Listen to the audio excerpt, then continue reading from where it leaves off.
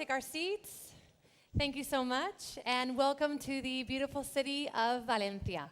I also want to give a very special thank you to this venue, the Príncipe Felipe Research Center that will host us for 2 days, this conference on personalized medicine organized under the Spanish presidency of the Council of the European Union by the Spanish Foundation for Science and Technology.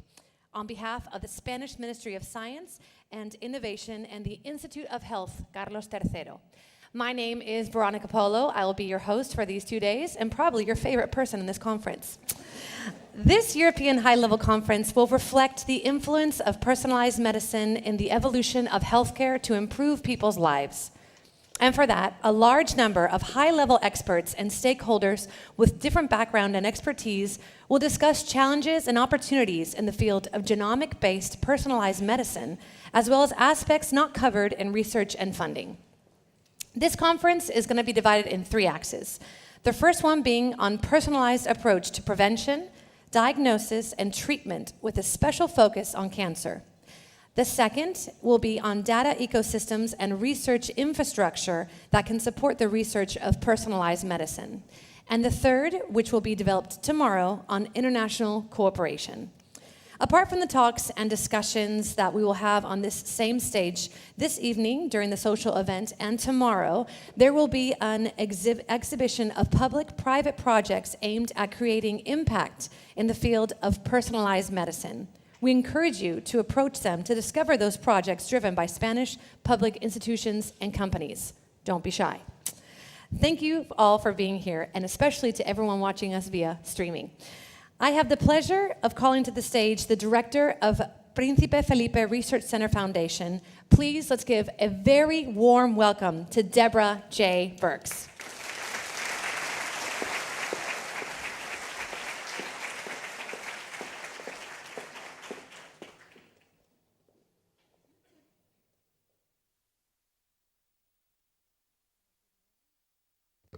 Good morning.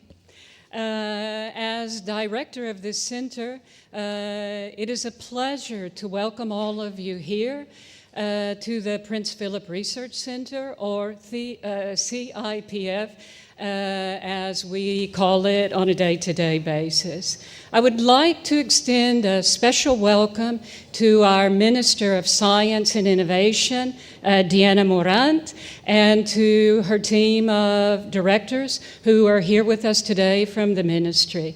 Also to Irina Norstedt, who is the director of the People Directorate under the Research and Innovation Program of the European Commission.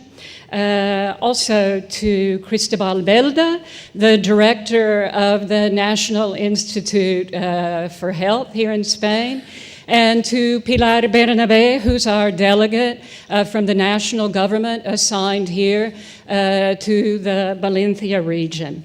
And to Emma Alguiler, who is the current director of the Spanish Federation for Science and Technology. And really, FECYT has had a very important role in organizing the events of this week here. It is an honor for our institute to host this event of the European Commission on Personalized Medicine. In many ways, our center is emblematic of the European spirit, and particularly the European concept of cooperation. This magnificent building was funded principally with support from the European Union through the regional development funds. Women represent 68% of our workforce, and more than 30% of our principal investigators are from countries other than Spain, particularly European countries. And this is one of the aspects, I think, that makes us a very international, very European center. We are a multidisciplinary biomedical research center. For those of you who don't already know us, we work in major human diseases, cancer, neurodegeneration, diabetes and metabolic diseases, and rare diseases. Several of our principal investigators benefit from the new Horizon Europe program, as they are coordinators of actions or projects that are funded under this initiative, including a cost action, an ERC advance grant, ERC proof of concept grant, and just a few weeks ago we had the notice that we have a new ERC starting grant that was awarded to our latest Ramoni Cajalin recruit here in the center. And if you notice that my smile widened a bit when I said that, well, we're very pleased about this news and very proud of Veronica. The FIP is also a node for some of the European platforms, such as EU Open Screen, which I think is very fitting, given that our mission is to translate basic laboratory findings to the development of new drugs and new therapies for precision medicine. Valencia, as a city and as a region, has an excellent ecosystem for personalized medicine that includes the local hospitals and local research institutes that are accredited by the National Health Institute for doing clinical research. And we, as a basic research center, collaborate very closely, especially with a university, clinical hospital, and their research institute in Cleva, as well as the Institute of La Fe, El Hospital General, and the Valencia Institute for Oncology, which is an internationally recognized comprehensive cancer care center. And this synergy between basic research and clinical settings, I think it's an optimal opportunity to really implement and continue to improve the options for personalized medicine. Europe, as many of you know, has been at the forefront of personalized medicine with a vision to implement new strategies to benefit patients and to improve the quality of life for its citizens. Transformation of this new area of personalized medicine in the European Union comes with its own particular challenges as well as its own particular opportunities. In general, we're talking about applying European personalized medicine therapies, platforms, concepts in many countries that have public healthcare systems, which is a much different vision, much different horizon than what was originally contemplated when Barack Obama presented the initiative on personalized medicine in 2015. There are many unique opportunities in Europe for coordinated, collaborative research platforms. And I think this is a very obvious advantage of working on personalized medicine in the European context. Yesterday, we had an excellent satellite meeting from the National Health Institute, Carlos III, on impact, which is the national platform for implementing personalized medicine in Spain. And I was really quite impressed with the progress that has made on this platform impact in the short period of 2 years. The meetings that we have organized for today and tomorrow continue in this direction of updating and providing a vision of the 3 different branches of the plan for implementing and evolving personalized medicine here in Spain. As we say here in the FIP, more research, better health. Again, we're delighted to have you all here.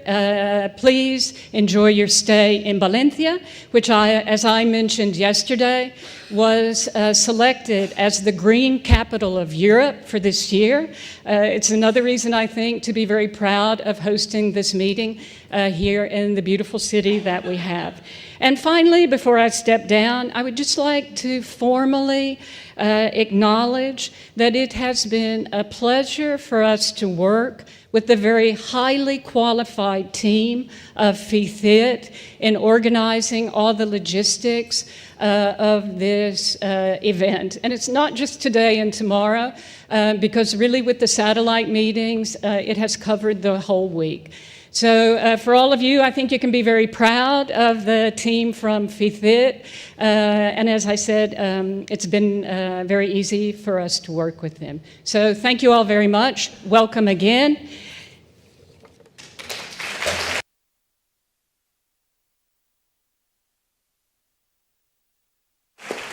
Thank you. Thank you very much, Deborah. Now, with us today is the Director of People Directorate of the European Commission, Irene Norstedt.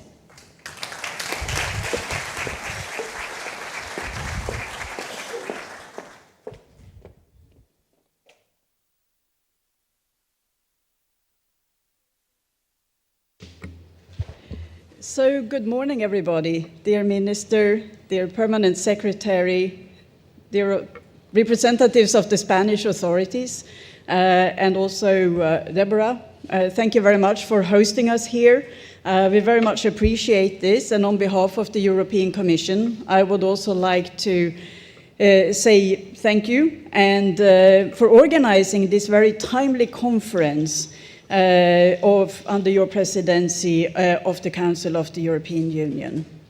I think it's a sign of importance of the field of personalized medicine that 3 European member states in a row are now convening presidency events relating to personalized medicine. In June, we had the conference in Stockholm under the Swedish presidency, and Belgium will convene one in Brussels next year under their presidency. I think that this attention from the political level is very well founded.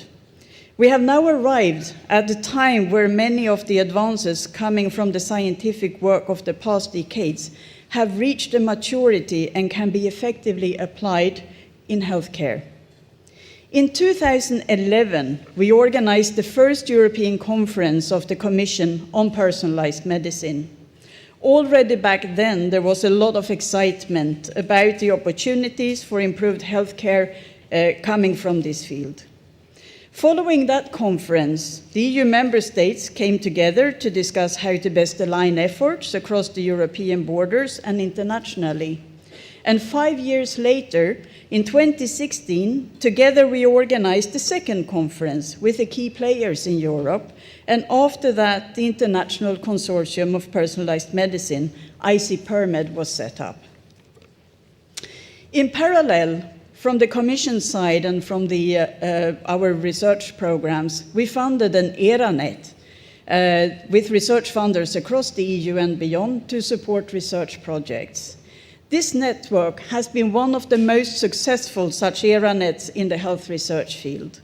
With a 10 million euro funding from the EU research programs, that was the Horizon 2020 program, it's mobilized over 140 million in total research investments from its members. Along with continued funding of research projects under the framework program calls, the total investment in this area of personalized medicine has reached over 2 billion euros over the last decade. Results from these projects now need to be taken up into practice, and we really would like to see their effective uptake in healthcare.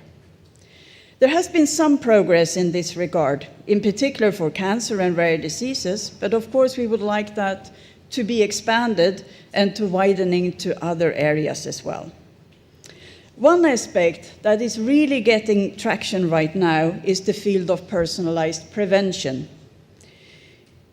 We see increased interest both from the research community and also from the governmental sides. Apart from obviously being attractive in terms of improved quality of life for the citizens, it's also promising in terms of rationalizing healthcare expenditure. Here we think that there are great opportunities coming from personalized medicine to analyze individual health risks and improve advice for better lifestyle and effective administration of medications.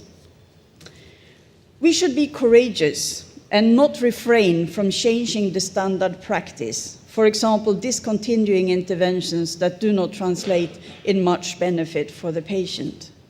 We all know that the origins of personalized medicine lie in genomics research. I want to underline that while genomic information is still a fundamental component in this, it's not sufficient in isolation. We need information on lifestyle, diet, medical history, environment, social background, and so on to fully understand the situation for any individual. This adds to the complexity of the data, and of course, IT tools are essential for any analysis. And I think artificial intelligence shows great promise to benefit healthcare. One could argue that we actually need new types of health professionals in addition to the current healthcare workers. People who primarily operate the IT side of healthcare services, but who are well integrated into the prevention or treatment decisions making for individual cases. In the frame of today's conference, we will formally launch the European Partnership for Personalized Medicine. This partnership will pick up the baton from the previous EU-funded networks and continue to work on the progress in the field, including the aspects that I have just mentioned. And I'm very happy, and I'm indeed lucky, to have witnessed how the area of personalized medicine has developed over the last decade since we first convened the conference in 2011. And I think that we can say that the optimism that we did feel and was expressed back then was well-founded and not only empty promises. But we very much need to work together now to make sure that we take stock of all the results that we have generated in this last decade to make sure that they are translated in the benefit of the European citizens. And I very much look forward to today's conference, and I wish you all a very successful event.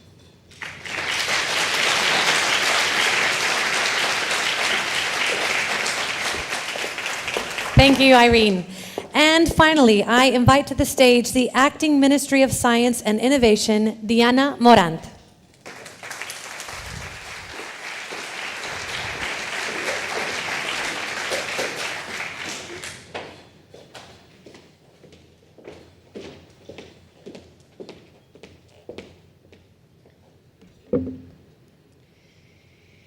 Directora de la Comisión Europea, directora del Centro de Investigación Príncipe Felipe, director del Instituto de Salud Carlos III, Cristóbal Belda, señoras y señores, muy buenos días. Gracias por participar de esta conferencia que sin duda nos hará avanzar en un maratón por encontrar la mejor forma de cuidar el bien más preciado de nuestra ciudadanía, que es su salud. Una carrera de relevos que hoy pasa de nuevo por Valencia. En esta misma ciudad, un octubre de hace 35 años, tuvo lugar la primera conferencia internacional en el proyecto Genoma Humano, liderada por uno de los científicos más universales, más brillantes y más comprometidos que ha dado esta tierra, el biólogo Santiago Grisolía. Hoy me hubiera encantado cederle la palabra desde este atril. Su legado contribuyó a profundizar en el conocimiento sobre el mapa del genoma, uno de los embriones de la medicina predictiva. Grisolía es el padre de la Declaración de Valencia sobre el genoma humano, el acuerdo donde más de 200 científicos eminentes de todo el mundo se comprometían, entre otras cosas, a garantizar que la información genética sea utilizada solo para aumentar la dignidad humana. Hoy cogemos su testigo. Continuamos el trabajo en cadena hacia la medicina del futuro, una medicina a la medida exacta de cada persona. Una medicina personalizada de precisión que debe ser accesible a todas y cada una de las personas, independientemente de su situación económica, su código postal, su género o su raza. Ese es el gran reto de una España y de una Unión Europea centradas en combatir las desigualdades y asegurar una vida digna para su gente. Y el primer paso es cuidar lo primordial, la salud. Sabemos que no lograremos este ambicioso desafío si corremos en solitario. Vamos a necesitar sumar talento, capacidades, recursos e infraestructuras científicas e innovadoras. Necesitamos esa gran alianza por el bien común que se consigue cuando la ciencia y la política estrechan su colaboración, cuando conectamos los centros de investigación y las empresas con las necesidades de la sociedad. En España estamos formando ya ese equipo ganador a través de un proyecto estratégico de país para universalizar la salud de vanguardia, liderado por el Ministerio de Ciencia e Innovación, el Ministerio de Sanidad y otros muchos ministerios. Un proyecto de colaboración público-privada, de cogobernanza con las comunidades autónomas, para que la esperanza ante enfermedades como el cáncer, el Alzheimer o la ELA no sea un lujo al alcance de solo unos pocos. Con el impulso, por ejemplo, de los fondos de recuperación europeos, estamos desplegando este instrumento ambicioso para transformar nuestro sistema sanitario en un sistema de altas prestaciones basado en la medicina personalizada de precisión, en las terapias avanzadas y en la inteligencia artificial. Mientras, además, fortalecemos el sector industrial y creamos empleo de calidad. Hoy ya hemos ejecutado más del 70% de este proyecto de país, que ha duplicado su inversión pública inicial hasta los 2.000 millones de euros gracias a la adenda al Plan de Recuperación, Transformación y Resiliencia, que además esta semana hemos tenido la alegría de conocer que ha sido aprobada de nuevo por la Comisión Europea. Estas cifras se traducen en acciones y resultados que nos permiten afirmar que hoy España se está incorporando a la vanguardia de las prácticas más avanzadas en medicina personalizada. Un éxito colectivo donde desempeña un papel muy protagonista nuestro Instituto de Salud Carlos III, que es nuestro buque insignia de la investigación pública en salud. Entre 2018 y 2022 hemos incrementado un 127% la financiación que el Instituto de Salud Carlos III inyecta a todo el sistema de investigación biosanitaria a través de la acción estratégica en salud. Pero no solo estamos invirtiendo más, también queremos invertir mejor. Por eso hemos puesto en marcha Fortalece, un nuevo programa para financiar a los grupos científicos de forma más estable, flexible y menos burocrática. Este año, su primera convocatoria se ha dirigido precisamente a la investigación biosanitaria y se han presentado todos los institutos de investigación sanitaria acreditados. Destaca también el Centro para el Desarrollo Tecnológico y la Innovación, el CEDETI, nuestra agencia pública para financiar la innovación privada, la empresarial. Hoy España ya es líder mundial en ensayos clínicos y estamos dando importantes pasos para ser también un país líder en desarrollo de terapias avanzadas y en la implantación equitativa de la medicina personalizada. Les citaré solo algunos de nuestros avances. Por ejemplo, ya estamos desplegando la herramienta básica para la prevención personalizada. Hablo del estudio de cohorte para hacer un seguimiento exhaustivo de la salud de 200.000 personas que se irán incorporando en 5 años. El objetivo de este estudio de seguimiento individual y poblacional es disponer de un registro de datos clínicos, genéticos, epidemiológicos y de hábitos de vida, fundamental para construir modelos predictivos de enfermedad, identificar desigualdades en salud, monitorizar indicadores clave y evaluar el impacto de las políticas sanitarias. El estudio denominado Impact Cohorte situará la investigación española en prevención personalizada al mismo nivel que otros países que ya lo han implantado, como Reino Unido, Francia o Alemania. Allí ya existen ejemplos exitosos de cohortes poblacionales. Otra infraestructura importante que está en desarrollo es el consorcio Tratará. Esta nueva red de I+D+i coordinará las capacidades del Sistema Español de Ciencia, Tecnología e Innovación y las alianzas con el sector industrial para fortalecer nuestra capacidad de producir terapias avanzadas de acceso universal. Les anuncio que ya se ha resuelto la concesión provisional de más de 42 millones de euros para 43 entidades de 14 comunidades autónomas, entre ellas esta en la que estamos, la Comunitat Valenciana. Estas entidades se comprometen a la producción inmediata de estas terapias, a su expansión en un plazo inferior a 2 años y y a la prestación de cada uno de los servicios asociados. Otra iniciativa para coordinar las capacidades científicas con las empresariales es el programa Transmisiones, donde colaboran tanto el Instituto de Salud Carlos III como el CDT. El año pasado ya tuvimos una convocatoria piloto en la que trabajaron las dos agencias de financiación y hemos vuelto a repetir porque entendemos que necesitamos cerrar el espacio entre los centros de investigación y el sector empresarial. Con estas nuevas transmisiones lo que queremos es desarrollar productos para el diagnóstico clínico y medicamentos de precisión enfocados al envejecimiento y las enfermedades crónicas. Quiero destacar también los proyectos de internacionalización del Instituto de Salud Carlos III en medicina personalizada a nivel europeo. Desde España queremos hacer crecer el nuevo Partenariado Europeo de Medicina Personalizada, que será protagonista en esta conferencia con una sesión específica de lanzamiento. Todos y cada uno de estos proyectos aterrizan también en todos los territorios de España, por ejemplo, también aquí en la Comunidad Valenciana. Voy a utilizar la Comunidad Valenciana, que es donde estamos, de ejemplo, pero para que entendamos lo importante que es la cohesión territorial y que, en definitiva, los proyectos de ciencia e innovación aterricen y ayuden al desarrollo de capacidades en todos los territorios de nuestro país. Solo aquí en la Comunidad Valenciana se han obtenido más de 56 millones para participar dentro del proyecto estratégico como país, el PERTE de Salud de Vanguardia. Centros de salud de las 3 provincias ya trabajan como nodos en la creación de la cohorte poblacional, donde cabe destacar también la implicación de la Fundación para el Fomento de la Investigación Biomédica y Sanitaria, FISABIO. Y también distintos organismos valencianos van a desarrollar proyectos de medicina personalizada financiados por las convocatorias del Instituto de Salud Carlos III, como la Universitat de Valencia, las fundaciones del Hospital La Fe y el Hospital Clínic Universitari, o la Fundación de la Comunidad Valenciana para la gestión del Instituto de Investigación Sanitaria y Biomédica de Alicante y Savial.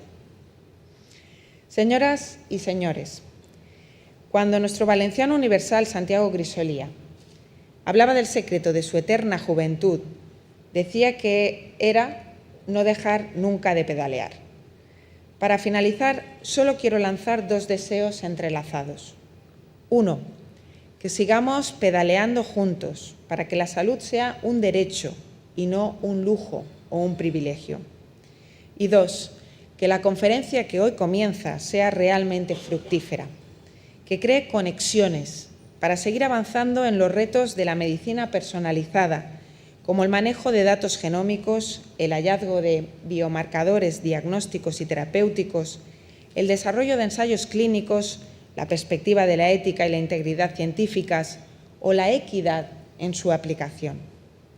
Que nos ayude a seguir definiendo entre todos y todas un marco integrado de cooperación esencial para convertir la medicina de precisión en una oportunidad real para todas las personas, que contribuyan a impulsar una Unión Europea de la salud capaz de democratizar la esperanza. Muchas gracias.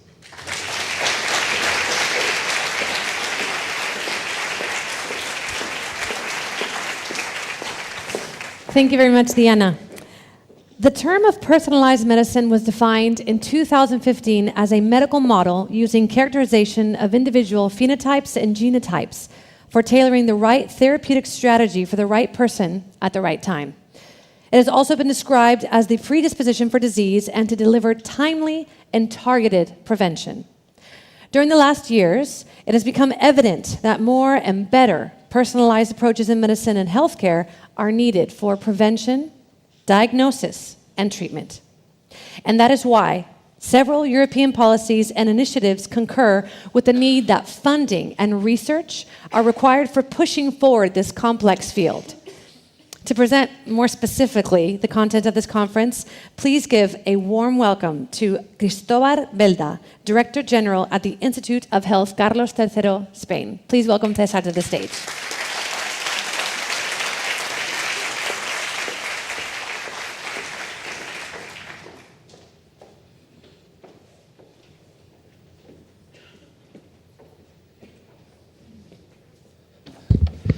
Good morning. distinguished Ministry of Science and Innovation, delegate of the government, of the central government of Spain, directors, authorities, officials, representatives of the scientific communities, and colleagues and friends, many friends. Thank you very much for attending this high-level President's Conference on Precision Medicine organized by the Spanish Ministry of Science and Innovation and the Institute of Health Carlos III with the collaboration of the Spanish Foundation for Science and Technology in the framework of the Spanish Presidency of the Council of the European Union. It's an honor for us to host and to co-organize an event on this area of science and health focused on personalized medicine, in which our country, and more specifically our institute, have been particularly involved and committed for several years. First of all, I would like to acknowledge Sweden for its exceptional work in the previous conference on life science under its presidency of the Council of the European Union that today we proudly inherit. The aim of this event is to present, to discuss, and to reinforce our leitmotif, the evolution of healthcare in order to improve people's lives. As all you know, the European Union is making a great effort to jointly develop the necessary research, innovation, and the implementation of precision medicine that seeks both to provide tailor-made prevention and treatment strategies for defined groups of individuals and to make it easier for our scientists and healthcare personnel to produce and apply the best biomedical science. From my perspective, my personal perspective, precision medicine is a way of returning in the form of individual health information from public health, which in turn comes from individuals. In the end, it's a virtuous circle where the individuals and the population protect each other. Clearly, all of this is full of challenges. For example, personalization will transform highly prevalent disease into many sets of infrequent and even rare disease because the way people get sick or stay healthy differ from individual to individual. This obviously will improve people's health as treatments are believed to be more effective when you find the correct drug for the correct patient. But its deployment into mature healthcare system requires a strategic precision similar to that obtained from experimental science. On the other hand, the tools to achieve these objectives require professional skills and technology that, for the time being, are in the scientific environment and should be transferred to routine clinical settings under the European regulatory requirements. Finally, economic theory suggests that all this can lead to initial stress in the sustainability of healthcare system. Consequently, the opportunities are broad but challenging. So that personalized medicine, as we will discuss today, is our present and our future, and therefore a key issue for Europe. In Spain, we've been working for several years on personalized medicine, investing more than 200 million on implementation projects, as we consider that implementation, for the rationale I told before, is one of the most relevant issues to address in precision medicine. So we are doing our best to ensure that our community, our country, continues to be one of the benchmarks of the European research area. A key role in this process is played by the development of an innovative initiative called PERTE for Cutting Edge Health, as our Ministry of Science and Innovation suggested before, which serves as an example of how joint and integrated work can be facilitated for better biomedical and healthcare research and innovation. It also highlights that commitment to advanced therapy, a very promising area in precision medicine, could also save lives. One of the best examples of how our institution promotes precision medicine is the creation of the infrastructure that our ministry suggested before, IMPACT, which was launched in 2020. This initiative, promoted by the Ministry of Science and Innovation and coordinated and funded by our institute, has been working for almost 3 years to facilitate the deployment and consolidation of precision medicine in Spain. Its work is based on 3 main pillars: predictive medicine, the cohort that the ministry mentioned before, data science, and genomic medicine. During this time, Impact Project has advanced in its objective of becoming a scientific infrastructure of reference for the development of safer, more efficient, preventive, and predictive personalized medicine in our national health system. To support this impact infrastructure and in line with the strategic objectives of the Party for Cutting-Edge Health, the Institute of Health Carlos III has funded in recent years several calls to complement the cohort, the data science, and the genomic pillars involving cancer, rare disease, cardiovascular disease, metabolic disease, and other, in association with the CDTI. We launched a recent action a year ago that tried to incorporate private and public cooperation into the implementation and deployment of precision medicine into our national health system.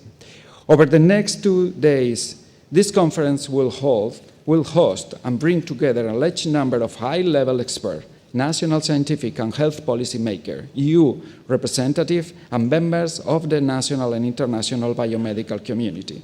Together, we will discuss the current state of personalized medicine and the challenges to further consolidate its application with one main objective: improve people's health. In different sessions, we will talk about the European context for the application of precision medicine, the short and medium-term objectives in cancer research, the strategies based on genomic data, the contribution of data science, the role of European health research infrastructure, and the international cooperation practice for many aspects that will cover precision medicine. The conclusion will allow us to continue taking some steps to build and reinforce a reality where people can benefit more and better from advance in personalized medicine.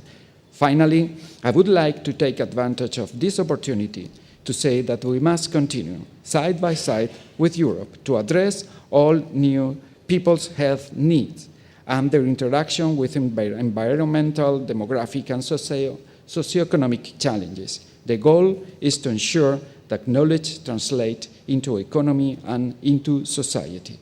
To this end, as always in our history, the Institute of Health Carlos III will be at the forefront as an allied member of science and health, putting our best professionals at the service of the citizen. Thank you all for being here and for taking part in a meeting that will help to consolidate precision medicine in Spain and in Europe. Everything we are discussing here together works toward this goal, improving people's health. Thank you very much.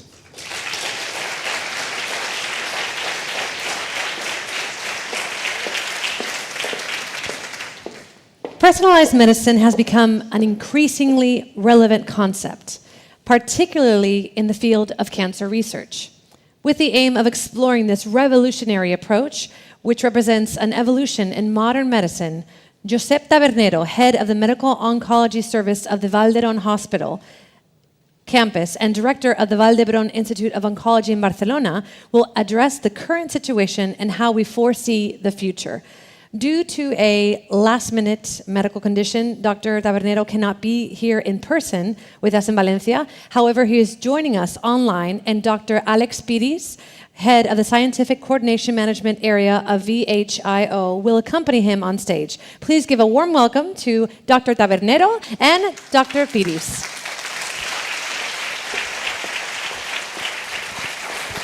I don't know whether you can hear me.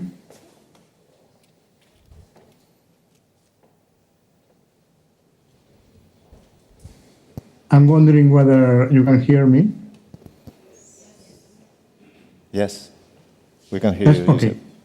Okay. Thank you very much. First of all, I'm really very sorry for not being able to be here, but I had a bad break of my left humerus and I needed surgery and I'm not allowed to travel. So I apologize for not being able to be with you today, especially in this particular conference on personalized medicine, focusing in the field, especially of cancer, but not only cancer. And I think that the title actually gives important information about the challenging times that we have right now in the way that we are really changing, paradigmatically changing our care for patients. And I think that the title of the evolution of healthcare to improve people's lives fits very well with the title of the presentation that I have been asked to do with you.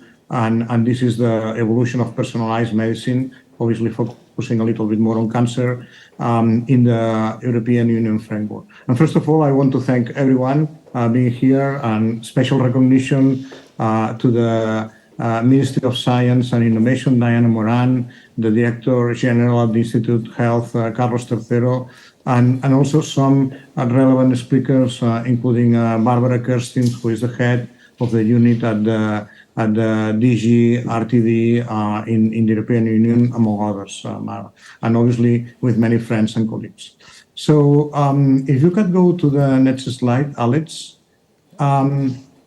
Actually, this slide summarizes what are going to be the main topics of this presentation. So, by the way, as mentioned before, I'm going to be presenting the first part of the presentation, and later on, Alex Pires, who is in the podium, will be presenting the second part, that it will be more related to the European Union initiatives as an examples of promotion of personalized medicine. So basically, we are going to be talking a little bit on the need to promote research and better care of cancer in Europe because of the numbers, because of the epidemiology of the disease. Also, we are going to be talking about the evolution of precision oncology as a paradigm of personalized medicine. And I think that it's a pivotal area of disease that other areas are following as rapid as possible.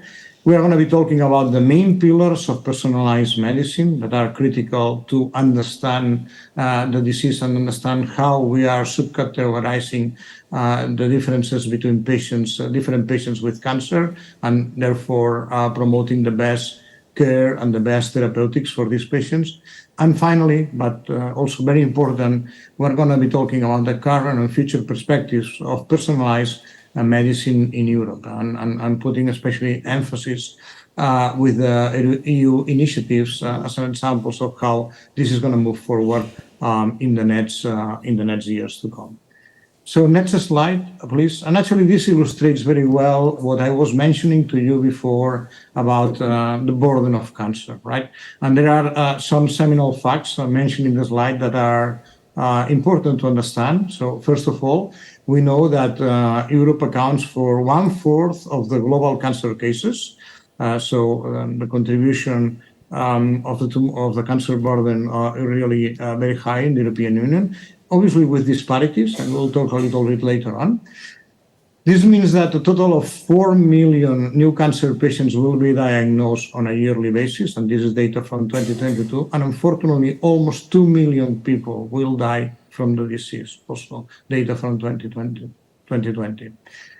So we know also that cancer affects all the spectrum of age, but disproportionately affects older adults, because this is a disease that by many physiopathological reasons actually incides more in cells that have been in the process of aging. But we have to take in consideration that cancer, it's important also in the childhood, but also in the adolescence and in the young adult setting. So areas where we also should improve a little bit more. So for example, if we relate to Spain, and this is particularly important because we know that 1 out of 3 women and 1 out of 2 men will be diagnosed of cancer during their lives. So the numbers are really very important. Next slide, please. But if we also look at the cancer burden evolution in Europe over time, obviously the numbers show figures that are increasing in the incidence without any doubt, but the survival is also increasing, and this is really very important, but for several factors that we will mention today. So the 5 main tumor types that are responsible for almost 50% of the cancer diagnosis and deaths include lung cancer, colorectal cancer, breast cancer in females, pancreatic cancer, and finally prostate cancer. And these numbers are quite constant. Although that you can see that there is a tendency in this slide in the left part to see that the incidence of some cancers are gradually decreasing. And especially this is important as a good example, I would say, lung cancer in men, right? So this is really, perhaps thanks to the attribution that anti-smoking policies are starting doing their effects in some countries, I have to say, not in all the countries, right? So what is important also is, as mentioned before, that despite an increasing incidence, the mortality rates for several tumor types have constantly declined over the past 20 years. And this is based on multiple factors, but importantly to mention, an enhancement of cancer awareness through the population. This is crucial, not only for better diagnosis and early diagnosis, but also for prevention. And we have to discuss about prevention because 40% of the cancers can be prevented. Second one, the screening programs, well introduced in many countries and others to come. So we have screening programs for breast cancer, for cervical cancer and other gynecological diseases, for colorectal cancer in most of the countries. But actually there are other programs that are under discussion, but they could be relevant at some time point, including lung cancer and prostate cancer, among others, right? Also very important, thanks to early diagnosis, this is a critical issue. So we know that 40% of the cancers can be prevented, but unfortunately, 60% of the cancers cannot be prevented. This means that we should do our best to early diagnose those tumors in order to promote the best care and the optimal care for patients that have been diagnosed early with disease. And finally, because of the advent of new therapies. So important that the good news is that the survival is increasing, so the death risk is decreasing, but also, nevertheless, we see that the 5-year survival rates exhibit marked differences among different European countries. And this is associated in part with the healthcare expenditure and policies. Important point to discuss also during these today's sessions. Next slide, please. And this goes right directly to the definition of personalized medicine. That this is like a holy grail topic for health professionals, right? The definition, there are multiple definitions of personalized medicines. We can use the one that is mentioned here, and this is the use of an individual's molecular profile to guide the best decisions made in regard to the prevention, the diagnosis, and the therapeutics of the disease. Also, we could say that this translates to the action points of right care, right? So to which patient, when, and how.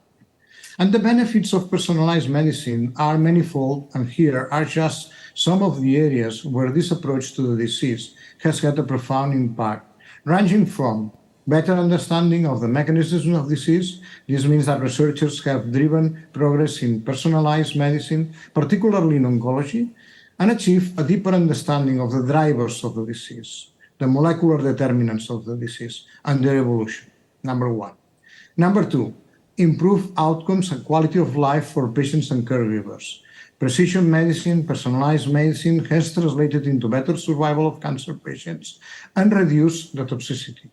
As an example, the 5-year survival rates for patients with advanced melanoma has increased from 5%, only 5% in 2010, to 52% in 2020. And similar benefits have been documented and seen in other tumor types thanks to the development of more precise therapies. Third, economic and societal impact. And this is relevant because this is directed to implications of such improved results in the lives of patients, and we see a reduction of inability associated to the disease and increased societal trust in biomedical research. Very important. And finally, last but not least, of course, optimize use of resources from national health systems. Because of the burden of the disease, that is really very important, and importantly, less waste of health care expenditure associated to misdiagnosis, number one, or treatments that have limited effects in unselected patients. It's really a driver also, a driver point that will make us focus on the introduction and the progression of what we call personalized medicine. And while cancer treatment is likely the area where most progress has been made in the recent years, precision medicine expands to other disease domains and to the fields of prevention and diagnosis, whereby a better understanding of the influence of environmental exposures in our organism or identifying the early signs of disease emergence in our bodies has led to a better management of patients. Next slide. And this slide is a chronogram of the paradigm shift in cancer treatment from what we call an organ and histology-based diagnosis to a molecular diagnosis that at the end leads to targeted therapeutics. And if we start back previously to the 60s of the last century, we know that most of the decisions on diagnosing patients and treating patients with cancer were based on the organ location or at maximum the histological tumor type, but no more than that. And these were the times where surgery, radiotherapy, and initial chemotherapy actually started to increase the figures in survival of patients with cancer. But it was not until perhaps the 70s and the 80s when the first targeted therapies were introduced, perhaps with not a major knowledge about why these therapeutics were targeted, but it was clear that in the field of breast cancer, for the first time, we have two different subtypes: patients that had hormone receptors in the tumors and patients that didn't have hormone receptors in the tumors. And actually, for those patients that had hormone receptors in the tumors, the advent of tamoxifen and other anti-tumor drugs were really critical and were pioneering the advent of personalized medicine. But it was not the huge investment starting in the decade of the 90s and in this millennium, actually, with the Human Genome Project that initially was funded by the National Institute of Health and the National Cancer Institute in the United States, but later on also funded by other funding bodies, that started to make a breakthrough point on understanding the disease. Thanks to this, we were able to understand the genomics of the disease, because cancer, as other diseases, is really a genomic-based disease. So it was fundamental to understand the difference between the normal genome and the genome that was present in the malignant cells. Because by identifying the genetic alterations, actually we were able to understand the biology of each tumor type, number one, but more importantly, number two, what we understand as the drivers of the disease. Those genes that are altered and actually drive the evolution, the genesis and the evolution of the disease. And as a major examples, just to put some examples on that, we know, for example, the understanding that the chronic myeloid leukemia, for which actually we had a biomarker that was a morphologic biomarker that was established back in the 60s, in 1960, and that was the chromosome Philadelphia, the Philadelphia chromosome. We knew that patients with chronic myeloid leukemia had an alteration, but we didn't understand which was the mechanism, the fundamental biological mechanism, why this morphological alteration actually provided the genesis for chronic myeloid leukemia. And it was not until in this millennium where we identified the translocation BCR-ABL as the driver of the disease. So back from the 60s, when we understood that the Philadelphia chromosome was an alteration that this patient had, until this millennium to understand that the driver of the disease was this translocation. And other examples that are very well known in the field, like, for example, the HER2 amplification and breast cancer, and the opportunity to treat patients with trastuzumab and other HER2-directed therapies. And finally, more recently, the BRAF mutations present in 50% of the patients with melanoma that actually have potent BRAF inhibitors like vemurafenib and others that have come later on. So these are only examples that illustrate how important has been the identification of the genome, especially the genome of the malignant cells. And obviously, we have also had the advantage of better sequencing technologies that are applied as we speak to identify the alterations in all patients. So there is an expansion of tumor profiling in the last years. And actually, this is something that we are doing in our routine care in most of the, or at least in some of the countries in the European Union. But also an important parameter that has been instrumental in advancing the field of precision medicine has been the advent also of innovative clinical trials. And we'll talk a little bit on that, because at some innovative clinical trials, like, for example, basket trials, have evaluated treatments based on mutation, not on the organ type, neither in the organ type nor in the histological diagnosis, but based on the molecular diagnosis, meaning that many patients with different tumors that bear the same genomic alteration can be treated under one single protocol. This is what we call basket trials. So even more, regulatory authorities have followed this path. And both the FDA and the EMA actually have recently approved new drugs based on molecular aberrations and not based on the histological diagnosis. So for the first time, we have what we call tumor agnostic approvals based on the molecular alterations. And this is really very relevant. Next slide, please.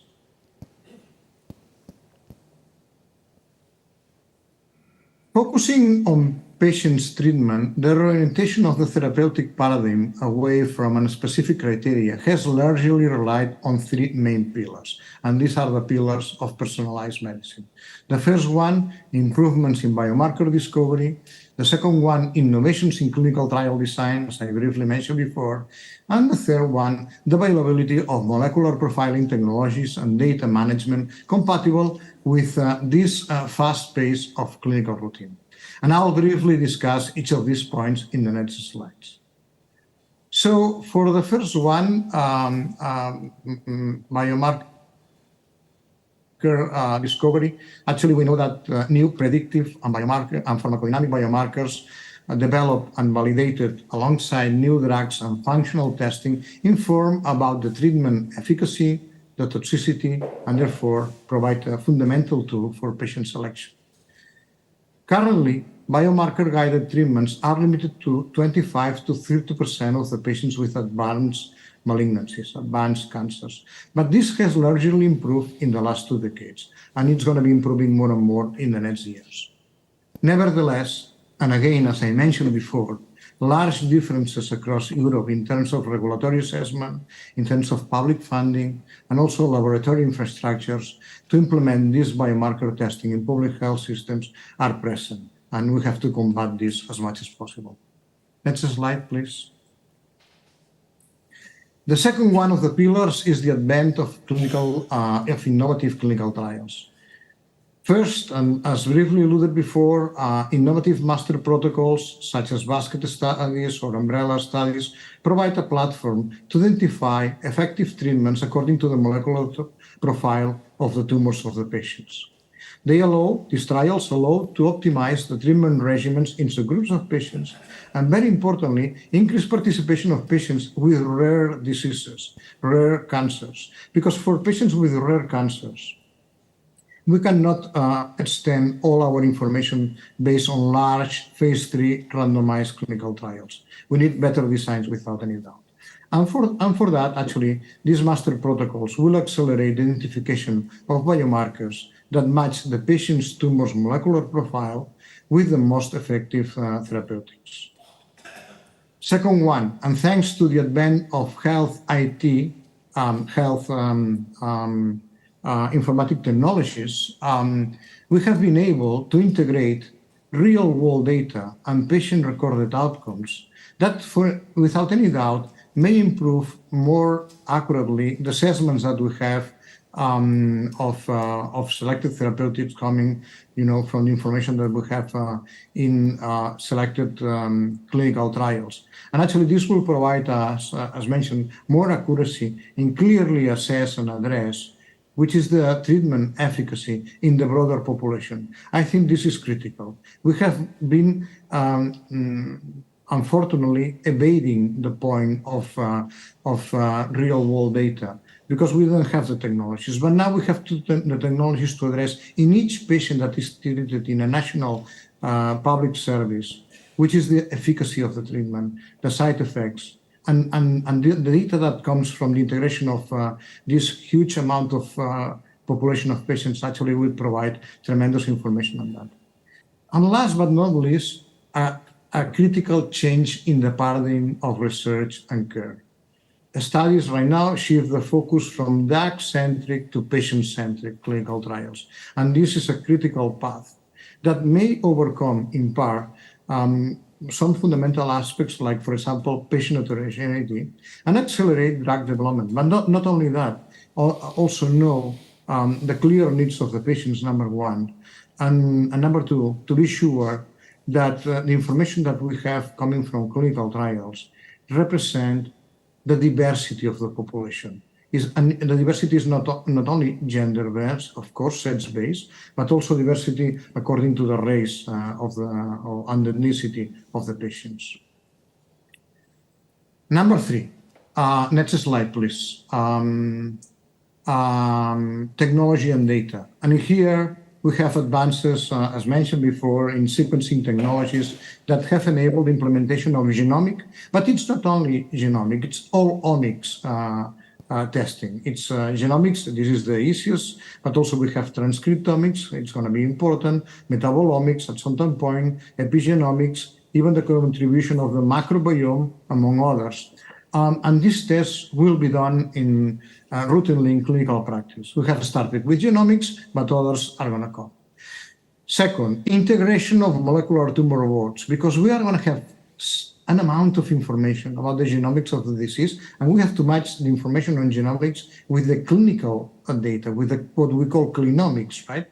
And this is going to be important to interpret this information, and also thanks to also the shift between genomics and clinomics to guide the best diagnostic and therapeutic decisions. And finally, without any doubt, the emergence of artificial intelligence tools and improved methodologies for data sharing, important data sharing and analysis will maximize the potential of patients' data to deliver personalized medicine in Europe. Next slide, please. Which are the global perspectives for precision oncology in Europe? I have mentioned some of the facts in the first slide about the metrics and the epidemiology of the disease. But the important thing here, as mentioned, is that we have to better diagnose and treat the 60% of cancers that cannot be prevented. But don't forget again that 40% of cancers are preventable. And we should do huge efforts to promote prevention research on the areas of prevention, and prevention care. I think that we are not doing well in prevention, and we have to discuss more on how to implement prevention policies in our countries. At the societal level, of course, but also at the individual or perhaps at the more close familial level. So all actions are really important. We know that there are disparities in cancer incidence, as I have briefly mentioned as well at the beginning, and this translates into major differences in cancer mortality among the member states. Very important. Cancer is a genomic-based disease, but the contribution of that exposome is huge. So it's going to be important to understand the impact of the exposome in the organism and the early disease mechanisms, without any doubt. And finally, we have to develop scalable methodologies for early detection and interception strategies. So really important for the 60% of cancers that cannot be prevented. Next slide, please. Now, in this part of the presentation, we will focus a little bit in the different pillars of research related to cancer, starting by cancer prevention. I think that this is key, and this is the one that I want to first introduce. If we have a look at the European Beating Cancer Plan, regarding prevention, we find that they support the development of new tools and new actions, including, for example, the increase in the access to health literacy, including the Code Against Cancer, and initiative of the European Commission to inform people about potential actions they can take for themselves or their families to reduce the risk of cancer. For example, not limited, but for example, reduce the use of tobacco by 2040, especially at the young ages, achieve a relative reduction in the alcohol consumption by 2025 at the average of 10%, reduce the presence of carcinogenic contaminants in the food through initiatives like the Farm to Fork strategy in the schools, or develop tools like the EU mobile app for cancer prevention or the Healthy Lifestyle for All, a 2-year initiative to increase awareness of health lifestyles, and also to set up actions to reduce the contaminants in the microenvironment. Also, very important, to reduce the occupational exposure to chemicals. And these are some of the factors that can be done, actions that can be done in this area of cancer prevention. If we move to the next slide, slide 12, in cancer treatment, we can do many actions that can foster the implementation of precision medicine, especially accelerating all these factors of precision oncology through European Union innovative trials. And the basket is an example of this. This is a multi-center clinical trial that has been possible through the partnership of leading cancer centers in Europe under the umbrella of the Consortium of Cancer Core Europe, and also the collaboration of some pharma and biotech companies, among others. This study actually allows to molecularly identify patients through a common profiling tool to include them in specific clinical trials called iBaskets, depending on the identified biomarkers. And this is an excellent example of an European initiative that has allowed patients with molecular aberrations that do not fit canonical or conventional clinical trials to have access to personalized treatments under development. Next slide, please. Another collaborative initiative also developed within Cancer Core Europe is what we call the Data-Rich Clinical Trials Consortium, which is currently working in the development of innovative, seamless designs for trials. The resulting designs will allow increasing the European Union leadership in cutting-edge clinical research with ultimate benefits for cancer patients. Obviously, in a program like this, we want to develop digital tools to facilitate as much as possible the trial management and clinical decision-making, number one. Also using more efficient clinical trial methodology with new statistical designs, we will develop clinical trials with the need of inferior number of patients to test the hypothesis that we have. Of course, we have to incorporate more accurate and integrated and dynamic imaging and molecular markers. And I know that during the sessions of these 2 days, we are going to be talking about the importance of new tools for imaging and molecular methods. And finally, we have to empower and engage as much as possible the patients in the research continuum. And this is going to be fundamental. Patients have to be involved from the early beginning in these decisions, but also in the consecution of the clinical trials. Next slide, please.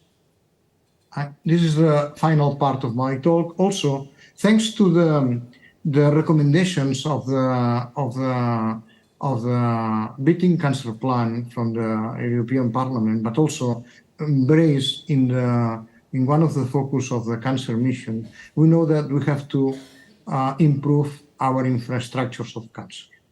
And Alex Pires will continue on that, but I think that it's fundamental that each country makes the exercise to recognize how we could do better in cancer infrastructures. I'm going to be talking about one of the multiple examples that it's running in Europe for more than 40 years, and this is the Comprehensive Cancer Center model of the OSI organization. As you know, OSI is a non-governmental, non-profit organization that actually right now has more than 100 members.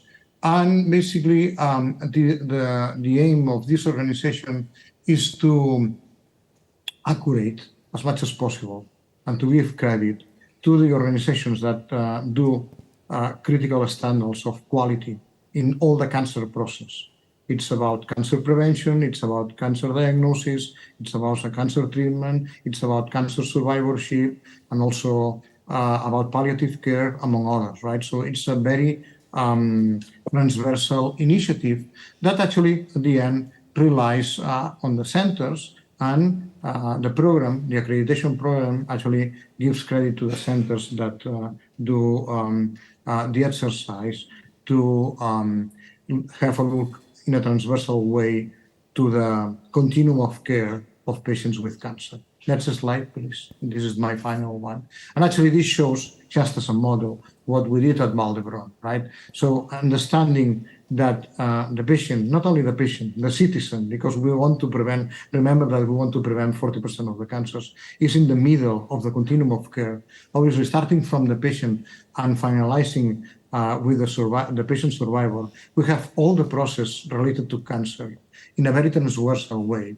And we have to integrate all the different statements, all the different directions in the hospital, related not only to conventional care, related to research, related to academic activities with universities, in a compendium where we always think on how to do best for our patients.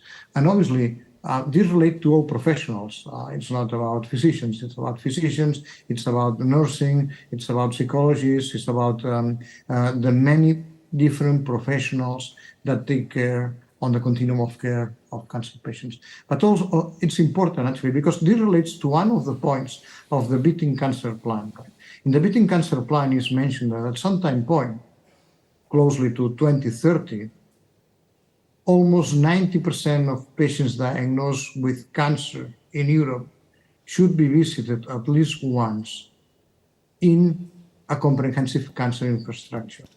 So it's going to be critical in the next years to establish the comprehensive cancer infrastructures.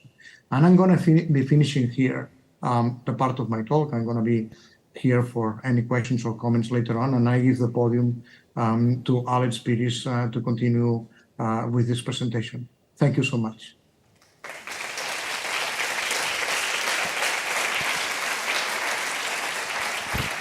Thanks very much. Thank you, Josep. And I think we are a little bit behind the schedule, so I'll try to go fast. In fact, you may identify this slide because it reflects some flagship initiatives that are currently being under development linked to the cancer mission. In this, I'm going to be fast just to mention a little bit about ANCAN EU, in which we have been involved in the Spanish node, and also the CCF4U, which is the network of comprehensive cancer care infrastructures that we are currently defining through another CSA that has been recently granted. Concerning concerning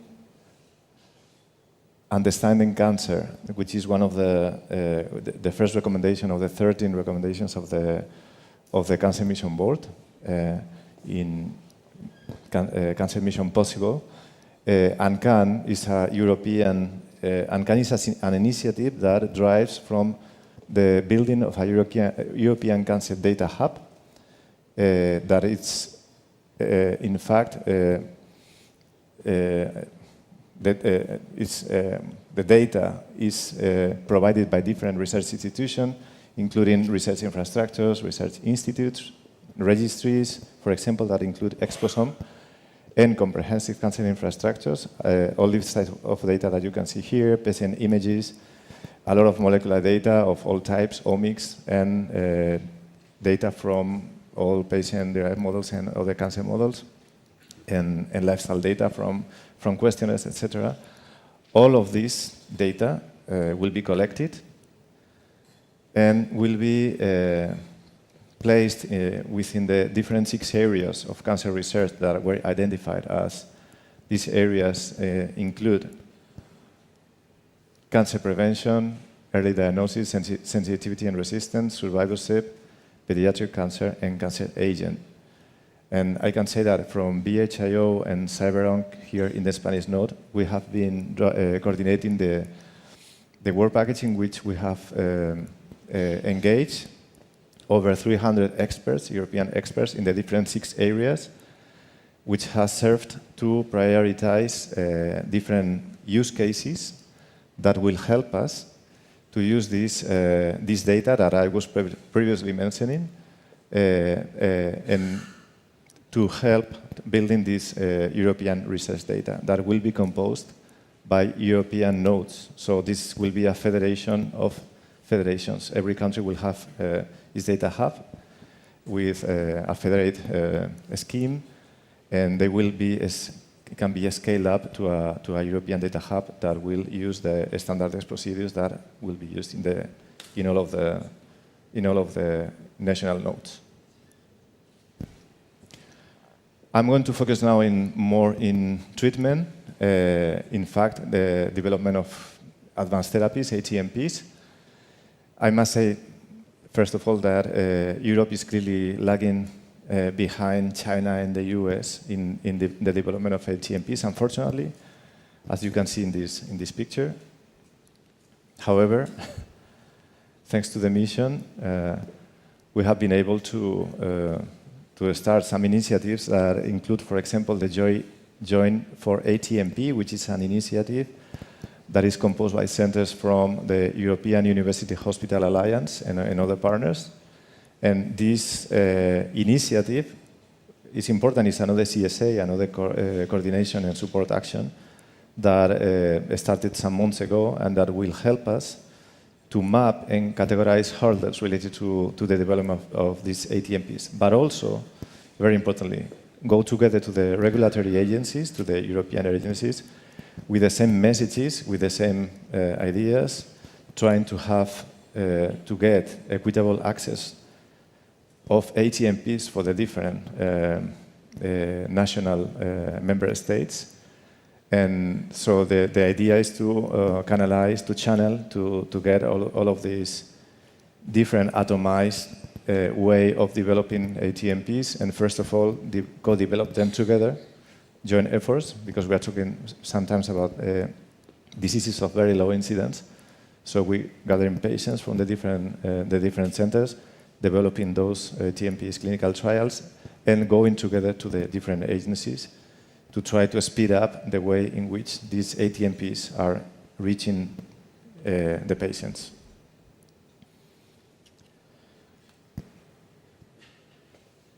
So I will talk about, Josep was mentioning the comprehensive cancer centers of OSI. This is one label, this is one accreditation. Another CSA that is currently being, running for 1 year right now, very complex with many European partners. Is taking the initiative to map variabilities in terms of access to research, innovation, and quality of care between all of the countries, all of the European countries, but also within countries, because we know that inequities exist not only among countries, but also in regions within countries. And this initiative is also led by OSI with the experience of the previous accreditation, with the current accreditation program, but will be a complex discussion and a very gathering a lot of experts from the different partners and stakeholders will help to define a maturity model for all of the centers. We will be using a lot of quality indicators. Will help design what we call capacity building programs from all of the stakeholders, which include, for example, the development of training programs or exchange programs among the different partners. Will help implement targeted on-site interventions, and as I said before, will help reduce inequalities through interactions with ongoing actions. One of the ideas of this initiative is that We develop, for example, twinning programs among the different centers, the ones that they have experience, the ones that they have already got the accreditation, and to help those of the centers, those of the countries that do not have the experience to get this, to help us with the specific actions and involve them in the development, the co-development of the accreditation. The final end also is to get to have a European network of comprehensive cancer research infrastructures that will allow us to work in a very standardized way and to avoid what is happening now, which is the atomization of actions in many ways related to cancer research and cancer care. As concluding remarks, our message is that the main message is that we have to be optimistic because the mission of cancer, for us, for researchers, for centers, for stakeholders, for patients, is an unprecedented EU institutional commitment that will leverage a lot of collaborative research among European member states and many stakeholders in Europe, and will help us to advance on understanding cancer and translate these discoveries, this knowledge, into new treatments and diagnostic, and very importantly, also preventive tools. We think that this collaborative work must cover all areas, must be holistic, must be comprehensive, and promote interdisciplinary work. This is very important.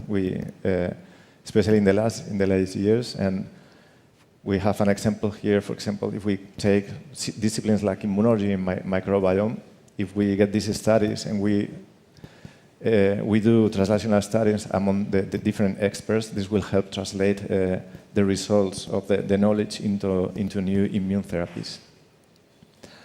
We have to be assertive, we have to and pragmatic and try to enhance our capabilities that are currently quite atomized. As I was saying, standardization of actions in research and care is the focus of many of these initiatives right now.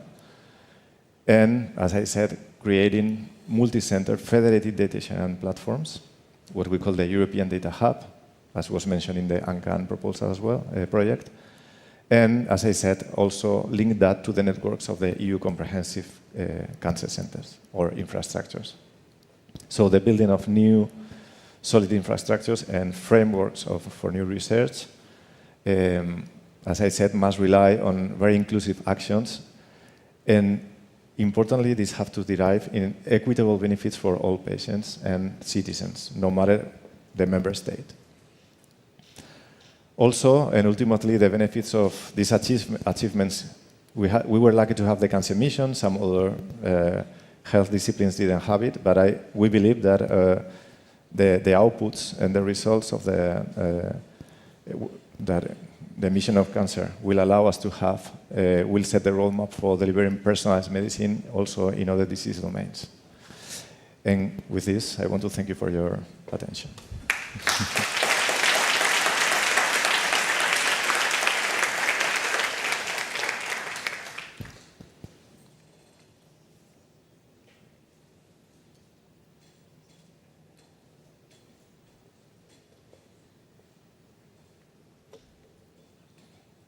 Any question? No? Oh. Well, that concludes our first keynote lecture of the morning. We'll now have a 30-minute coffee break. Enjoy. Thank you very much.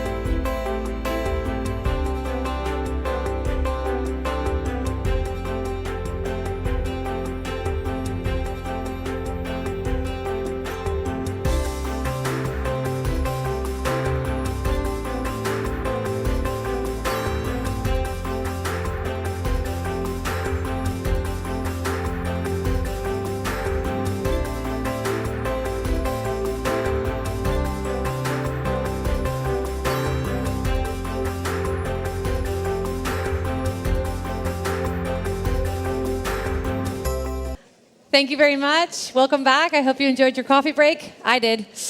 Let's get down to business. The first roundtable of the conference will focus on highlighting the main areas in which research in cancer should focus on in the forthcoming years. For that, different experts with diverse profiles ranging from the Cancer Mission Secretariat to researchers, including charities, international research organizations, and patient organizations, will discuss about the new challenges in cancer research. This session will be moderated by Rosario Perona, Direction Unit at the Spanish Institute of Health Carlos III. A big warm welcome to Rosario. Welcome.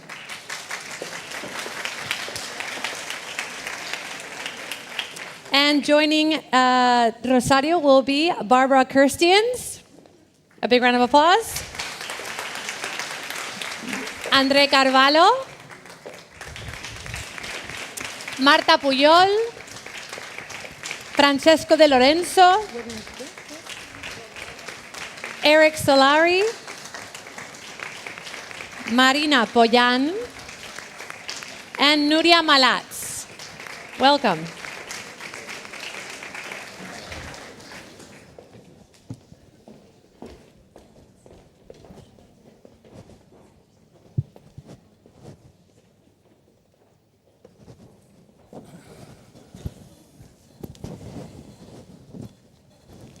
Can you hear? Good morning to all of you.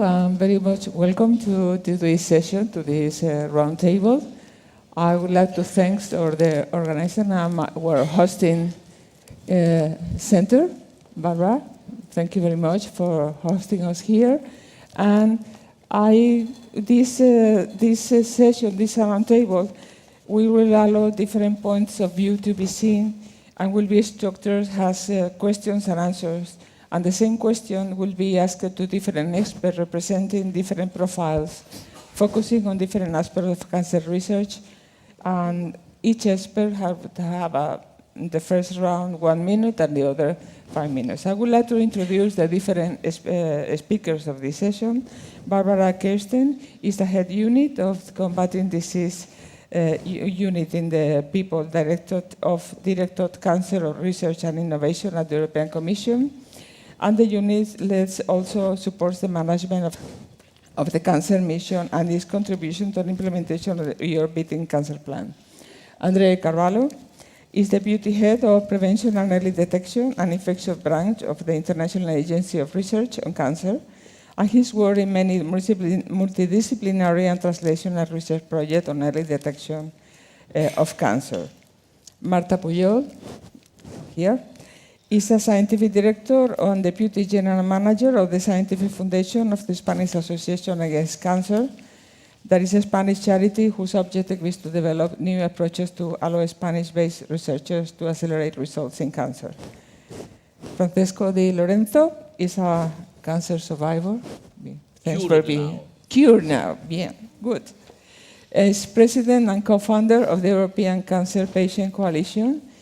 The European Cancer Patient is also a partner of the several cancer-related EU projects, such as UNCAN and CCI for EU in Europe, etc. Eric Solari is well known for much people in this audience. He's a researcher of INSERM and coordinator of UNCAN EU project, which aims to develop the platform to better understand cancer, to achieve significant knowledge to guide improvement in cancer prevention, diagnosis, and treatment, including prevention and treatment-related side effects. Marina Poyan is a full professor of the National Center of Epidemiology and scientific director of CIBERES. This is a Spanish consortium for biomedical research and epidemiology and public health. She is a cancer epidemiologist, and her research focuses on breast cancer and associated risk factors. And she is also the coordinator of the cohort pillar of the impact infrastructure. And finally, Nuria Malatz. She is head of Genetic and Molecular Epidemiology Group and the Spanish National Cancer Research Center. And her research focuses on bladder and pancreatic cancers, aiming to reach personalized prevention by identifying high-risk population. And the ultimate goal is to translate the findings into the clinical and public health domain. And myself, I work in a direction unit for the Instituto de Salud Carlos III and professor of the Instituto Carlos III. So the first question will be to all of you, and we'll want in a few words, which do you think is the main challenge in cancer research from your perspective? Maybe if you can assure answer in 1 minute. Who can go in this direction, please? Okay, so I'll start. Well, there are many challenges ahead. I think that a lot has been done, and there are many challenges ahead in cancer research right now. Prevention, of course, is one of the main issues that we have to address, and we have to address globally, not national-wise, but globally, and we're really up for it. Also, early onset cancers. This is a problem that we are starting to see, that the patients right now... ¿Qué coño pasó? Yes. That the patients... It's out. Yeah. It works? No? Maybe. Hello? Yeah, okay. That the patients right now... No? Qué bueno. See? Okay. That the patients right now, that that someone is coming for me? This is not my minute.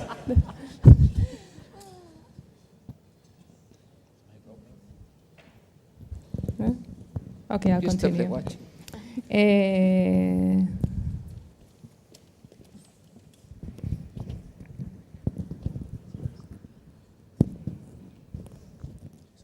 Vale. Thank you. That right now we are seeing that we are getting very young patients every time, especially in colon cancer. We are starting to see the patients that are arriving as earlier, and we have to see what is the problem that is going associated with that. And another problem is the late survivors, no? And I'm sure that we will talk a little bit more about it. And of course, all the ATMPs and how we are going to apply everything that is done in advanced therapies in order to implement them as fast as possible and cost effectively. No, that this is one of the main issues that we are also going to have with this. Thank you. Yeah.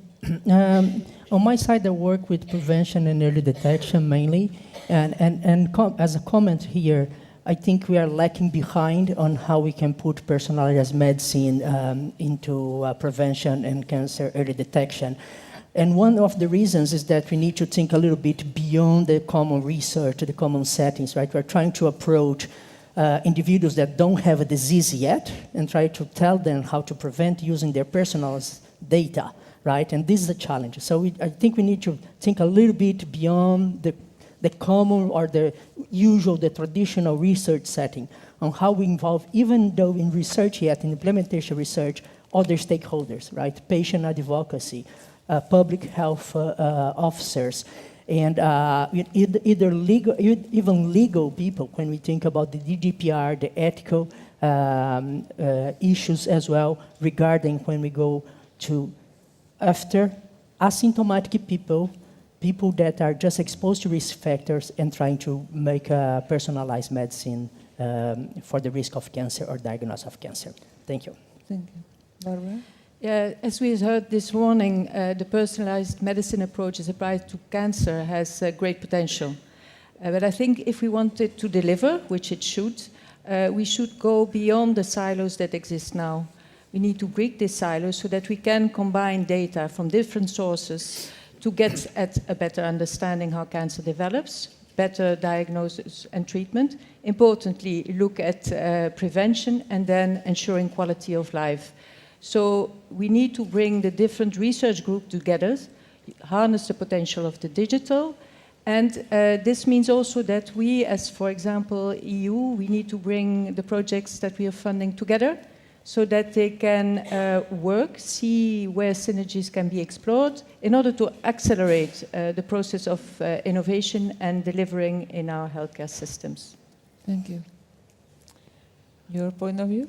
Okay, first of all, I like to say that ECPC has been founded and managed by advocacy cancer patients, and we are very strongly involved in cancer research, also because since the research is more and more patient-centered, therefore now we are requested to be part of the research project just to give the information that is mainly linked to experience of a patient. And I think here there will be also Eric and Mark that will talk about our contribution in ANCAN and CANIL, and then we are fully involved. But what I like to say is that we as a patient are asking to give more attention to those part of the patient pathways that is just not underlined. Namely, we feel that following the mission on cancer, the third pillar is quality of life. And now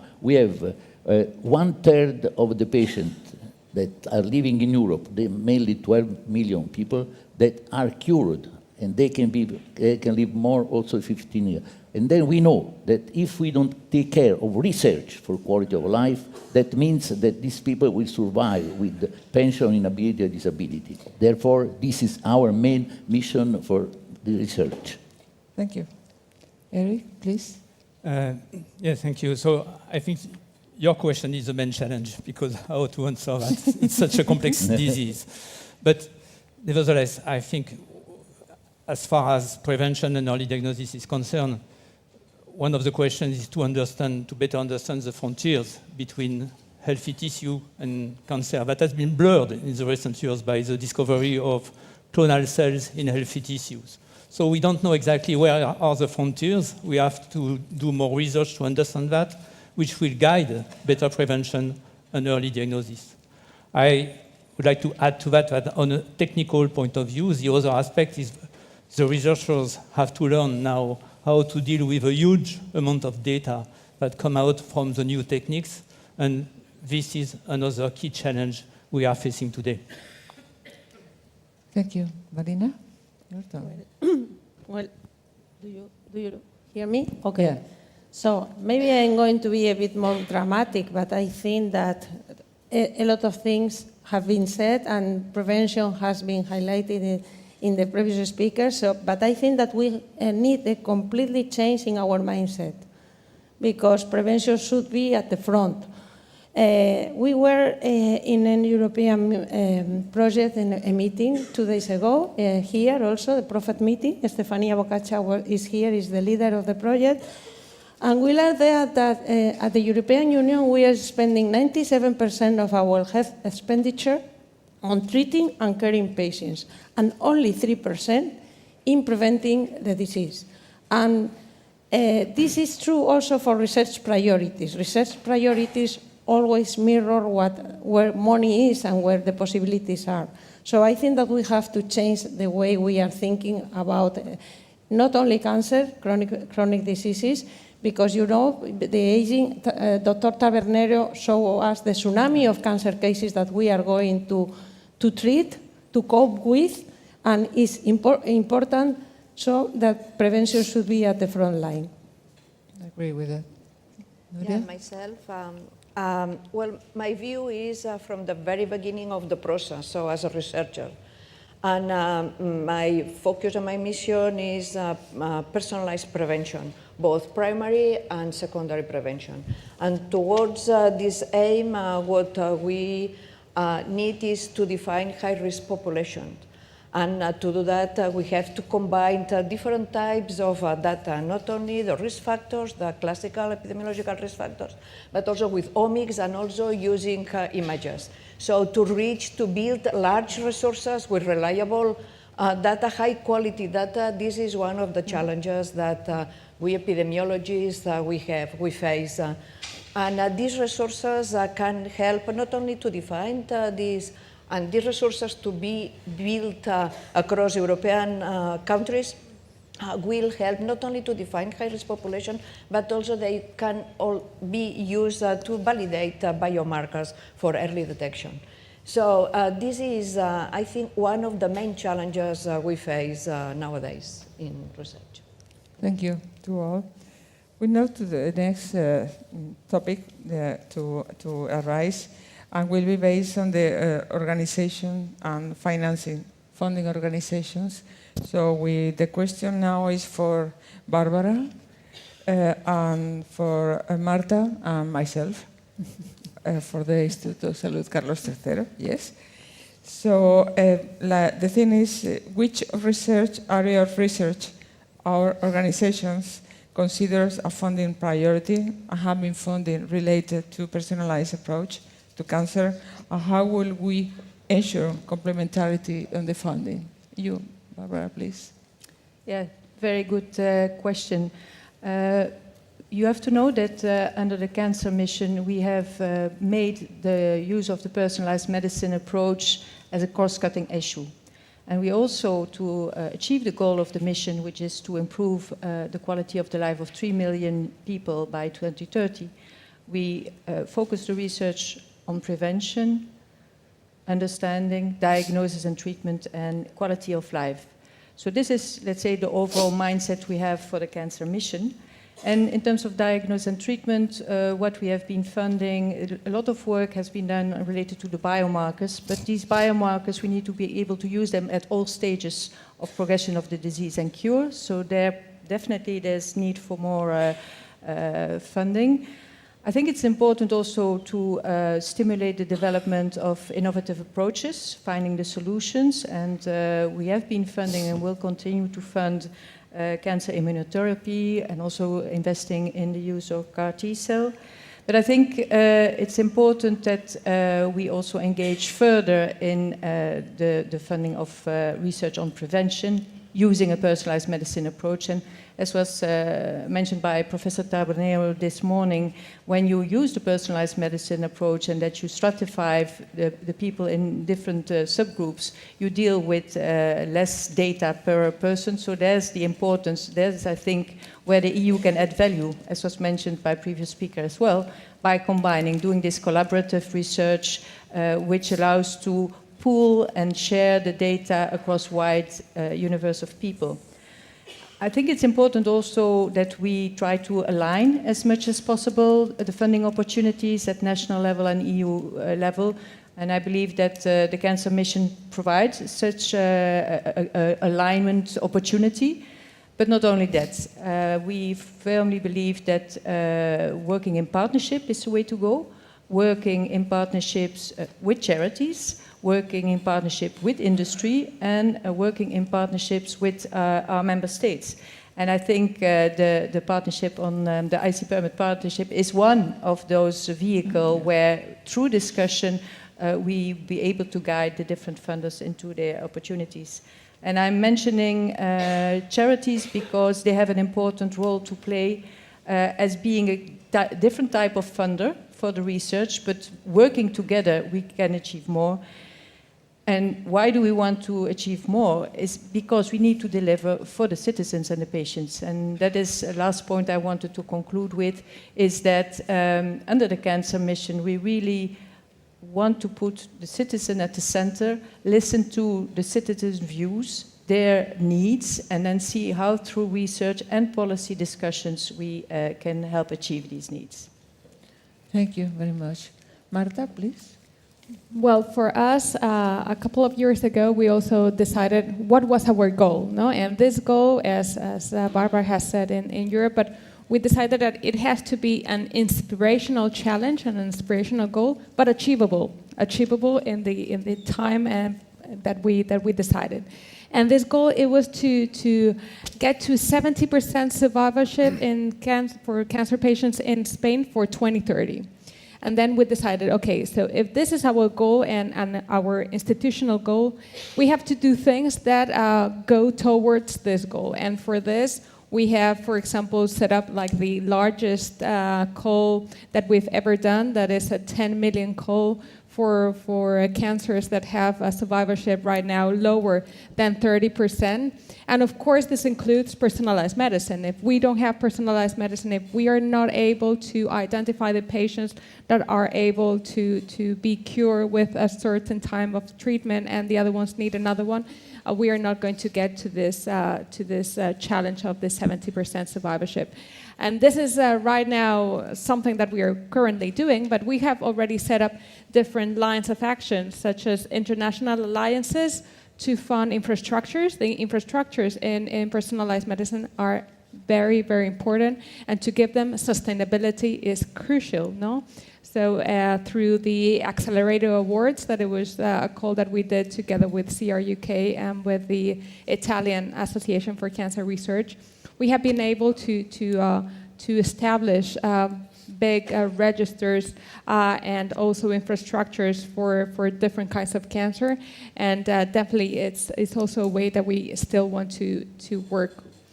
And also clinical trials. In Spain, we have been talking about how in Spain we are super good in having clinical trials.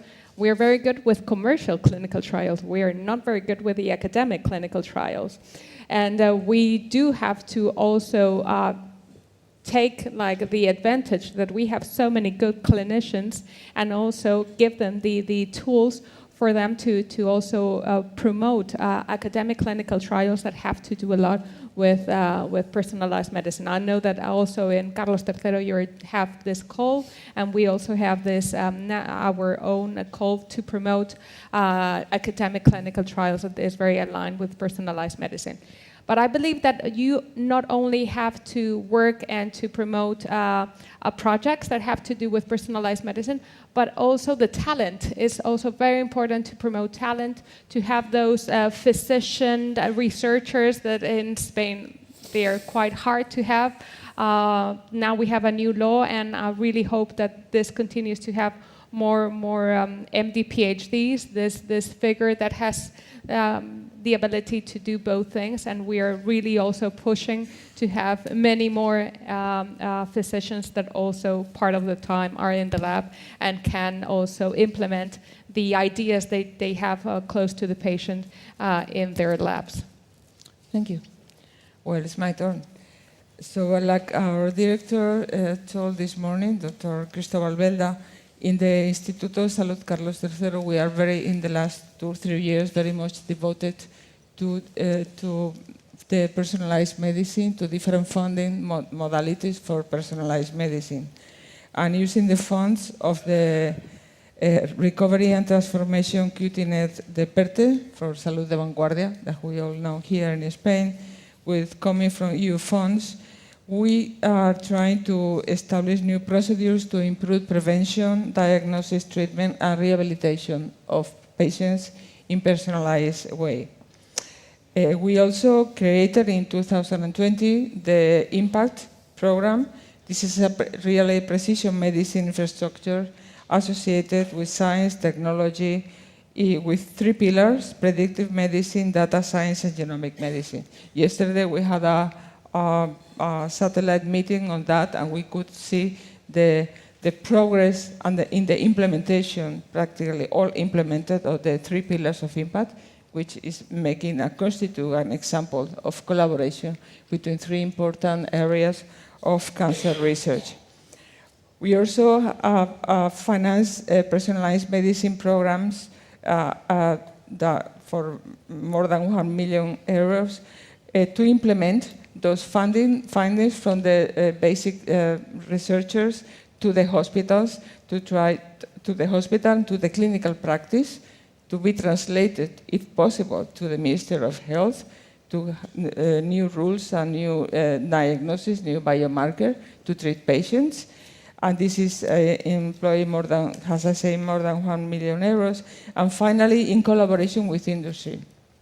There's new strategy that is new call that started last year, continued this year, in collaboration with CEDETI, the Center for Development, Technology and Innovation. These are calls that have implemented coordinated groups of clinicians, research institutions with industry. Tonight, in the cocktail, we have an exposition of these some of those projects related to cancer. And we encourage you to visit those projects because they are very interesting initiatives, and we are very much interested in forcing in this type of research.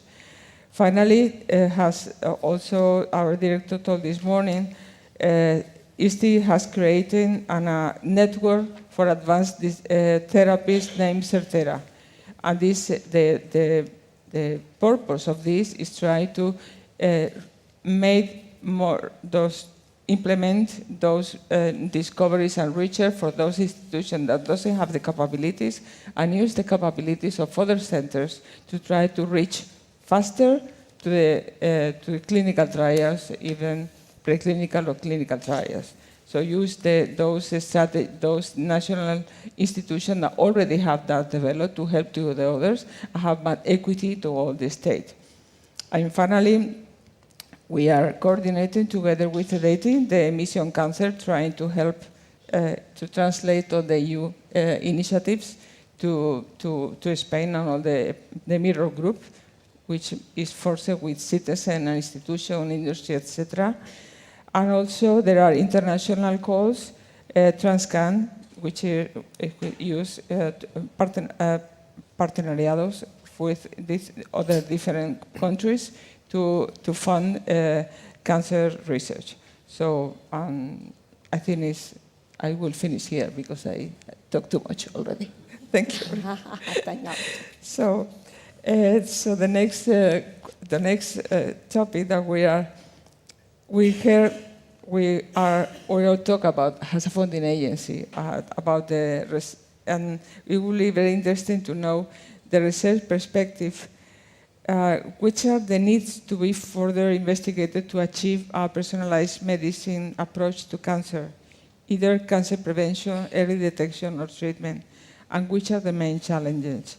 I will invite Eric, Marina, Nuria, and Andre to wherever the order you want to answer, if please. Ready? Okay, I can start. Thank you. First of all, there are right now clinical trial testing a personalized approach for prevention. And so we are eager to see the first results of this personalized approach, which today is relatively simple because based on genomic data. Well, relatively simple, not so simple to implement, but based on relatively simple results.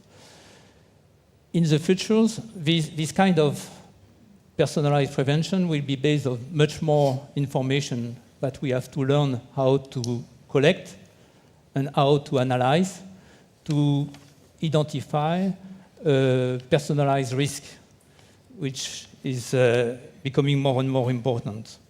So that's the first aspect. We are also learning how to better use images, medical images and pathological images. There are several European initiatives ongoing on that, EUChem, for example. And so we will learn with the tools of artificial intelligence how to better detect early lesions, which will favor the early diagnosis of the disease. Then, in terms of research, we might work more on the concept of interception, how to intercept the cancer even before it appears, just by being able to evaluate the personalized risk and propose a preventive approach that could at least delay the appearance of the cancer. Let's take an example. It's not so easy to understand that concept, but let's take this woman with a BRCA1 mutation in the family that developed breast and ovary cancer very early in the lifetime. Is there a way to intercept the tumors that will appear by giving, for example, a drug for a few days or weeks every year, let's say? Does it make sense? Of course, it's medical fiction today and scientific fiction, but it needs to be evaluated, explored, and for that, we need research approaches to determine whether we could intercept the cancer early. The third aspect I wanted to mention is, and this will be the objective of your next question, but nevertheless, I think it's important to mention that we for the researchers, we have to learn how to connect to the citizens and the patients to explain what are our findings, what are our proposals, and not only to explain, but to work with them, and this is what we are doing in the Uncanny UCSA, to work with the patient and patient representatives to involve them in the way we are thinking to get the prevention better accepted in the future. And this is probably a key aspect. And finally, of course, at the European level, the key question will be also how to reduce the inequities between different member states in terms of prevention and early diagnosis. And for that, it's more also a political issue than a research issue by itself. Thank you so much. Okay, maybe I'm going to repeat some of the ideas of Eric, but I think that... There should be good ideas, because you are repeating them. So we can listen to them again and again. So for precision medicine, we need better predictive models. Genes are very easy to measure, and they contribute to a substantial part of the risk. But the biggest chunk of that risk is due to the things that we are exposed through life. So measuring exposure, the different exposures, is a challenge. So we need biomarkers to determine and validate biomarkers that can add value to the predictive models. We need also, as Eric mentioned, early effect biomarkers. It would be great to be able to detect the first changes in the body before the tumor is occurring, because you have these particularly high-risk people that you can focus to try to avoid or delay the disease onset. We need also to investigate exposures that are very complex and that they are not easy to study. And also pollutants, for example, substances that have endocrine effect. We had some studies, but we need more because we are producing in the industry substances, and we need to know if they are safe and they are acting in our bodies. We need to expand the research, epidemiological research on cancer survivors, and need more about how lifestyles and other exposures are affecting their prognosis and their chances to develop a second tumor, because they are at a higher risk to develop the tumor than the normal population. So, and last but not least, I think that we have, another thing is to determine also the effects early in life, because we know that newborns and children are developing, and this is a particularly vulnerable time of our life, and it's difficult to study. We have some animal models, but we need more. And the last thing I wanted to say is that we know a lot about risk factors that can increase or decrease, depending if they are preventive, our chances of developing a tumor, but we as societies are doing less than we should. So there is a gap. We used to talk about the translation gap between the laboratory and the clinics, but there is a gap also about what we know and we are applying as individuals and as society. And we have now this new term, that implementation research, and Tabernero was talking about the molecular drivers of cancer, but we need also to know the social drivers of cancer, political drivers of cancer, the cultural drivers of cancer, and the barriers. And they are very specific to particular societies. Thank you. Okay. Go ahead. Myself, so I fully agree with Eric and Marina. So to frame this a little bit differently, actually not as differently, because I think that epidemiology of survivals, this is an unmet need and very much urgently needed in the field of research, so we have to invest in this regard. But yeah, I also think, well, actually there's no basic researcher in the table here. So I would say that actually to understand the mechanisms, the molecular and cellular mechanisms behind the cancer development and progression will help us also to identify measures and interventions to be applied to primary prevention. And this is also very important. And the data, to generate reliable data on omics, not only genomics, as Josep Tabernero said, but also epigenomics, methylomics, metabolomics, microbiome, will help to identify these mechanisms, these relationships and correlations between different layers of data from the same populations that will allow to identify which are the pathways that we could intervene in order to prevent cancer primarily. And this is very important. But then the question is how to integrate all of this information with the exposome, as Marina said, but also with all of this huge amount of omics data.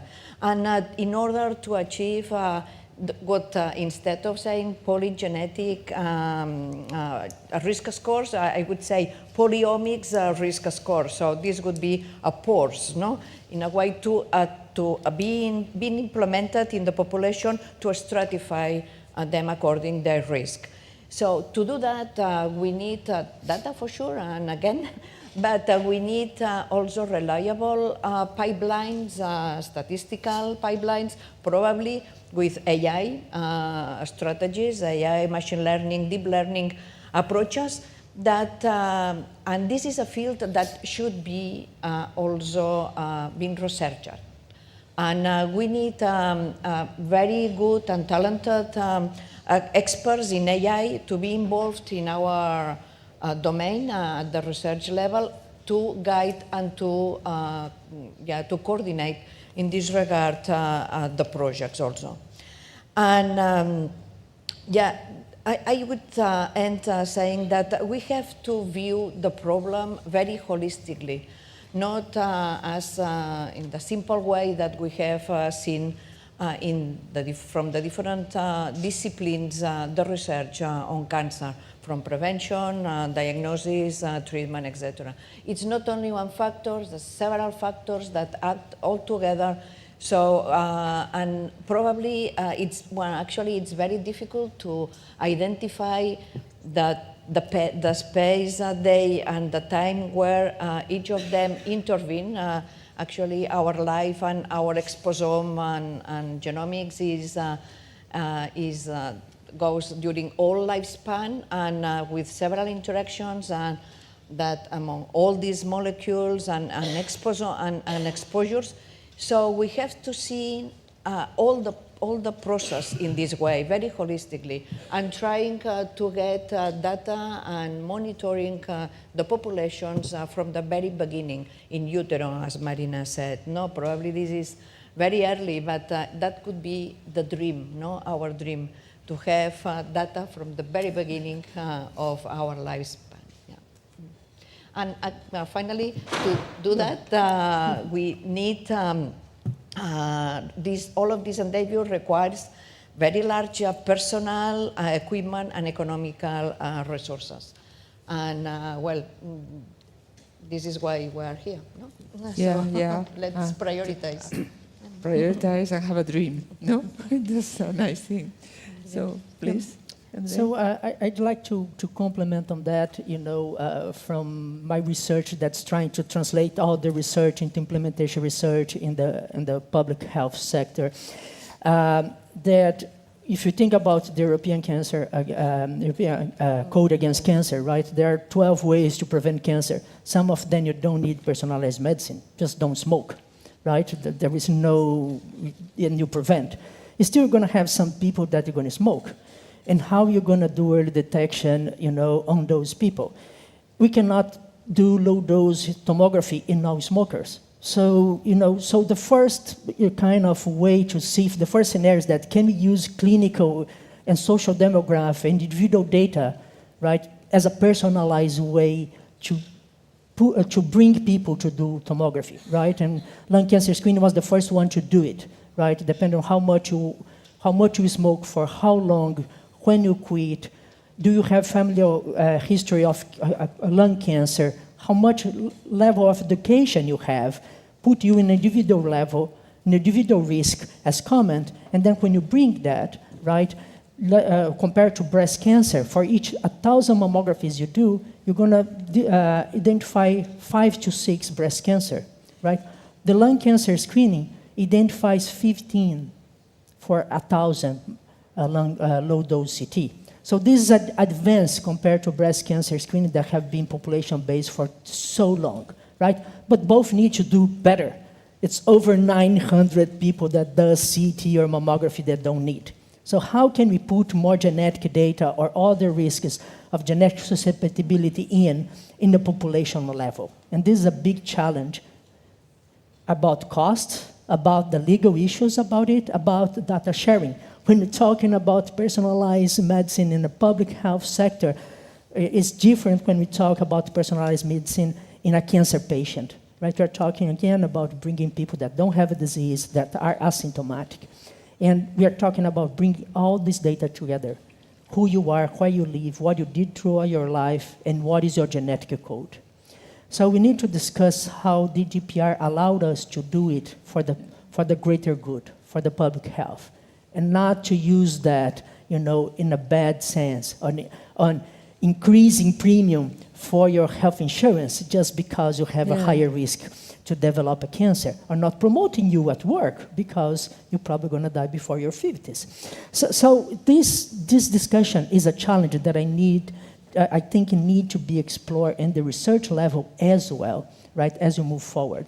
And the third scenario is when you put also biomarkers for early detection, right? It's when you try to figure out if in your blood you have already circulating DNA or circulating protein tells that you have a cancer, even though it's too small for giving you a symptom, but you should be explored or investigated for that diagnosis. Some people are working with blood. Working with blood has some issues about, is that circulating from your breast, from your prostate, from your lung? Where is it the original tumor is starting, right? Because we don't want to promote full body scans. And some people are trying to use, biomarkers in urine that can, identify cancers in gynecological and prostate cancer, or in saliva for head and neck cancer, or in different body fluids that can allow you to do early detection and do a more narrow investigation. I think those are the 3 scenarios that we can use: clinical data, genetic susceptibility, and biomarkers that are circulating in your body. Thank you. Thank you. Thanks to you. So let's take another change and let's go talk about the patients. So I would like to invite Marta Pujol and Francesco De Lorenzo to talk about what are the needs as a cancer organizations that you for bringing together to families, volunteers, and professionals, trying to aim to reducing the impact of cancer on the population with different activities. So what are the needs from the patient perspective that need to be approached by research that you think about? So please go ahead and explain by those different points of view. We need that. Okay, shall I start? Okay. So I think that cancer patient needs have been changing in the time, because at the beginning treatment was mainly directed to get people to be in condition to survive. Now we have to take care that patients are cured. And then we have a lot of problems also for sustainability. So then if they are cured, the quality of life is becoming one of the most important issues. What we really think is that once we think about the quality of life, we have to think to the damage on quality of life that's directly made by their treatment, surgery, radiotherapy, and also anti-cancer medicine. But the problem is that we don't have only those damages that are coming or appearing during the treatment, but now we know that there are late effects.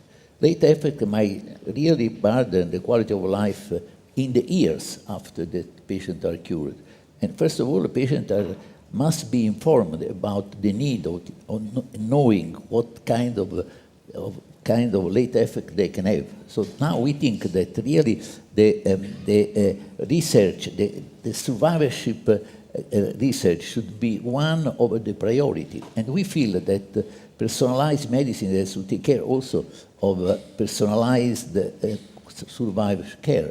It means that we have to look at when, how much late effect coming on several ways from cardiology, neurology, and so on. So it's needed a multidisciplinary rehabilitation. But we should understand for the time when all these complications are coming and trying to be prepared, the patient and the Comprehensive Cancer Center, to just do the best also to predict. Therefore, we think that there is a continuum also in translation research, because we have been working quite good, and we were having really a lot of attention from UNCAN. And we felt that in UNCAN, they really understood how much important is survivorship care. And when was going to be discussed a prioritization of just research in the future, I was asking, and I am very glad that it was largely accepted, that we should also try to find out the research that will be able in the time just to predict through biomarkers the late effect.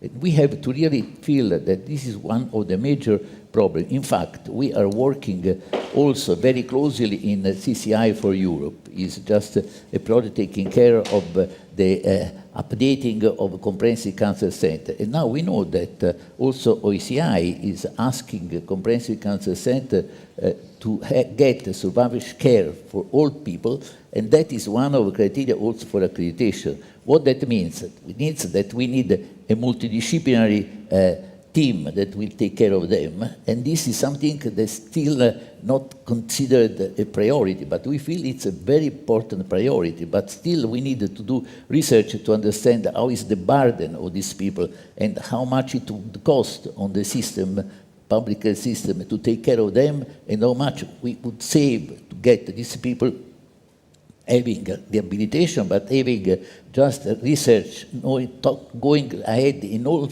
fields, also economics, also legal, to find out what are the problems for survivorship people. And then this, I think, that fortunately on UNCAN has been taken in very consideration. We have the leader of Work Package 4, and I think Eric could tell that we were always present in all kind of discussion, and that means that really the capacity of the advocacy patient to be involved in research is very important. And I'd like to last say that we just in the CCI for Europe, we are succeeded to get also the adapting of the ESO platform that is used for forming professionals, also to adapt for educating advocacy cancer patients to be able to do research, and we are creating a model for Comprehensive Cancer Center how to interact just the Comprehensive Cancer Center with advocacy patients. Thank you so much. Marta, please. Well, thank you. Thank you for the question. As a patient charity and patient-driven charity, if you talk to the patients, what is personalized medicine? They all think that they know what is the answer to the question. But when you get deeper and you ask them, okay, but what is personalized medicine to you? Actually, for them, it's the interaction between the physician and the patient in order to identify which is the best treatment for them. So it's being part of the decision making, is not receiving a treatment specific for them. So there is a lot to do in this health literacy. And as a charity, I think that is also our responsibility, but it's responsibility of everyone, that the patients really know when we are talking about personalized medicine, what we are really talking, because we started talking about genes and DNA, and they sort of know what it is, but not completely. But now we are talking about biobanks that I see Eva here. We're talking about pharmacogenetics, and this is like completely extraordinary words for them, no? That they completely don't know what you're talking about. So this is a main issue, the health literacy, that we really have to work on this. And but also there are many. Here we all know that there are many benefits in personalized medicine, but there are also a lot of challenges, especially for the patients. And the first of all is the false expectations. Because when to a patient you tell them that you're going to do a massive sequencing and that you're going to try to identify a treatment that is personalized for them, the truth is that right now in the market, we only have drugs for less than 20% of the tumor drivers. So the 80% rest that you identify a mutation that it is a driver mutation and you know it, but there is no drug for that.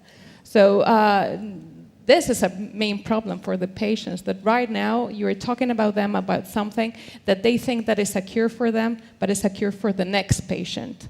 And you have to tell them that this is part of the research and that their data is going to contribute to the next patient. Not in all the cases, thank God, but in most of the cases. So really, this is also a problem that we also have to think about when we are dealing with this.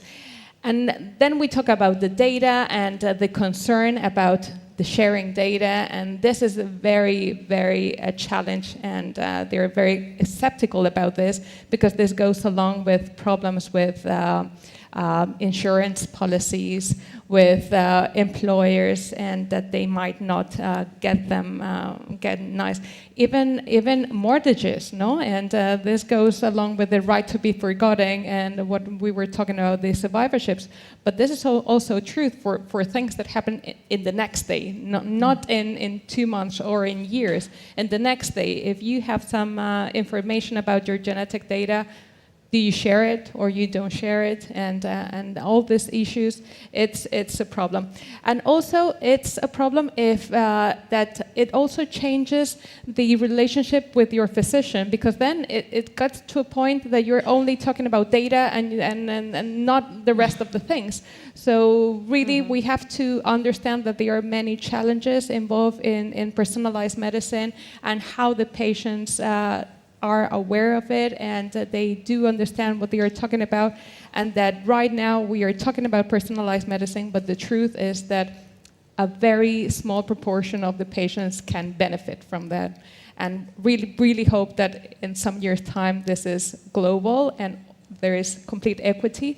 Another problem is, of course, the equity of who are the ones that right now are being able to use the personalized medicine. That, of course, is not everyone. In Spain, that we have a global health or organization is better, but in other countries that you really have to pay it is a main problem and a main issue, and we have to make it equitable for all the citizens. Thank you.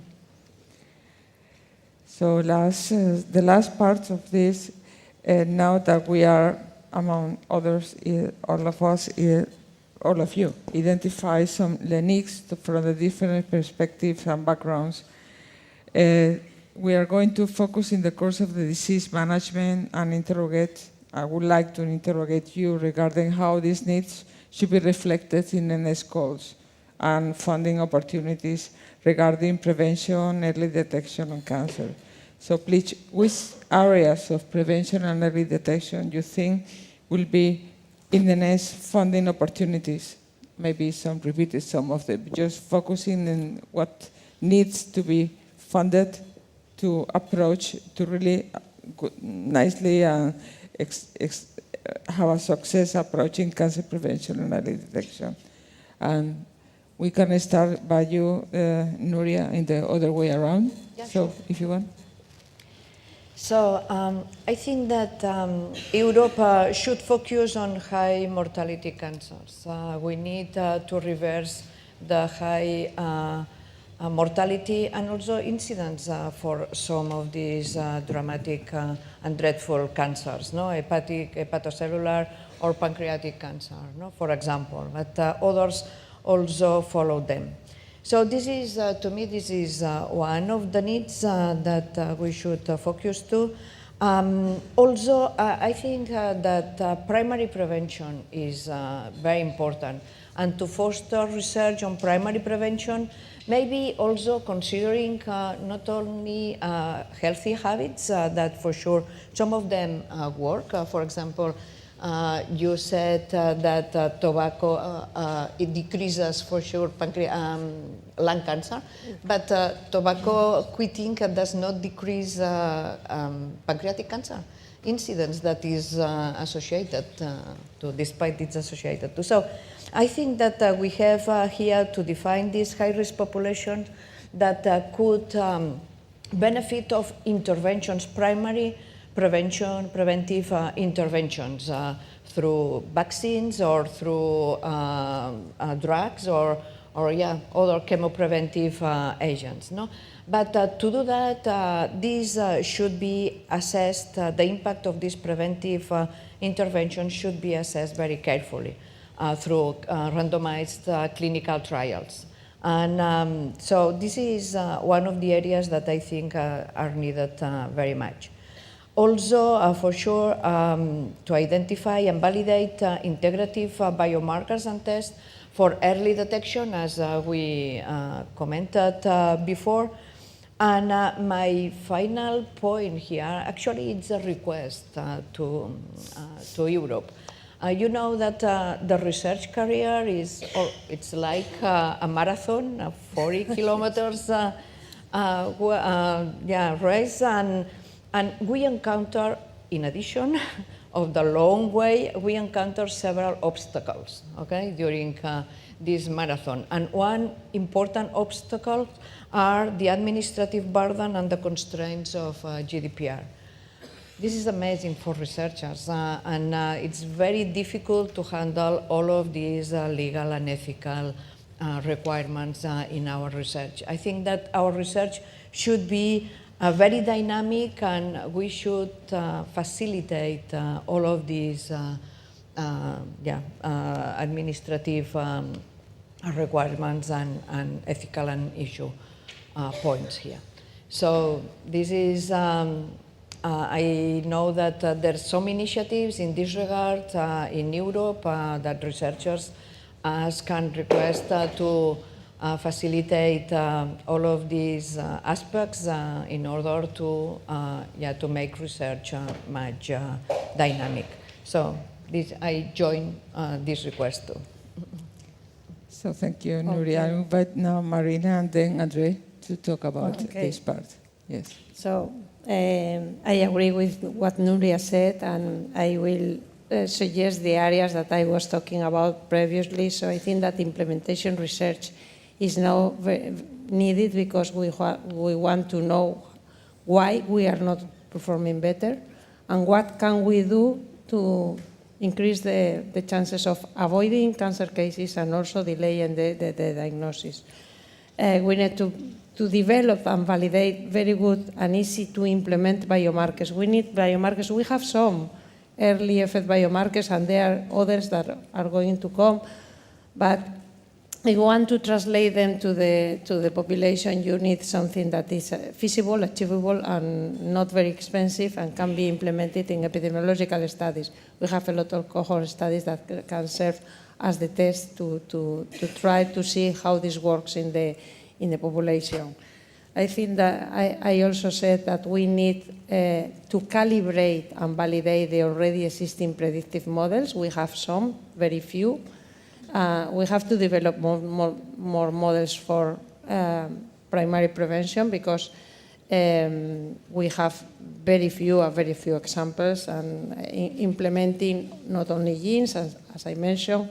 And I think that the population will accept more these activities if we include avoidable causes of cancer, because if you only test genes, what can you say to the person? Okay, you were born like this, but what can I do? Nothing. So these predictive models with avoidable risk factors can serve also to teach the population, okay, if you decrease the smoking, if you practice more exercise, your chances are going to increase, decrease, etc. I think that we need life course studies, and in Spain, for example, it's very difficult to implement these studies because the span of our projects is very narrow, but these studies are going to be very valuable to help us to understand cancer risk from the very beginning. I think that still we need good studies monitoring cancer to detect and inform about cancer inequalities, because we didn't mention the challenges in the previous round, but I think some of you mentioned this, that inequalities, precision cancer medicine can be a way to increase our inequalities in health. And I don't want to live in a country where my chances of avoiding cancer, being detected at an early stage or being cured depends on my postal code or the educational level I achieved. So I think, or the money I have. So I think that this is important, and to have good information about cancer, you need cancer registries, and cancer registries in our country at least are now at risk. So this is something. We need more studies in survivors. This has been already mentioned. Survivors are also very interesting in terms of trying new interventions that can serve to be extrapolated to the general population. And at the end, I want to add that we need a multidisciplinary approach, that this is a too complex problem to be addressed just by a single avenue. And we used to work in very watertight boxes, so we need to talk between each other. And I think the best thing in research is going to come from the contribution of different actors. Thank you very much. Andre, please. Yes, I'd like to reinforce what have been saying now, where should be the next investment on funding, research, and personalized prevention and early detection. I think implementation research is what changes in the end of the day, moving from what came from the research setting into public health, into population. So we need more of that. There is a lot of findings of research that was never tested in real world, and I think we need to push for that. We need to push on that implementation research to do risk stratification, as been seen, and how can we plug in genetic sustainability and biomarkers. Understand the cost of it when we talk about population, understanding, as comment, the limitations that the GDPR put on us nowadays, right? The different interpretation of the GDPR. It's not that we as research don't want or don't think about data privacy and protection. It's just that I think the health care, the health system is the one that suffer with that limitation that came for other reasons. That the public primary center don't talk with secondary, don't talk with tertiary, and suddenly we're not seeing the patient as a role. And this is being an issue for the health system. So we need to work on that somehow. But also we need to understand in implementation research, one part it's putting health system, and the other part is the behavior, right? How is the acceptability of this personalized medicine in someone, again, that's asymptomatic, that is healthy, and suddenly you're going to do a test and say you have a higher chance to have a cancer, but we don't know when, we don't know why, we don't know how we can do it, right? You're just creating anxiety in that person without a true answer. How is that, right? So we do also need to invest in some behavior science behind personalized medicine for someone that doesn't have a diagnosis of cancer, and you're going to raise that possibility. And I guess finally is this idea, how we can deal also with big data. So investment and how we can break down with artificial intelligence investment on that, because all this data is a lot of data. It's really hard for individual scientists and data scientists to work without the help of artificial intelligence. So I think funding artificial intelligence in this field will also be important to move forward for prevention and early detection. Thank you. Thanks to you. So now is the last one. Sorry about that. So the question is for Eric, Francisco, if you want to add something, and Barbara. So which areas of cancer diagnosis and treatment related to personalized medicine you think should be the focus on the next funding opportunities? Well, I think that data sciences, they are anticipated to drive the next breakthrough in cancer understanding and treatment. It could be true. It will probably be true. It's really spectacular what you can do with artificial intelligence. And to illustrate that, Niklas Blomberg, who is somewhere in the room, and myself, often we mention a paper that came out at the beginning of this year in Nature Medicine, published from Denmark. In Denmark, there are this registry of all health data from birth to death. And just by analyzing the medical consultations and prescriptions, they were able to predict the risk of pancreatic cancer. Wow, just spectacular. So it's great, but it will not be sufficient. And to use all the data we are now collecting, this high-level data, this big data, we need also to interrogate them appropriately. And for that, we need to continue to support all type of research. And with that, I echo what you mentioned, Nuria, I think, before. We need to support, again, basic and translational research. We need to generate now a more multidisciplinary research that will integrate basic translational and clinical research together with models and human data. So we need this kind of integration of multidisciplinary approach, probably involving a new type of research, not small teams working on their side, but big consortium addressing together very large questions to try to find solutions. Why do we need still basic research? I would try to illustrate that with one example. Last week I was in Lyon, in France, with very good researchers who, 30 years ago, he described dependence receptor, meaning it's a cell die if there is not a ligand then acting on the specific receptor. It's a concept of dependence receptor, very basic one for a researcher.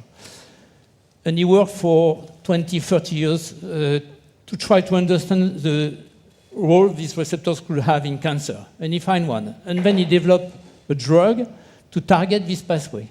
And this drug is really efficient, not toxic, and really efficient. And he published the results in Nature in August this year.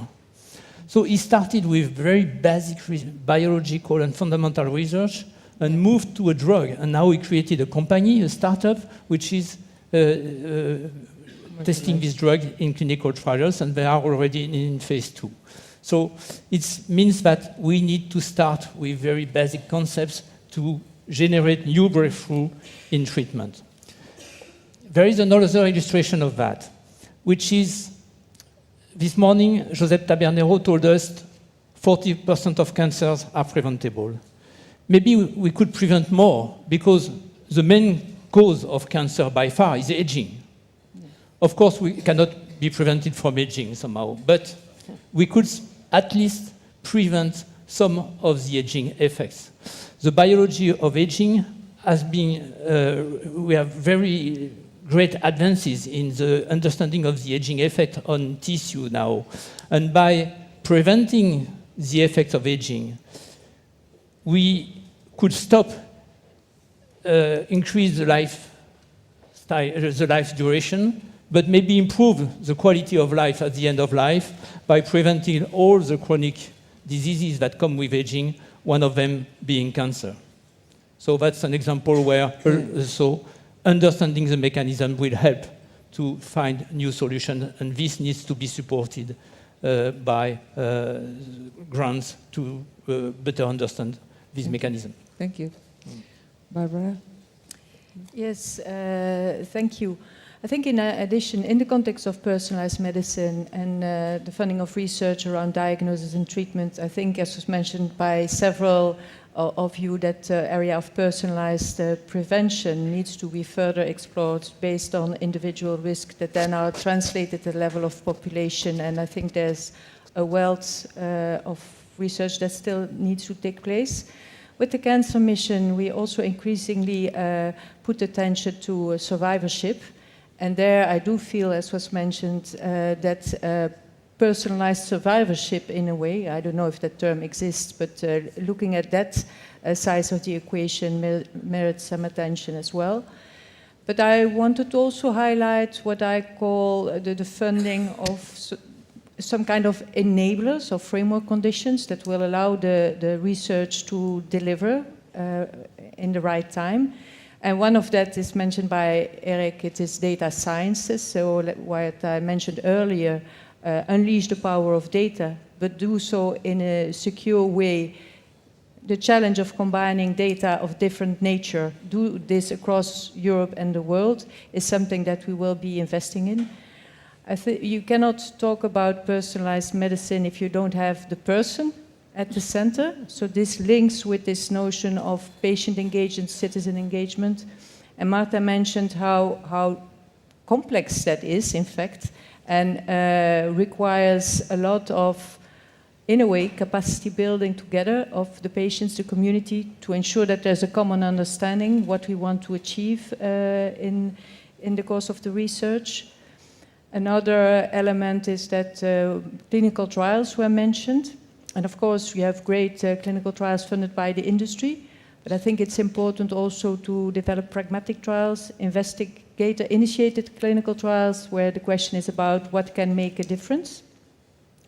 So, and then importantly, we need to continue to address inequalities both within countries, across countries, and that should be part and parcel of the research that is conducted. So the purpose of the research is to deliver results, yes, but at the same time, I think we should want that research to take place with the inequalities lens kept in mind. And last point, multidisciplinary research, yes, that is where probably the solutions will lie when we combine the views and understanding from different research groups and communities so that we can go from the basic research to, for example, health economics. Thank you so much. Right. You want to add something? Yes, I like to stress one thing is that we are very, very highly appreciating how much the Commission is just putting effort for funding the research. And I feel that this is going quite well. A lot of projects can be done and so on. But we are also trying to see how much of all this effort will be of a benefit of patients now and in the next years.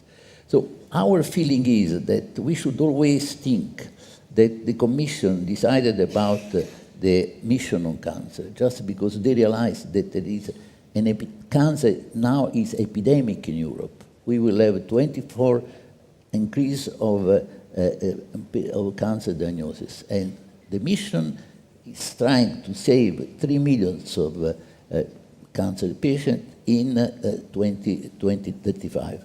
So what I see, and I am following also several projects, that there is a lot of effort, but at the end of this effort will be really of benefit for patients.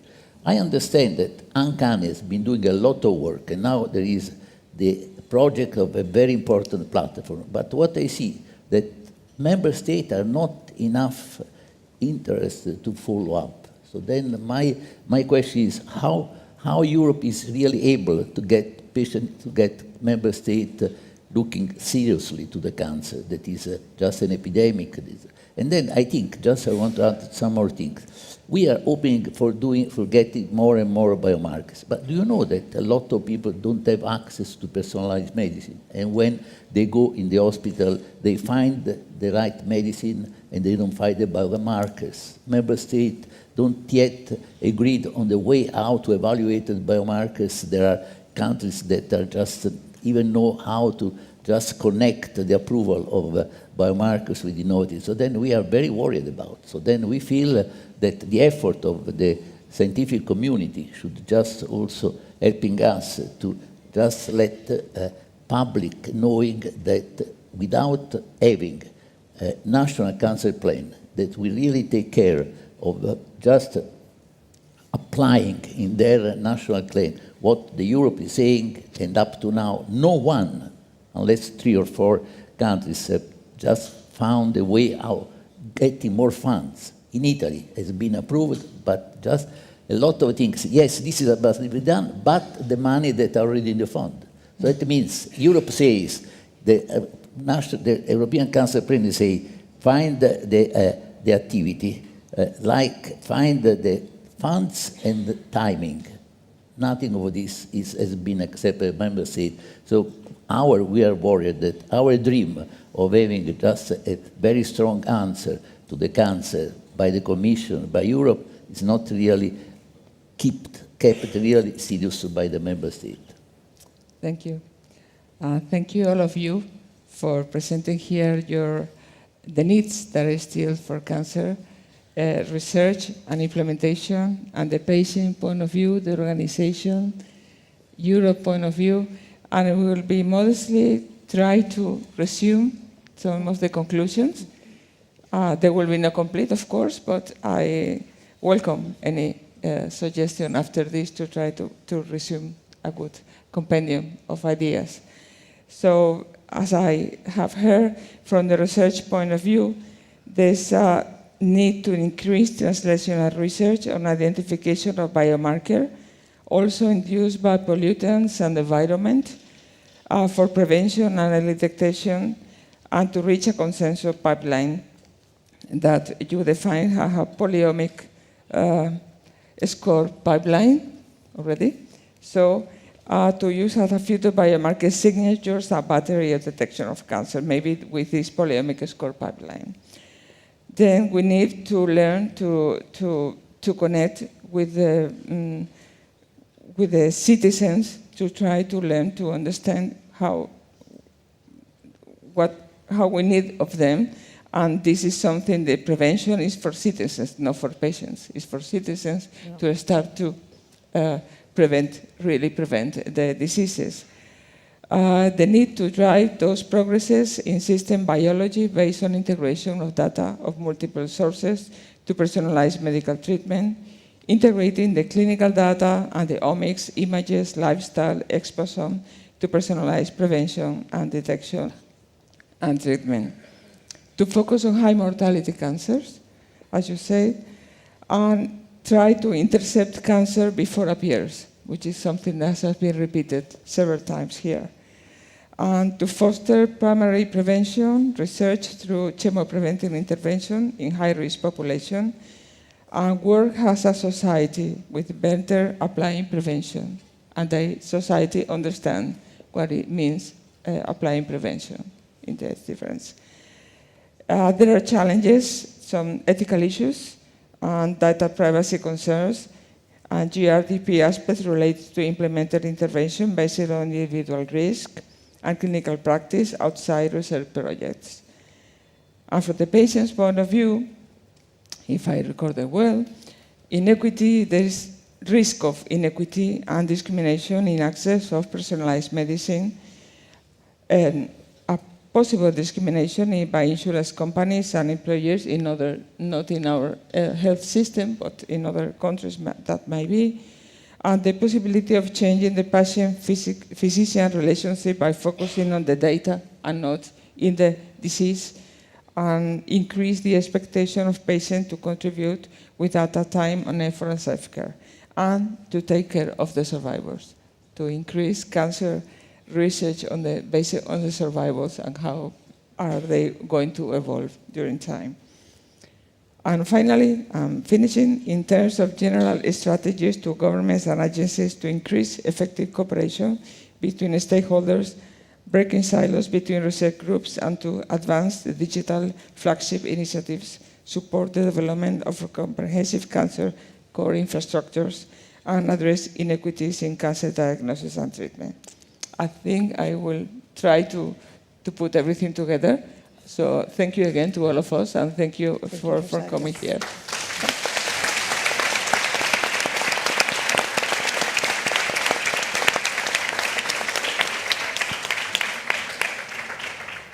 I think we have lunch now. Just, This concludes the first part of the conference. Thank you so much. There will be a lunch right here outside the auditorium. It will be till 3 p.m. Before you leave your seats, I've been informed that we're missing 2 translating headpieces, so whoever has them can just leave them at the hostesses at the front. See everyone back at 3. Enjoy your lunch. Thank you. Thank you very much.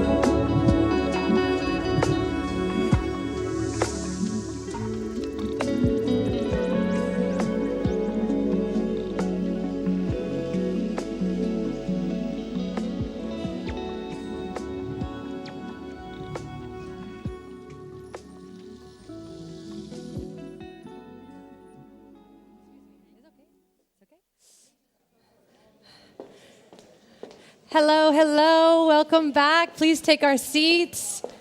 I feel like we're missing people, but we'll start. We'll go ahead. Did everybody enjoy their lunch? Was it good? Yeah? Are you guys ready? Are you excited? You don't sound very excited. Is everybody ready and excited? Okay, that's a bit better. There we go. How about a round of applause? Let's do this. Here we go. Come on. There we go. Okay.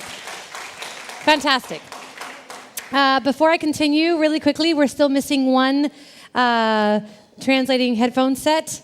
One. That's the last one. Whoever has it, no worries. You're not in trouble. Just in the coffee break, please give it back to its home. It's sorely missed. Okay, welcome back to the Spanish presidency event focused on personalized medicine and how it can improve people's lives. The objective of the next roundtable is to showcase some examples of different genomic strategies used for personalized approach to cancer, rare diseases, and mental disorders. To moderate this talk that will highlight the genomic strategy used and the impact for the population, we have the one, the only, Irene Norstedt, Director of People Directorate of the European Commission. A big round of applause to Irene.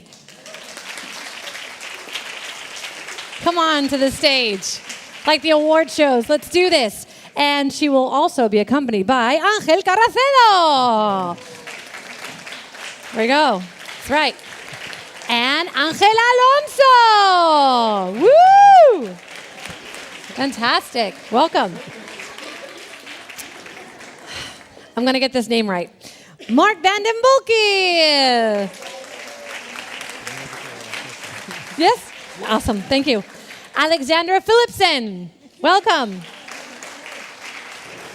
And last but not least, Alessandra Minelli.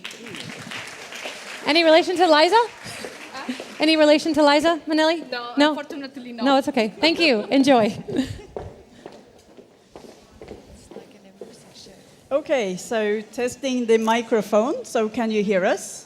Yes, I see some thumbs up. So thank you very much for coming back from lunch, and we hope that we will entertain you in the coming hours with some interesting first presentations and hopefully also some time for some questions, discussions. Because now we're going to talk about genomics, and we all know that genomics is really of substantial importance for the future of healthcare in Europe, and not only in Europe, I would say worldwide.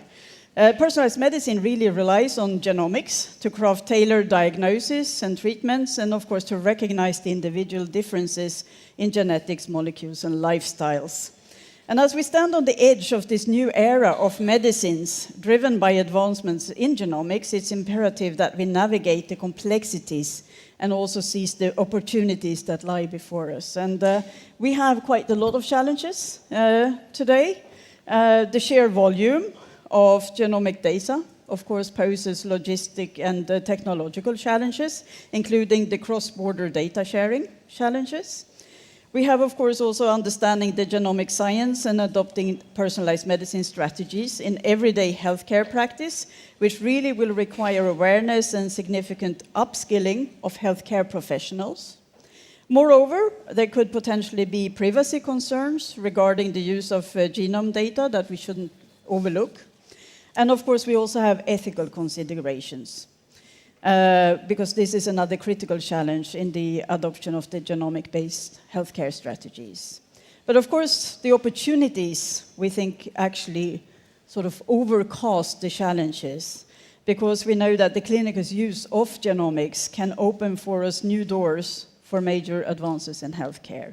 And firstly, we all know that genomics has the power to revolutionize disease diagnosis and treatment, not only in cancer.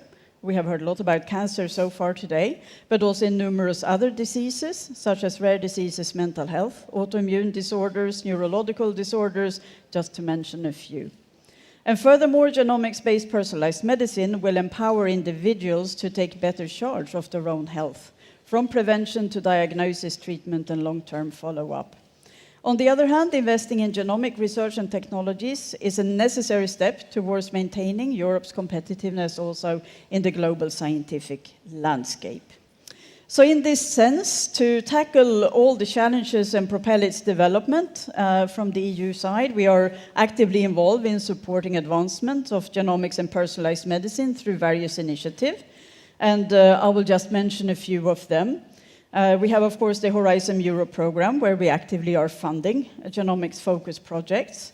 We have the 1 Million Genomes initiative, where member states has agreed to work on the methodologies for safely sharing genomics between countries. We have the Digital Europe program, which supports the uptake of digital technologies in healthcare, including genomics. And of course, we also have the proposal for the European health data space that should facilitate the sharing of electronic health records and also research data. So electronic health records between clinics, but also for research, and also research data both for research and hopefully also in clinical care. So this is the ambition that we would like to achieve. So to discuss this in much more detail, we have an exceptional panel of experts here on the stage. And I am sure that they will make today's meeting insightful and enriching with much food for thought. And in particular, I will introduce the speakers one after one, and they will give a short presentation after I have introduced them. So first we have Ángel Caracedo, who is the director of the Galician Foundation of Genomic Medicine.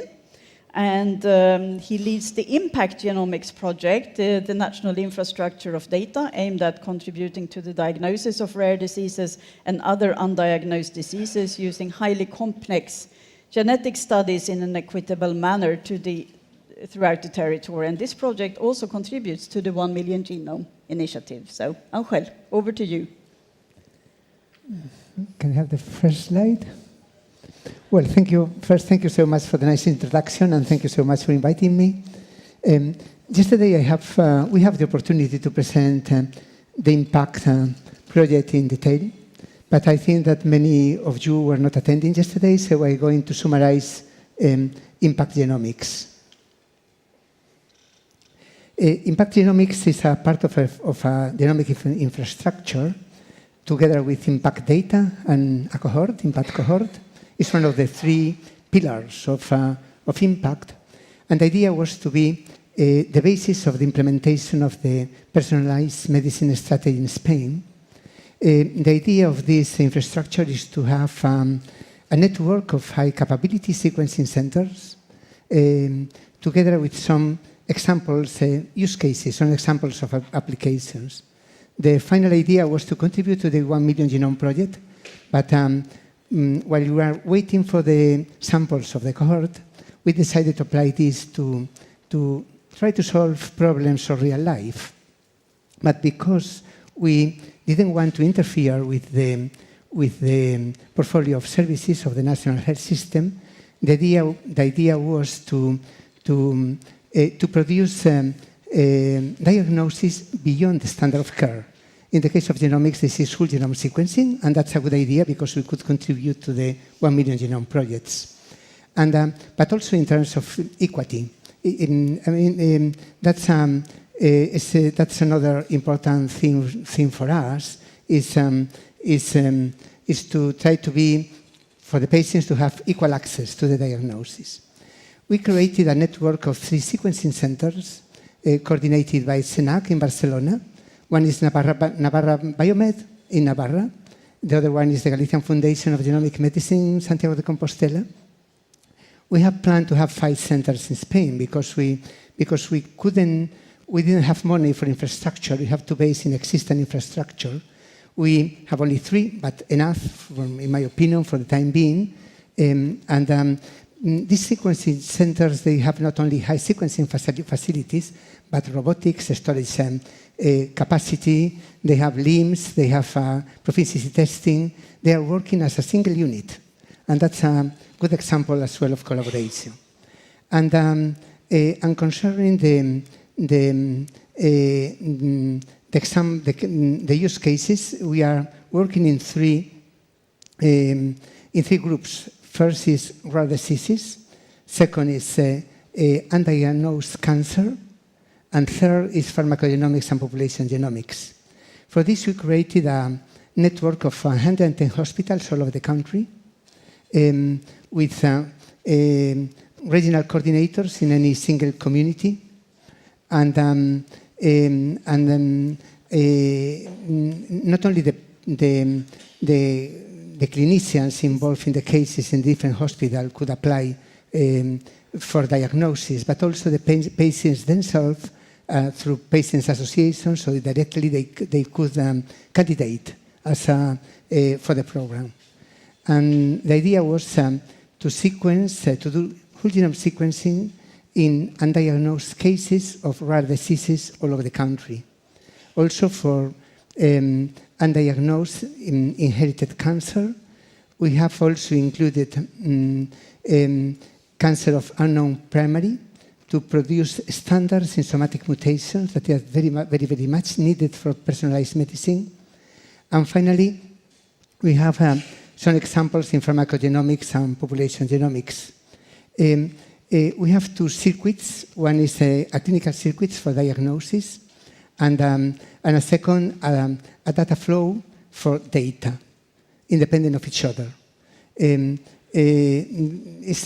It's represented in this slide. I mean, the hospitals, genetic services, clinicians could send the patients and samples to the next generation sequencing centers.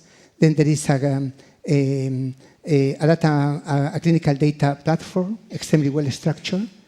And then we produce a diagnosis report that is sent back to the centers for providing the diagnosis to the patients. we have been extremely careful with all things related with ethical and legal issues. Yesterday, we learned that it was a problem in many European countries. It was not the case here. We have produced not only ethical consents for diagnosis, but also for secondary use of data. And we got the approval of national and all local ethical committees. We have only a single problem in one autonomous community that has been recently solved, but it was not difficult for us. More difficult was to get MTAs and DTAs signed by the sequencing centers, the hospitals, everyone, but we got it as well. So we have all the basis to share the data at an European level. And this is more or less the results. All the sequencing efforts are going to be completed by in 3 months. This is the distribution of the cases. We have planned at the beginning to make only 2,000 cases. We have expanded this to 3,000 cases. Only reanalyzing exome, we have a success rate for undiagnosed rare diseases of 12%. And at the moment, for the cases we have done so far, we have a diagnosis rate of 20 to 25%. That is pretty good. Patients that they were waiting for diagnosis, an average time of 9 years without diagnosis. For cancer, we are doing the same in more or less 1,000 cases for undiagnosed inherited cancer. And in pharmacogenomics, we have produced clinical guidelines, proficiency testing, some pilot projects for some specific biomarkers. Proficiency testing was extremely important, in my opinion, to produce common standards. And finally, in population genomics, we are concentrated on our efforts in producing PRS as a model of standards for polygenetic scores for breast cancer. Because I think it's important not to progress only in data, but also in having common standards to translate personalized medicine to real life. In summary, it's an impressive effort. I have to thank a lot to so many people that is involved in the project. We have more than 300 direct collaborators. Only experts, we have more than 600 experts for different types of diseases. And I think it's an impressive effort, but for me, it's so nice because we are being able to produce equal access to diagnosis, but not a normal diagnosis, a diagnosis beyond the standard of care, I mean, whole genome sequencing, that is rather complex. We have standardized even the bioinformatic tools that we are going to use. In this case, we decided GPAP after analyzing all the tools we have in the market. And in addition to provide diagnosis, it's a dream that all this data can be used and can be shared at the European level and to be introduced into the framework of the 1 million genome projects. I only have words of thank you to all the people involved, the project managers that are really impressive because all the things related with all these ethical and legal issues are far from easy. But I think it's a good example in Europe, how to produce data and at the same time that this data has helping people to have diagnosis and to progress in a personalized medicine of high quality. And that's all from my side. Thank you so much. Thank you so much, Angel. So, hand over So that was very impressive. And we now come to the second Angel on the panel, Angel Alonso, who is a clinical geneticist, and he's the lead of the Navarra Biomed NAGEN project. And he has been awarded twice as the best practice by IC PERMED. And the NAGEN program, is it correctly pronounced? NAGEN? Yeah. NAGEN program is a strategic initiative to implement genome analysis in the clinical practice of Navarra Health Service. And it has several activities, including the NAGEN Pediatrics for diagnosis on the pediatric population, and the NAGEN 1000 to study 1,000 genomes of patients and their relatives with rare diseases and some type of cancers. So, Angel, over to you. So thank you very much, Irene, for this nice presentation. So if I could have my first slide. So I'm going to explain you about the NAGEN scheme, which is, I would say, an example of how to develop the implementation of personalized medicine from a regional point of view, and then to be integrating this approach into a nationwide strategy, and at the end into the European Union strategy. So most of you could know, but Navarra is a very small region in Spain, roughly slightly over 500,000 population. So this small region, back in the time, I would say in 2013, started a very important milestone, which is the introduction of personalized medicine of one of the smart specialization priorities in the region. They make it possible to be incorporated into Navarra as a region in the ICPERMED community, and then to have a number of strategic projects, which I'll be introducing to you. And then after that, this ended up in the Navarra strategy in personalized medicine, which is one of the first regional strategy in the whole country, and finally be part of the impact program that Angel Carracedo has presented you before.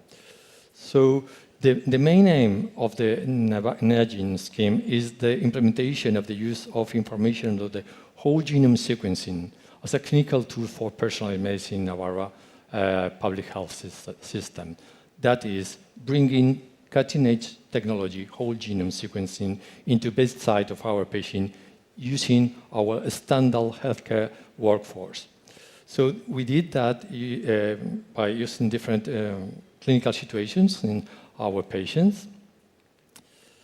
So at the very beginning of the first NAGEN project, we have a lot of barriers with that, some related to technology. We did not have sequencing facility, nor have we adequate infrastructure for genomic storage or computing. But also we didn't have an appropriate LC framework, nor have we the necessary public awareness and medical education, and we did not have financial aligned sustainability. With this in mind, we organized this scheme, which is a number of 6 different projects, most of them related to whole genome sequencing in different clinical situations, related to rare disorders and rare diseases, preemptive pharmacogenomic-driven prescription, hypercholesterolemia management, emergency rapid sequencing for patients into pediatric units for management of patients in the emergency setting, also for preventive population breast cancer screening, and finally for reprogenetic. At the end, we bring together about 3,000 genomes from different patient situations, and we ended up recruiting and collecting and raising up about more than 10 million euros for this program. So by doing this, we provided some very good health services for our citizens, and we got a good coverage of new technologies for our patients. But at the same time, we were aiding different approaches, also acquiring some necessary infrastructure in the value chain of genomic medicine, incorporating bioinformatics and data processing services in our setting, and also finally having in our country, in our region, some sequencing facility services. But by doing this, we were able to have a population coverage having 1 genome per 200 inhabitants, which is one of the biggest rates of coverage in the European Union. So all this acquisition in the value chain of genomic medicine have made it possible to be integrating these new data and new technology into the next stage strategies. The first one would be the Navarra personalized medicine strategy, which brings together the aims of the healthcare system, but also to the innovation and research and development system, and be linking this to the economic development. By covering these specific aims, as with some transversal access in education, on LC regulations, but also in infrastructure, we have been able to organize a multi-ministry strategy for our region, which thinks that I think that it will bring together some improvement in the region at the end. So this infrastructure has also been incorporated, as Professor Carlos mentioned, in the Impact Genomics program, but also in the genomic medicine program, but some of the facilities have also been incorporated in the impact data, which I think that we will be listening to in the next session, and has been incorporated into the nation strategy called IMPA by Instituto de Salud Carlos III. And I think that this is an example of how to, from a regional point of view, be bringing all of our possibilities to a nationwide strategy, and also to be summing up and facilitating and cooperating with some additional strategies in the European Union. And thank you very much for your attention.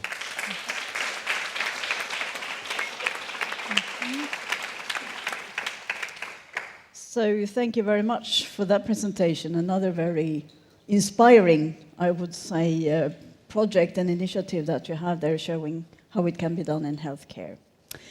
So we move to the third participant here in this session, and that is Mark van den Bulke, who is the head of the Cancer Center in Belgium. And he is also the coordinator of the CanHeal project, building the EU Cancer and Health Genomic Platform. And as a bit of background, we can say that the Cancer Center in Belgium is a unit dedicated to the monitoring and evaluation of the activities in cancer control in Belgium. And one of the initiatives is the introduction of omics as a tool in personalized medicine in oncology. I also mentioned that he's the coordinator of the CanHeal project and building the EU Cancer and Health Genomics Platform. And the work of this project focuses on applying next-generation sequencing technology and identifying implementation paths to extend the application of genetic profiling of patients and tumor cells. So Mark, over to you. Thank you very much, Irina.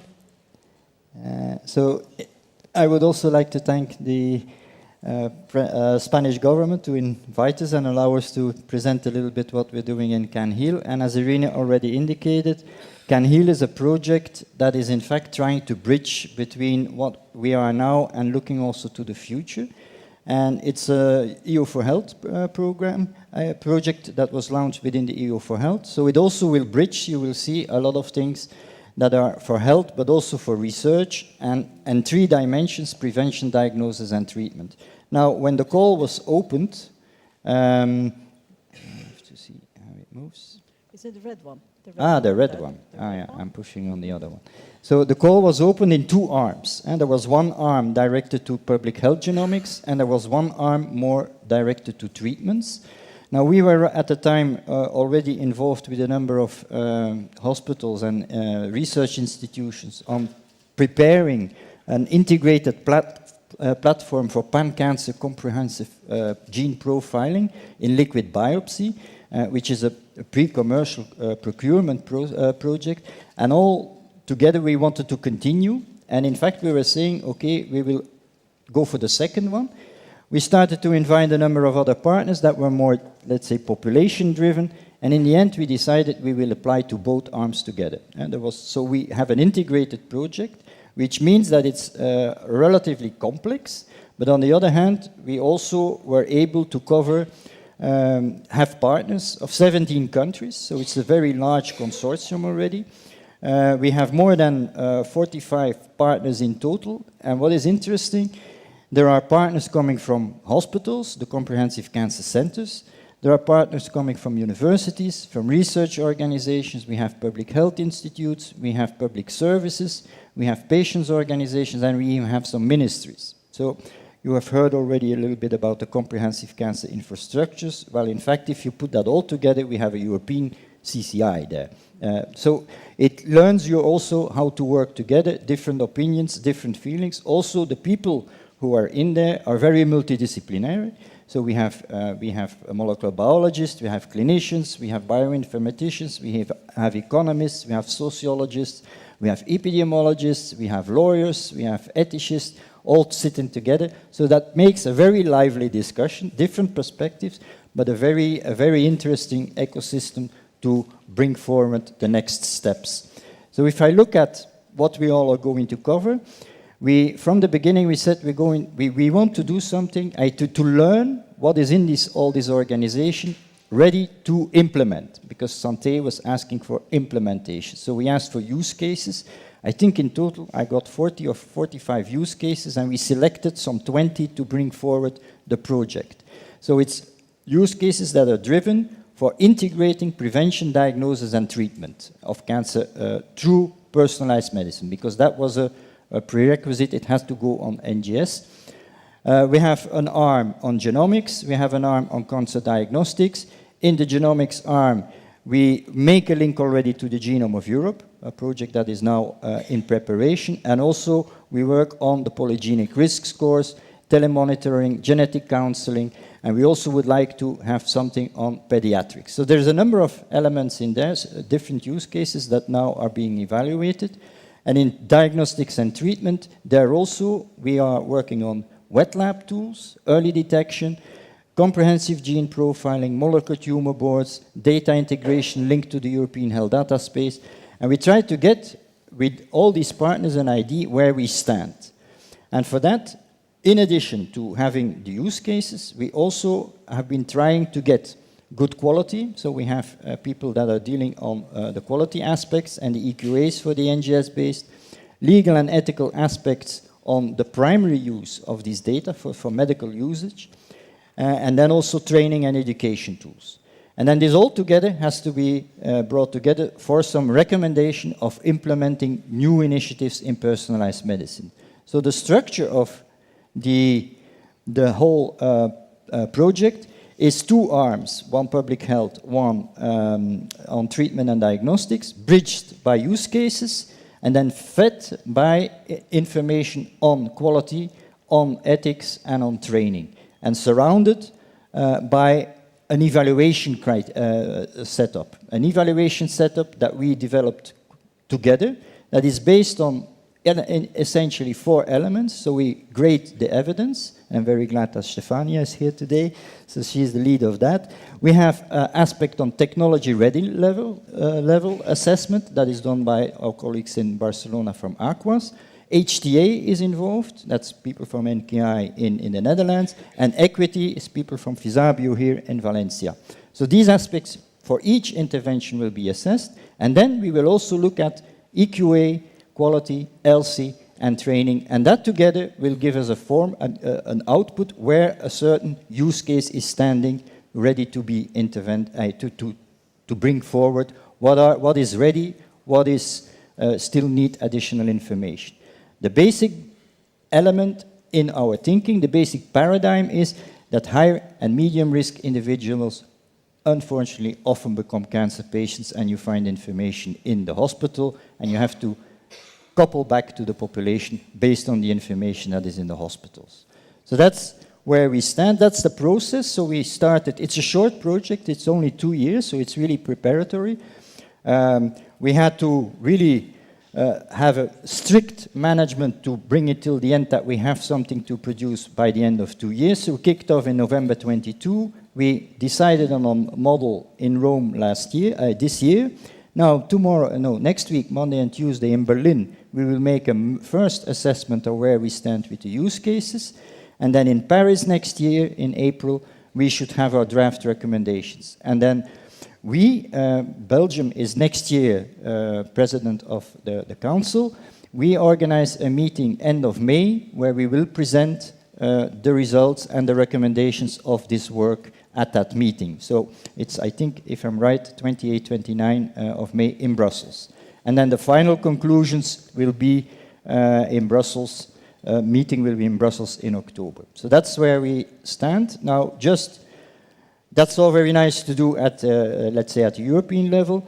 There's also the need to implement it back into the countries. So for that, and I heard already from colleagues that Spain has also a mirror group.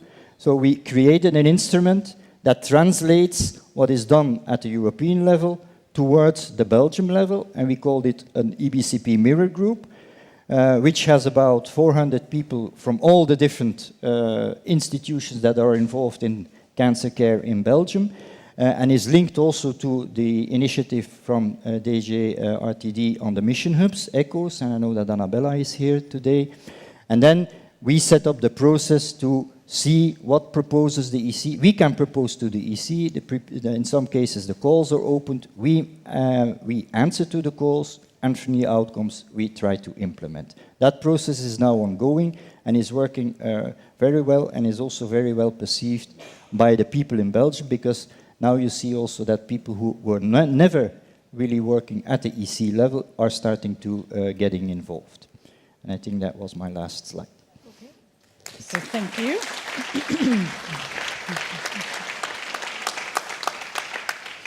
So thank you, Mark. Another inspiring path. We will now move to a completely different therapeutic area that we haven't heard anything about earlier today. And we start with Alexandra Philipsen, who is Director and Professor of the Department of Psychiatry and Psychotherapy at University of Bonn in Germany. And she is also a partner of the EU-funded PsyPGX project. And this is a new intervention for implementation of pharmacogenetics in psychiatry. And this project aims to develop a genotyping approach for individualized pharmacotherapy to improve the treatment outcomes in patients with anxiety, depression, and psychotic disorders. So this is very different from what we have heard before. So please, the floor is yours. Yeah, thank you very much for the invitation. Thank you very much for the nice introduction. Now it's totally different. It's mental health. But still, there's some overlap between oncology and cancer research and psychiatry. So we could benefit from each other, I think. So I'm happy to represent today the consortium of PsyPGX. And I'm also the co-lead of the clinical study, which is, well, I would say the heart of the consortium. So shortly to the scientific background, because probably you're primarily cancer researchers, we know that about, well, 1/3 at least of the European population currently suffers from at least one mental health disorder. So this is huge. And we know that a lot of costs of psychiatric disorders are spent, it's about hundreds of billions, and it's particularly high for those disorders already mentioned. So that means the severe psychotic disorders, mood disorders, and anxiety disorders. And unfortunately, we know that pharmacological interventions are only effective in 1/3 of patients. So that's really hard. And often we have kind of trial and error in these patient groups. And we also know that effectiveness is primarily limited by low compliance or adherence, also due to frequent side effects or adverse events. So expected side effects or unexpected adverse events.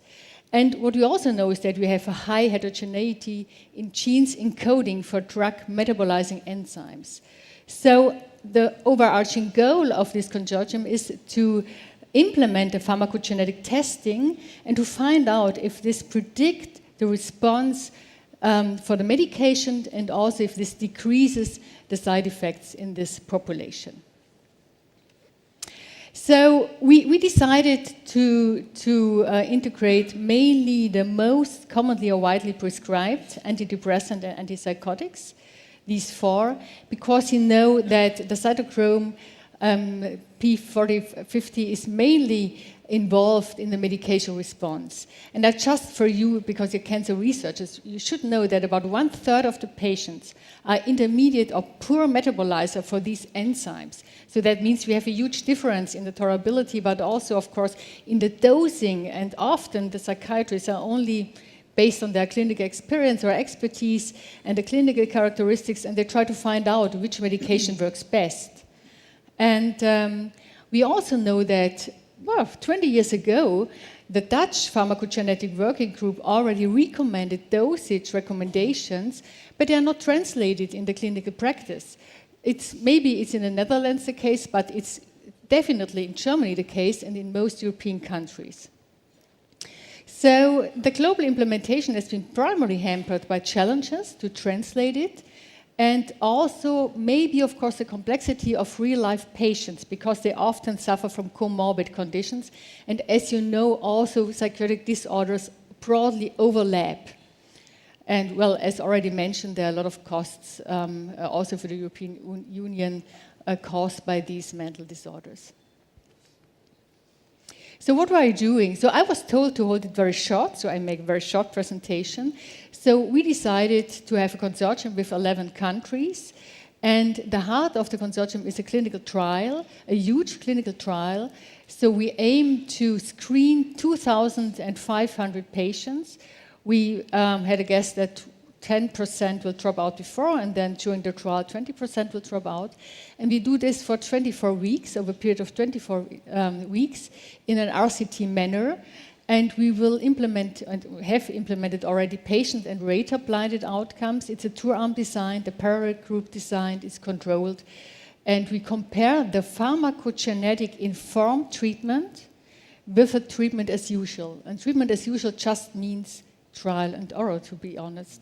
And we will include inpatients, but we will also include outpatients. So the recruitment started already, but it was a little bit difficult, to be honest, because in some countries, this randomization process was only said to be a feasibility trial or observational study.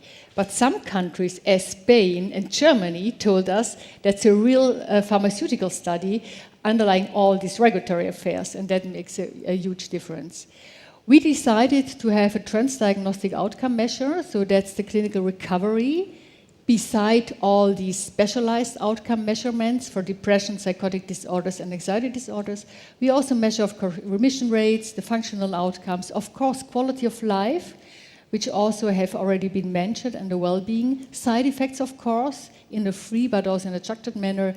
And we also implement the BHAP app for the passive behavioral activity measurement. So I think that's quite important.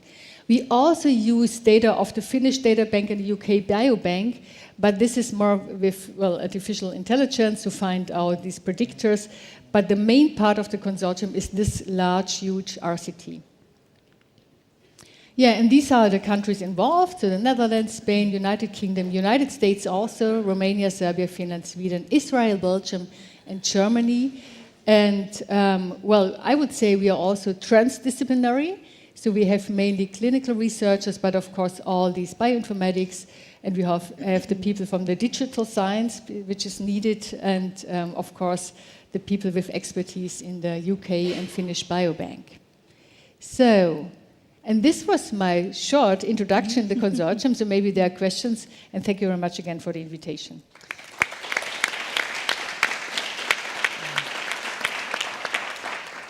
So thank you, Alexandra, and it's interesting to see a completely different field, and mental health, as we know, is a very important field as well. And we're going to continue with mental health, and we have the final member of this panel and speaker here, that is Alessandra Minelli, and she is the associate professor in psychobiology at University of Brescia in Italy. And she is a partner of the ERA PERMED project called PROMPT.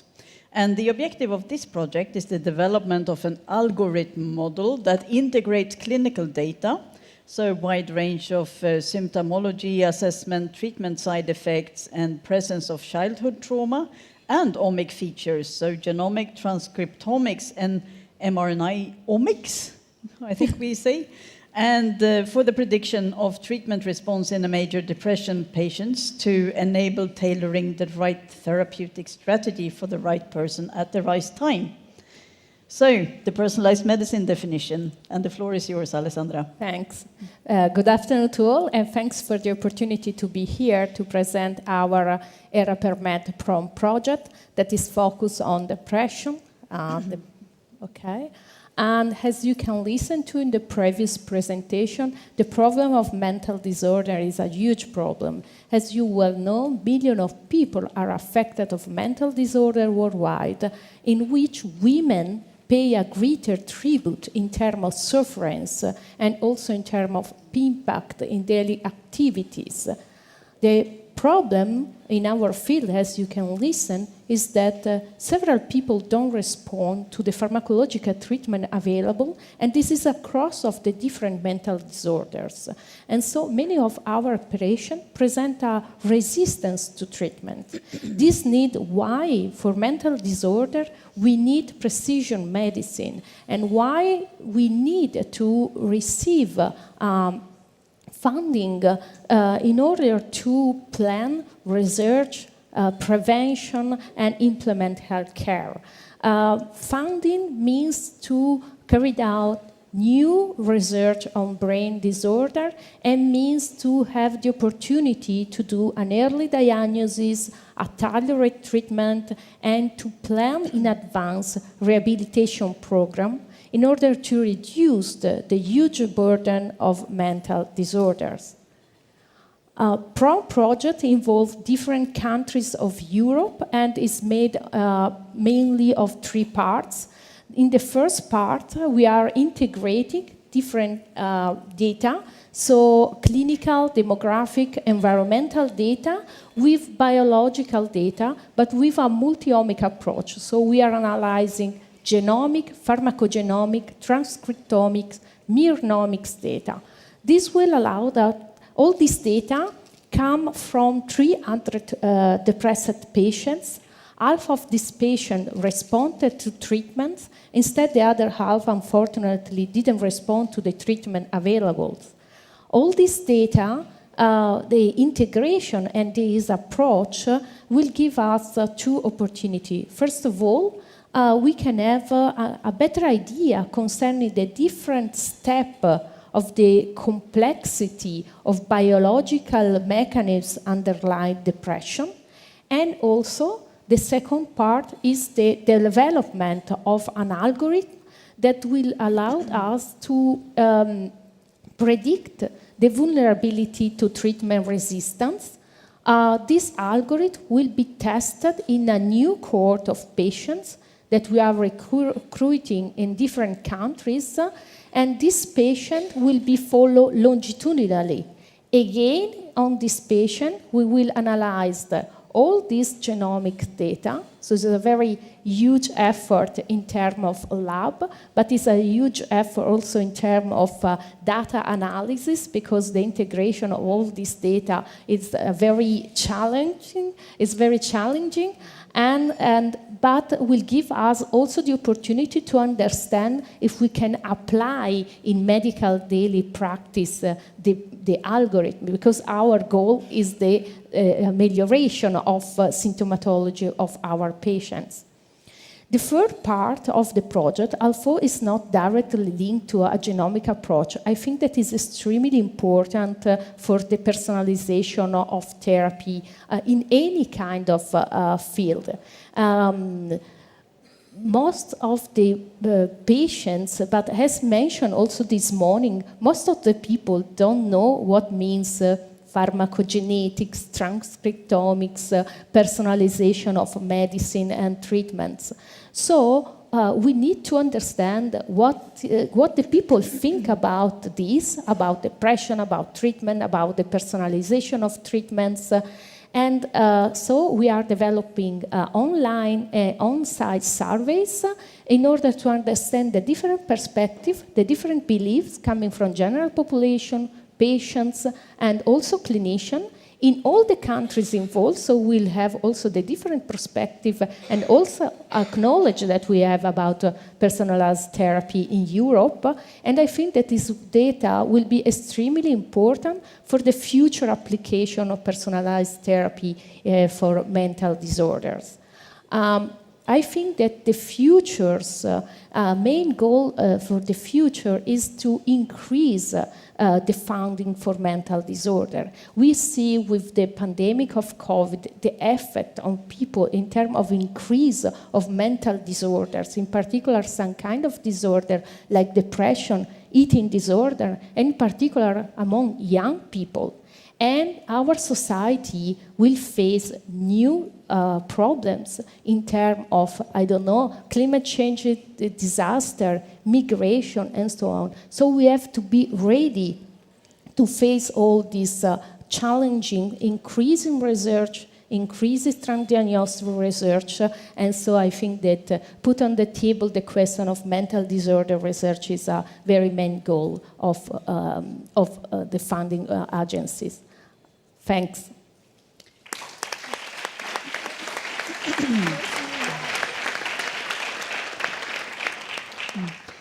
So thank you very much, Alessandra. And we only have a few minutes for discussion now because we started a bit late. So I will start with you because the mental health area is a relatively new, young area for personalized medicine. So what is the appetite in the clinical community for taking up these approaches? What is your experience? Yeah, okay, maybe we could together. But I would say they're more and more open and interested. But there's a huge gap between the research departments and I would say the private practice and then the general practices. But I would say they're more and more open. But it's a challenge to really translate the findings we have in the research to the practice. Maybe this is also due to the special history of psychiatry and the role of genetics in psychiatry in Europe, or particularly in Germany. But, well, I think we move forward. Yes, I can add, I agree. We have a pharmacogenetic Italian national project that we carried out this year, and we focus on education of clinician and patient to explain what means personalized therapy. And this leads to a very enthusiastic involved, in particular of patient, of their family, and also not to be worried about the results, how to manage the results. We need to help the people to understand that. Mm-hmm. Mark? Maybe just to comment from Belgium, we also I tried to start up a study on depression and mental health links to genomics. And it was the same, you had to explain a lot to the clinician why. And there's a lot on the genetics and the link with treatments that's difficult with the clinical world, but it's definitely something, and it's an aspect, I think, not only for mental health aspect, but even in cancer and genomics.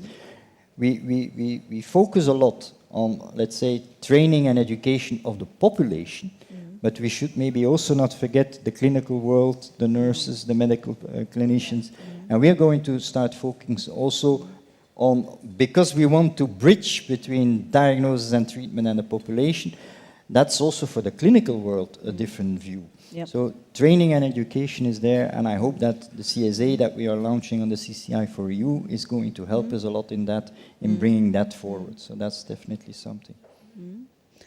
Any thoughts from your side in terms of, you have very successfully worked in Navarra to bring together the ecosystem, and sort of how did you see sort of moving into further areas than, I mean, cancer, rare diseases is sort of starting to be picking up, but how do you see, how can we roll it out in other areas? Also, you know, reflecting on what we heard here from...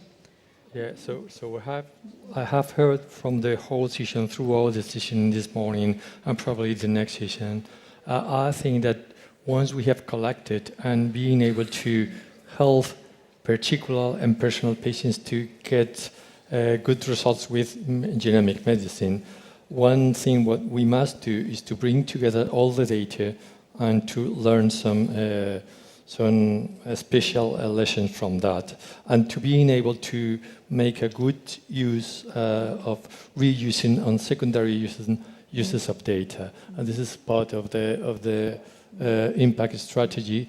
And I think that this is a global, I would say, European contribution to making sense of data with the reuse of data for research and also for health planning, and why not doing a good health industry.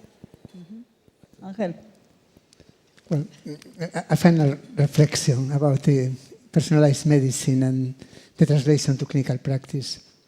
You know, have been involved in so many European projects and coordinating many of them. For me, impact is the more exciting project I have been involved ever. And the reason is that personalized medicine is based in biomarkers.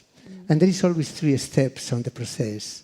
One is discovery, research. There are wonderful European projects for that, and national projects. Second is validation, and in the case of the drug, regulatory approval.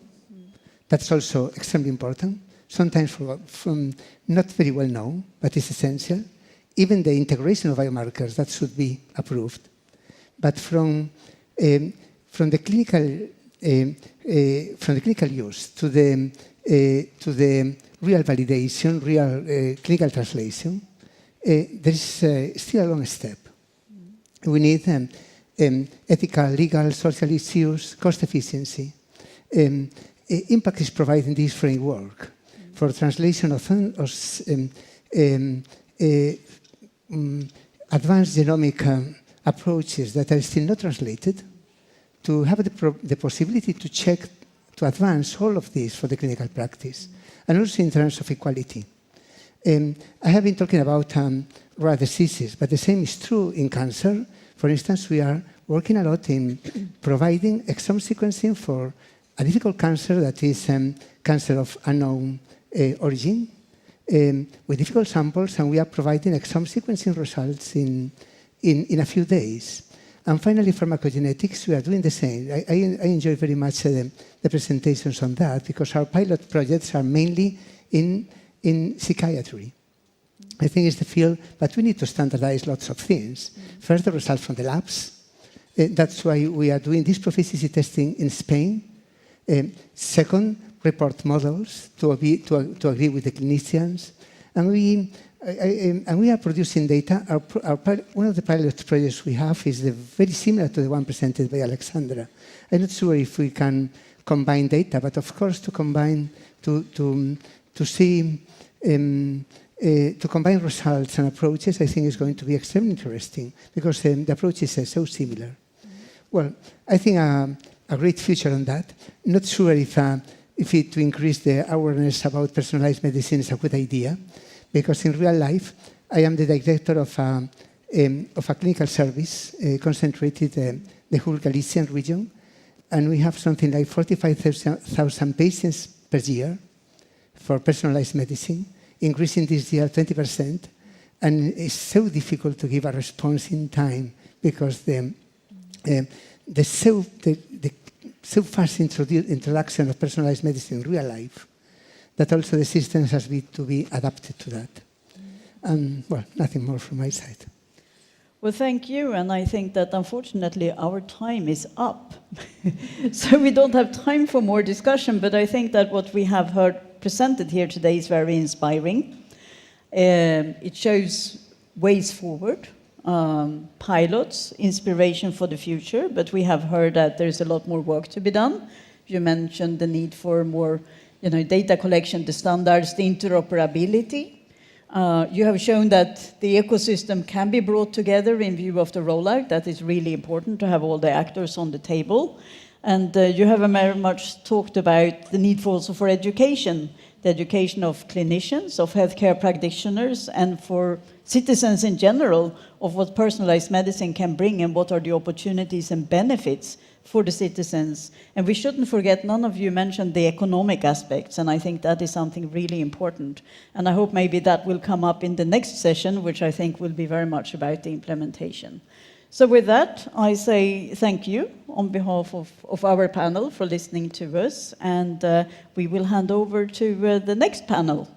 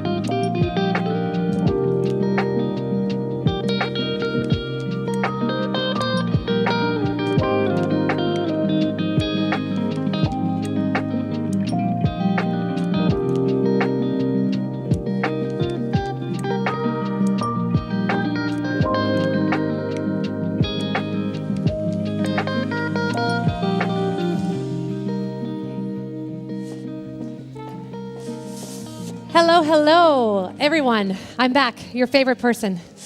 Okay, before we move on to the next roundtable, I have a little surprise for you. I have right here 2023's top doctor jokes. So you're in for a treat. Okay, joke number 1. Doctor, everyone thinks I'm a liar. I find that hard to believe. No? Okay. It's okay. Doctor, I feel like a bridge. What has come over you? So far, 6 buses, 3 trucks, and 25 cars.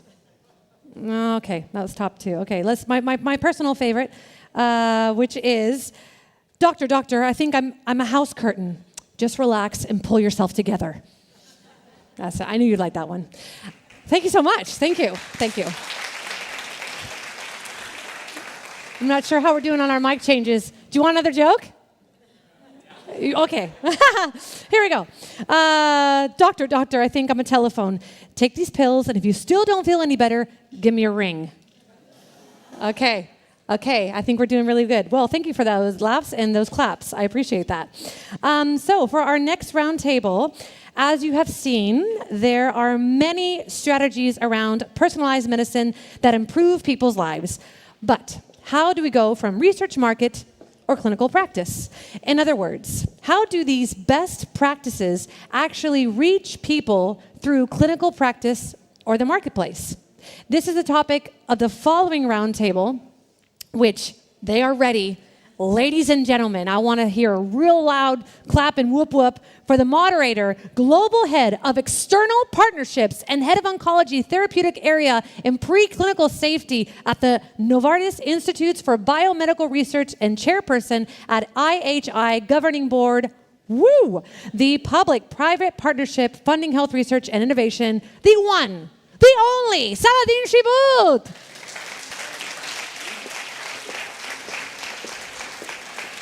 And joining him, we have our speakers, Rocío Arroyo, Carlos Larrañeta,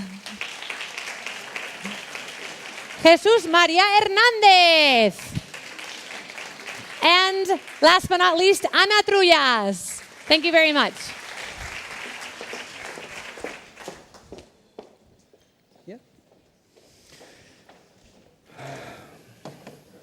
So, good afternoon. Can you hear me? Okay. So first of all, I would like to thank the organizers to bring me something to help with the slide. Thank you. So thanks for the organizers for having us today here. I have to say that the organization is outstanding, and I think we should give an applause to that because it's a lot of work for that. Thank you very much. Yeah. So our topic is going to be very important now. We are going to talk about the solutions to really improve the uptake of the personalized medicine. And we are going to do it in the following way. I'm going to give you a kind of set up the scene. Where are we? What are the issues? And then you can see I'm surrounded with really great panelists who are representing different stakeholders, that are part of the personalized medicine. But the difference with what you have seen up to now is that you are going to be the other panelists, so we are going to ask you to intervene. So there will be a Mentimeter, so you will be asked to use your mobile phone and answer to a very simple question later on after you have heard about what we say here. It's about what are your solutions? What do you propose? And so we will see the results of the Mentimeter live, and we will comment jointly. So for those who were thinking to have a nap, it's not the time now, so you still have to be awake until the coffee break, okay? So if I can go to the first slide, I think I can manage that here. Red one, I think it is. Red. Oh, this one. Okay. So personalized medicine, you have heard a lot about it today, but I will focus the conversation today on precision medicine as an example, but that's not, of course, not only the oncology area. But we are moving from treating cancer based on location of origins of the tumor to regardless of where the tumor is, it's to the patients and to targeting the molecular and the genetic of the patients. So basically, we'll put patients first in this conversation of personalized medicine, and that's a big change from the practice of medicine over the past decades. So to do so, and I don't go into the details of why this is important, you have all heard about it, it's not straightforward. It needs a lot of infrastructure and coordination and change in mindset and practices. And so the policies are essentially essential for that. So regulatory framework has to be adapted to it. And this is what we are going to talk about today. So what is needed and what has happened and what needs to still to happen. Before I get to the next slide, I just want to say that we tend to focus on where are things not working and what we can improve, but we should also say and acknowledge that over the past decade, a lot of things happened in a very positive way. We have heard from the previous presentations the number of screened patients, for genetics, but also some drugs, like I'm now looking at in the oncology area, the CAR T cells, to basically take the cells from the person and modify them, bring them back. So it's personalized medicine somehow. So this is curing patients. So we are talking about curing now. And this is, it's important what you are talking about here because it works. Okay? The question is, how can we put it at scale? And that's not easy. And that's and why? Because several barriers are identified. And the barriers to get to the realization of personalized medicine lie on multiple elements. If you look at the research and development, biomarker is a critical component, and we do not have a centralized database where we can have a performance of a biomarker and what is requested being identified. And once a biomarker is identified, developed, how can you make sure that this can be used immediately? That's very complex and more complex than what we thought initially. So, of course, defining the clinical relevance of a biomarker and the threshold is another element. How is this being set up, let's say, across Europe in a unified way? So, there are some obstacles to do recruitment in clinical trials, and you can see that. But if I go through the regulatory, you can see also there's some silos, in terms of personalized medicine with the diagnostics, area. So there are some requirements that are complex for the accelerated improvement. So regulatory, you can read it. There are some opportunities for change and adaptation to the personalized medicine needs. Funding and reimbursement is an important element. And so bear with me, each of those elements, we have panels that are going to talk about that because we have someone who's going to talk not about funding and reimbursement, but the uptake. Somebody has to pay for that. We should not forget about it. And so how do we budget for that? Budgets are limited, in the healthcare system. And so how can we improve in this area? An important element is the infrastructures and the skilled workforce. We know that, just talking about the hospitals, the shortage of the people in the hospital is a problem across Europe. So how do we deal with personalized medicine that requires some specific skill sets while people are already overloaded? So this is an important element. But anyway, so there are also some other areas in the infrastructures that we can really think in a globalization in the European side. Clinical uptake. So there's a poor integration and implementation of clinical guidelines. There are clinical guidelines. How are they really being used? This is not, as we speak, going in the immediate way. And awareness, education of the healthcare provider is an important element that we should really look at carefully. Last but not least, the societal factors. So patients' educations, and we heard about during the previous panels that if you don't put patients at the center of this conversation, there's a disconnect about understanding the language, understanding what they are asked to share or contribute to the kind of conversation with the physician. This is something that is important that we look at carefully. If you look at the bottom of the slide, you can see the key stakeholders that are being mentioned here, and maybe there are more, but those are some of the key elements, and we propose during this session to look at more in details about what are the issues related to these barriers. Let me share with you one area that was raised during the conversation. This is a legislation that was launched recently. This is on the IVDR, and it's not providing what it was supposed to do. It's creating probably more complexities in the system, and you can see it here. For the performance study application, it's done by member states, while for clinical trial application, it's a joint effort, within the European community through the EMA. So there's the disconnect here and not an alignment, and an assessment has been done for the oncology area, for example, in more general, and look at the impact of patients having access to clinical trials because of that legislation, it slows down, it makes it more complex.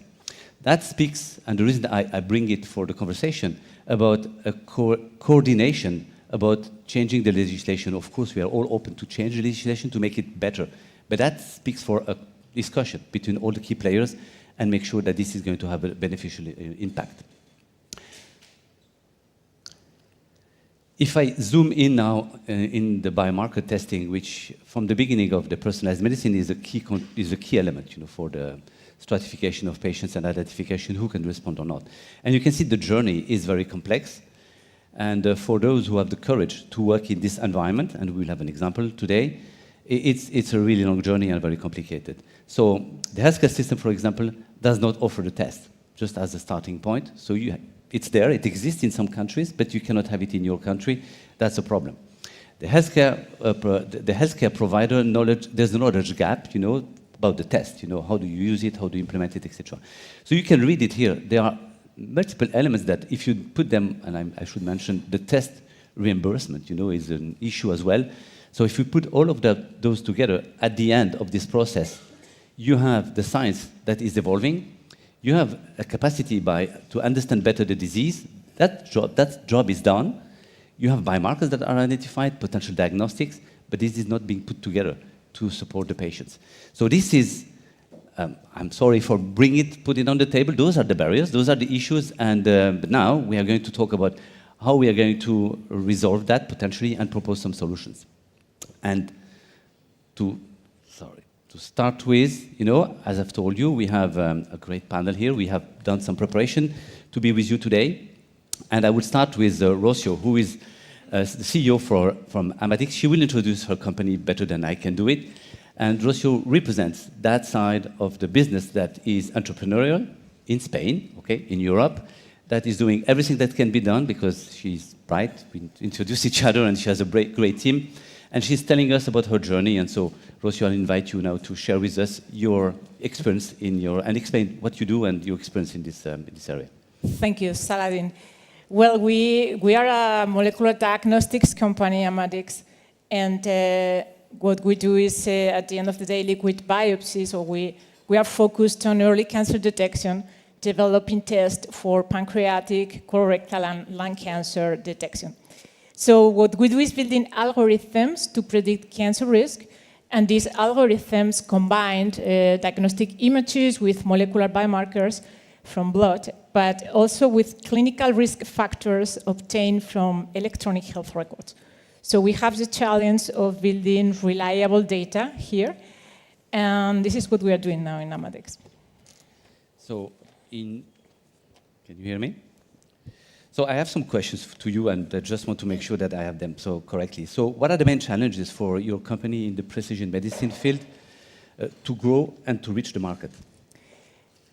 There are a few challenges here. I would say one of them is the data. I think being able to generate reliable data from prospective studies, different countries, is really the basis of a company. And in our field, in diagnostics, I think the design of the clinical development is very important for the clinical utility of the product. So just to share some tips that works for us in the past, it was really helpful to build a scientific advisory board, in our case, of gastroenterologists from different countries, also with oncologists and pulmonologists. And also in a company like I+D+i, a small company in precision medicine, recruiting the scientific team is also very important, not only highly specialized, that of course it is needed, but also, I would say, committed and resilient team, because companies like us face, let's say, some periods of uncertainty. So we were able to reach a product to the market very, very recently, which is Prevical. It is a blood test for colorectal cancer detection. And I think something that was really special here that helped us a lot is that the test has a high sensitivity for detecting precancerous lesions, premalignant polyps. And at the end, at some point, we decided following a multi-omic strategy, combining different biomarkers, epigenomics, transcriptomics, proteomics, with, as I said, with different information from electronic health records and so on. And it was a challenge because to follow this strategy, we spent a significant amount of time, funding, and resources to running clinical validation studies in different countries and generate enough evidence before getting the regulatory approval. And another challenge here for growing a company and reaching the market, I think everybody working on an SME has on the top of their heads is the funding. And raising funds is not so easy, but we learned that an adequate financial planning is in it. And good news here is if you have the data and have the team, the funding will come at the end of the day. But it will come through equity, grants, loans, crowdfunding, but it will come. And in our case, we have European funds through Horizon 2020 and EAC accelerator programs that I would say they significantly shorten our timelines for getting the regulatory approval and moving forward with the clinical validation trials in different countries faster than without this fund. Very interesting. So this morning there was a presentation for the opening about a slide that caught my eyes. It was about ATMPs and adoption of ATMPs in Europe compared to US and Asia. And for those who were not here this morning, so in Europe it's a very small uptake, while in the US, you know, we are talking about innovative technologies like ATMPs. And of course, Asia is really blooming. A lot of innovations from ATMPs are happening in Europe, okay? And my question to you is, how can we ensure that your work stays in Europe, or you can expand, but at least is benefiting to the European, and is there a risk for you that you go elsewhere? I think there is a risk there, not only for Amadix, for many companies, because we have a few challenges in bringing a product to the market in Europe. No? And I think we are here to, as you said, no? to put solutions on the table and listen in the different sides of the precision medicine. But at the end, I think one of the barriers, or let's call them challenges, once a company has funding and the clinical development is on track, I think is the uncertainty due to the new IVDR. And at this point, my general proposal would be regulators and companies need to work together to prevent bottlenecks in the certification, but I have 3 more concrete proposals here to discuss if you want.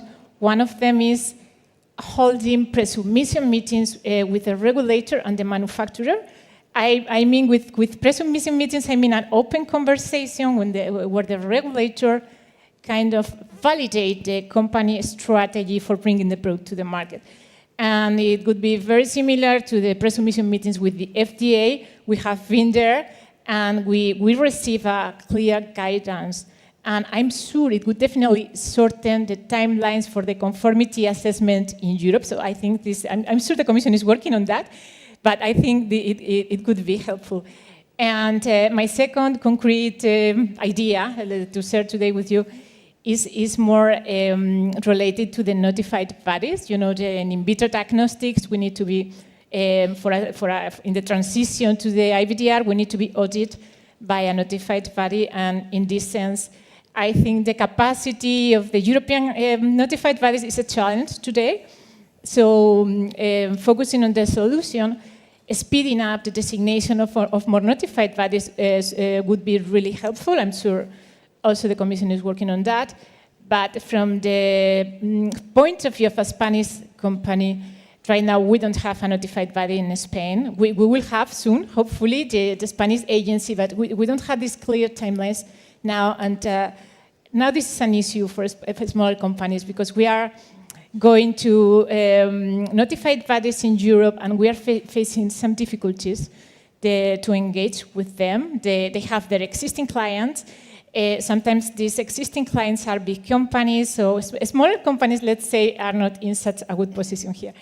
And my third proposal at this point would be having clear timelines for getting the certificates, because the manufacturers, we do really need to predict when the conformity assessment will take place and when to start the production. So in general terms, these are my proposals regarding the regulation, but also if we speak about reimbursement and market access, I think we have in Europe also an important challenge there, and because they varied a lot. I mean, either the reimbursement and the implementation of clinical diagnostic tests in healthcare systems varies a lot across member states. And this is an issue for companies, for big companies and for small companies. So I think in this sense, yeah, again, from the solution side, European guidelines at the end, I think, should reduce the variability across member states of reimbursement. Thank you, Rocio. I think we are not going to have solutions for everything, but so thank you for sharing your case. From the regulatory side, there's the pharma legislation now changed as we speak, and there is an opening in the pharma legislation that speaks about regulatory sandbox, and this is an opportunity to accelerate some regulatory elements if this is needed. So we're happy, because we are here not only just to have a conversation, but to have a follow-up and to have a conversation and see how we can implement that in a public-private partnership and use a regulatory sandbox in the case of diagnostic tests. So this, I'm not sure that's a solution. I think it's a way to go, but this is what we can offer. If I may add very briefly, Sure. I think it could be a solution in part, because I think we need to provide timely access to patients to diagnosis of life-threatening diseases. And right now there is a mechanism there, so something like an accelerated pathway, like the breakthrough device designation for medical devices, a diagnostic test, or either kind of product would really improve this challenge we have here. Thank you, and so we're happy to have entrepreneurs like you to continue to innovate for the future. Thank you. Now moving to the healthcare provider and the payers conversation. So Carlos is going to tell us about procurement for innovation, and maybe Carlos, you can introduce yourself and your activities. Thank you. Yes, I'm Carlos Larrañeta. I work for the Regional Ministry of Health Andalusia, specifically for the Technical Office of Procurement of Innovation, but I'm here because I'm also the coordinator of Procure for Health, the European Community of Health and Services, Healthcare and Service, Community of Health, Social Care, Innovation Procurers. Meaning that Rocio is the representing here the supply of innovative solutions. I'm representing here the demand of innovative solutions. The theme of this roundtable is the uptake of personalized medicine. From our perspective, that is the uptake of innovation, and once again, for us, is procurement of innovation.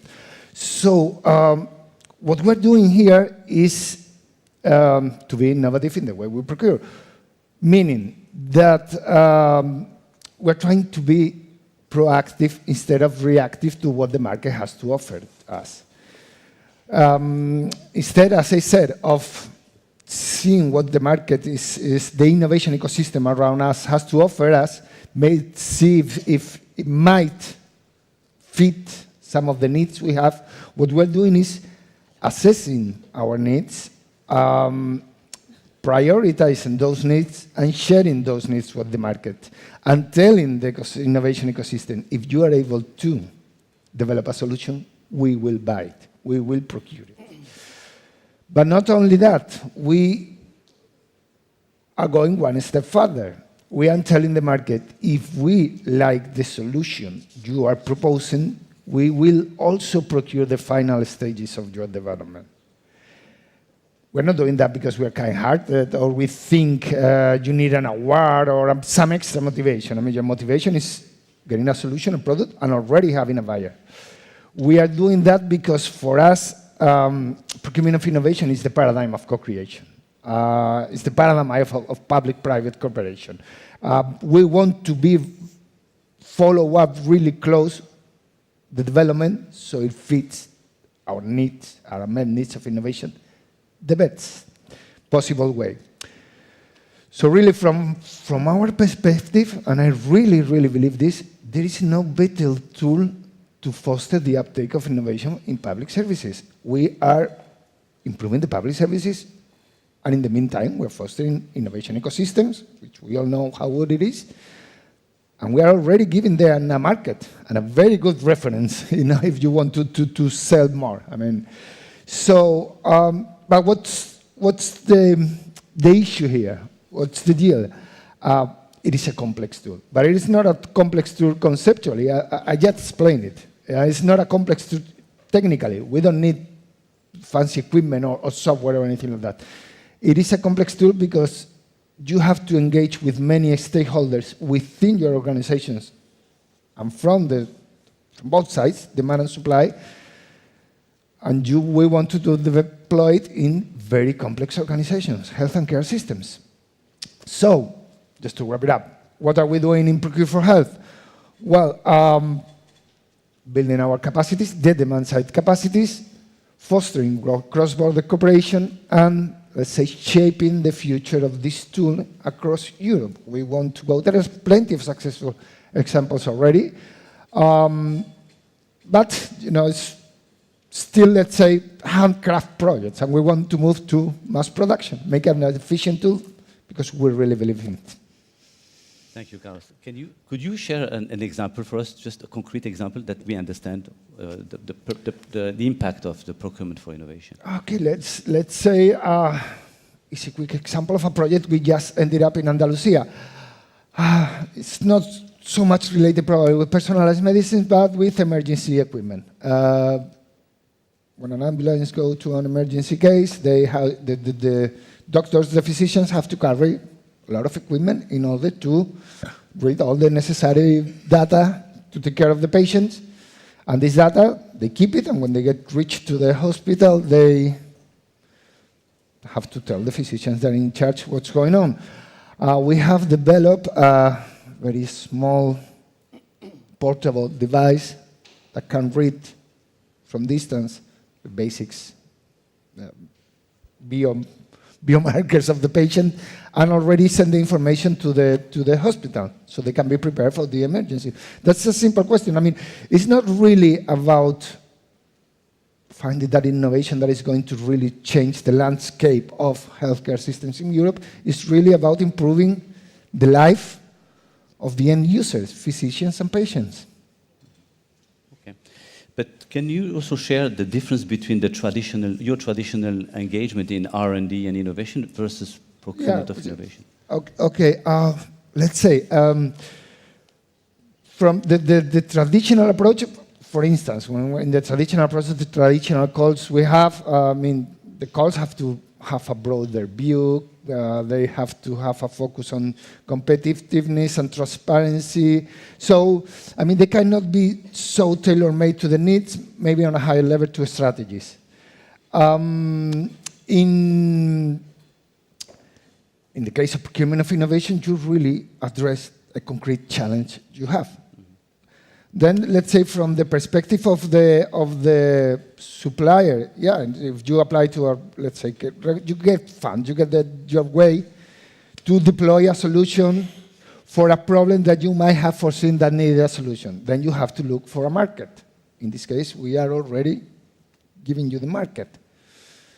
And once again, even for the perspective of the, let's say, more bureaucracy burden of having to go or deal with the calls, the ones that have to deal with the burdens are us, the demand side, that have to get the funding in order to carry on this project. Because for the supplier, I'm not telling you, okay, I'm procuring your services. I'm just telling you, okay, if you are able to develop this solution, not even that, because I'm not telling you that you have to be successful. But I'm just telling you, okay, I'm going to buy these next steps in order to reach the solution. So you don't have to do reporting or auditing or anything like that. That's on us. So let's say it could be, from the side of the supply, a much more flexible, accessible tool. Thank you, Carlos. That was very, very interesting. So now moving to another part of the contributor on my left side. So Jesus Maria, thank you for being here. I know it was a really hard way to get here. So you are going to share with us an experience of what we have heard during the day today about large-scale public-private partnerships. So you are co-leader or the pillar, one of the pillars of the Harmony project. So you're going to explain us what it is and what you have done. Thank you. Thank you, Saladin. So good afternoon, everyone. And I'm here, I'm Jesus Hernandez. I'm hematologist, so I'm physician and also professor at the University of Salamanca. And I think this is, I'm here to present these Harmony and Harmony Plus projects. Both projects are IHI, before they were IMI projects. And I think they are a very good example of several topics. First one, the importance, the relevance of the health institutes as ULAFE Institute, as IPSAL Institute, who are coordinating now and in the last 7 years both projects. In addition to that, I think they represent an example from our side. It's a very good example of a public-private partnership, because Novartis is also working in the coordination, BMS is also working in the coordination, and actually we are covering about over 150 institutions, and all the stakeholders are in the middle of the project. And I will go now to explain just in a very short period of time, which were the basement, why we started this project. First of all, because hematological malignancies are extremely rare malignancies, with a very, very high impact in the health systems. So few patients with a lot of cost for the health system, and more cost because of the new drugs. In the second point, because hematological malignancies are is a good example for personalized medicine. All of our diseases are usually had a biomarker, a molecular biomarker, genetic biomarker. They are very well characterized. So we have a lot of information about, let's say, not very much number of patients. So we can go and we can be into the patients. So 8 years ago, we started to build up this big data platform, collecting data from hematological malignancies, data with high quality, in which we combine clinical data from patients, in which we combine biological data from patients, but also we add all the clinical characteristics, the follow-up and the response to the therapy. So there were many barriers. At that time, GDPR came, so we have to adjust the data regarding or adapting to the GDPR. And the database, the data lake is, of course, is absolutely secure, but also is working according to the GDPR rules and GDPR law. But also we are following a standard of harmonization. We are using OMOP in order that all the database, all the data coming from patients are inside the database. I want also to stress here another point, that this is a critical point in our platform. All the stakeholders are there. There are patient organizations, 9 patient organizations across Europe. There are HTAs, there are regulatory agencies. We are also economists, health economists, your academic institutions, hospitals, and of course have the contribution coming from the industry. At the time that we started to collect this data, at the time that we start to share this data, sometimes people came to us and telling us, okay, you will be not able to collect in the same platform data coming from the clinical trials sponsored by the industry and academic data. The data are there. Now the data are living in the same platform, correctly anonymized and correctly harmonized in order to get more information regarding patients. I think we have to be proud as a hematologist, as this really large community. You have in the screen 500 professionals working, 9 patient cluster organizations, 9 big pharma companies, over 140 public partners, and now expanding this idea of data sharing not only in Europe, but also out of Europe, worldwide, North America, South America, Australia, and also some Asian countries. This is impressive, Jesus Maria. And so this is an example of how to make Europe leading, right, so in this area. So this is one example. It's a long project, right? It takes 6 years. It is the right settings for complex issues to be resolved. So this is great, a great example that it cannot, if it would be resolved in 6 months, it's not the kind of dimension. So you did it in the way it has to be done. Could you share the experience about, because we heard about it this morning, sharing data, the complexity of sharing data? What's your experience in the Harmony? Well, this is totally a challenge. So sharing data means that we have to break our idea, the silos of the idea of silos that we have, the idea from the academic institution that the data are their data. So these are my data, these are data for my patient, I'm not going to share with you. So we have also to break this problem, this barrier between industry and public side. But this is something that is educational item. So we must educate the community. Patient organizations are there, and also they are educate industry and also educate academic institutions.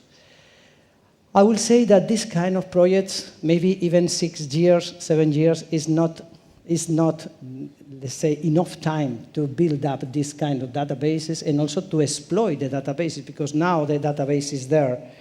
And this is something that I also want to share with you, or maybe we can open some kind of discussion about the possibility for this kind of project who really achieve some goals or really achieve the goal.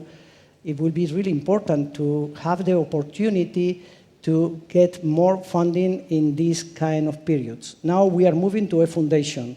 This transition period from a project to a foundation is not easy.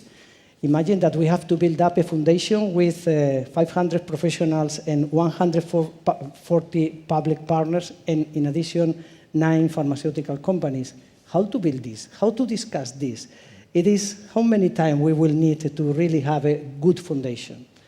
And I think, Saladin, I think you made the point that here Europe is taking the leadership. At least this project is carefully seen, mostly in the States. American Society of Hematology is very close to us, is asking us, let's say, almost every 2 weeks for thesis, just to see how we are getting the approval, how we are getting the data, how we are going to share the data. And this is something that also we can demonstrate. But 6, 7 years, some projects maybe is not enough time to have this idea and to really run the idea and to fuel the idea that the idea is going to fly. Right, so sustainability is one of the big problems. But on the positive side, Europe is capable of doing this type of collaboration between European Commission, the industry, the academics, the patients. It's not an aspiration, it's happening, right? This is one of the examples. And to be at the leading place. So now, did you have any impact of this? Do you have any information about any drugs, that accelerated development? Maybe I'm pushing you here, or clinical trials that will be improved now, or patient improvement because of this initiative? Well, because of this initiative is covering all the hematological malignancies, and we can discuss here for hours how are they improving regarding the specific hematological malignancy. But for instance, so far we have published at least 3-4 papers in which we establish a new scoring system. And this scoring, this prognostics index is not based on the study of 100, 200, 1,000 cases.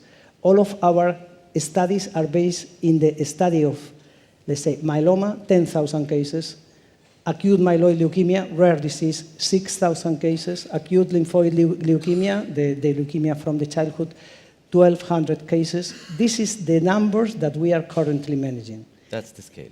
Okay. This is the case. Thank you, Jesus Maria. So last but not least, so the regulators are key contributors, of course, to this environment of personalized medicine. And Anna, it's a pleasure to have you with us today. Maybe you can introduce yourself as well and share your thoughts. Yes, sure. Thank you, Saladin. My name is Anna Trullas. I'm a product lead in the oncology office at the European Medicines Agency And I'm here today to talk about in vitro diagnostics and the new regulation we have in place. So, Chairman, members of today's session, I'm honored to be here today to talk about improving uptake of personalized medicine, and specifically one of the focus areas, diagnostics from the medicines regulator perspective. We have set the scene for a long time now, and in oncology, in the past years, about a third of approvals of medicinal products required a diagnostic test for patient identification. That means that they specifically target to a group of patients. When setting the scene and looking at diagnosis, how crucial it is to look at the probability of a diagnostic result being positive when the patient's true biomarker status is positive, and that the diagnostic test result is negative when the patient's true biomarker status is negative. This will influence how patients can benefit to treatment the most, and therefore clinical efficacy and companion diagnostic accuracy will be established. Companion diagnostic being a device which is essential for the safe and effective use of the corresponding medicinal product to identify before or during treatment patients who are most likely to benefit from that medicine. At the European Medicines Agency, we facilitate opinions of medicinal products. And our Committee for the Evaluation of Medicinal Products also evaluates the in vitro biomarker test for patient selection for efficacy. So let's take an example that you can relate on. One of the immunotherapy treatments for gastroesophageal cancer, for which patients are negative to the receptor HER2 and whose tumors express PDL. We know that patients with those characteristics benefit the most to available treatments, and that is thanks to the specific test to determine mutation levels. Now, recently, you can see on the screen, we have in place a new legislation as proposed by the European Commission on in vitro diagnostics. And that is the regulation of the European Parliament and the Council on in vitro medical devices. In addition to the evaluation of the medicinal products and prior of the certification of devices by the notified bodies, the agency will provide an opinion on the suitability of the device in relation to the medicinal products. Overall, we believe providing a robust assessment in the evaluation of the in vitro devices, and this will create a solid regulatory framework for companion diagnostics, encouraging innovation while safeguarding patient safety. Thank you. Thank you, Anna. So you mentioned the implementation of a new regulation, and so for the EMA. So what's your take home in terms of what worked well and what are the challenges? I think we need to talk about achievements here. We made sure we implemented this new regulation into our processes. We made sure the new devices, consultation procedures were available at the agency, and we prepare our systems to be able to receive them. Overall, it's important to highlight that we made sure that the new agency's obligations were fulfilled. But Saladin, when talking about achievements, we need to talk about the gaps in the system and the challenges. And I think we are able to talk about those, and I think we have to. We hear calls from pharma industry, calls to the European Commission that there is fear that this will affect clinical trial development in Europe. Fear that there may be unclear in vitro diagnostic requirements from the sponsor of the clinical trial versus the manufacturer of the device. So we don't know if those are true and clear requirements or not, but this is something that will affect the development in Europe. Fear that this would delay access to novel therapies, as you mentioned earlier, Rocío. Clinical trial developments will be affected, and this will have an adverse impact on the development. To address this, the European Commission, jointly with the different stakeholders, they are working towards more clarity and more guidance on this interface between the clinical trial side and the in vitro diagnostic regulation. So hopefully more guidance will come our way. Thank you, Anna. And I think one of the solutions, if not the solution, is a coordinated work between all the players, right? And that's what we were trying to talk about from the beginning of that conversation. And I think now we have gone through the introduction. You know who the panelists are. I think it's time for you to be part of the conversation as well. And if you are ready for the Mentimeter, I think there would be a display of a QR code. Okay. Shall I do something, or it's coming? No, it's coming. So if you wanted to join the conversation, you just go into this. We were trying to do it ourselves. If you have other additional solutions, so it's going to be very simple. So you go and try it, and there will be a question being asked, and just share with us. Realistic solution, please. Okay. So while you are doing it, so we are going to see it live. So of course this has not been prepared, and we will see the coming proposals. And if there are microphones, in the room, we may ask the people who ask the best question to comment. So you may be rewarded in having a chance to talk. Okay, so we can start to see the. Can we put the screen in a different shape, please?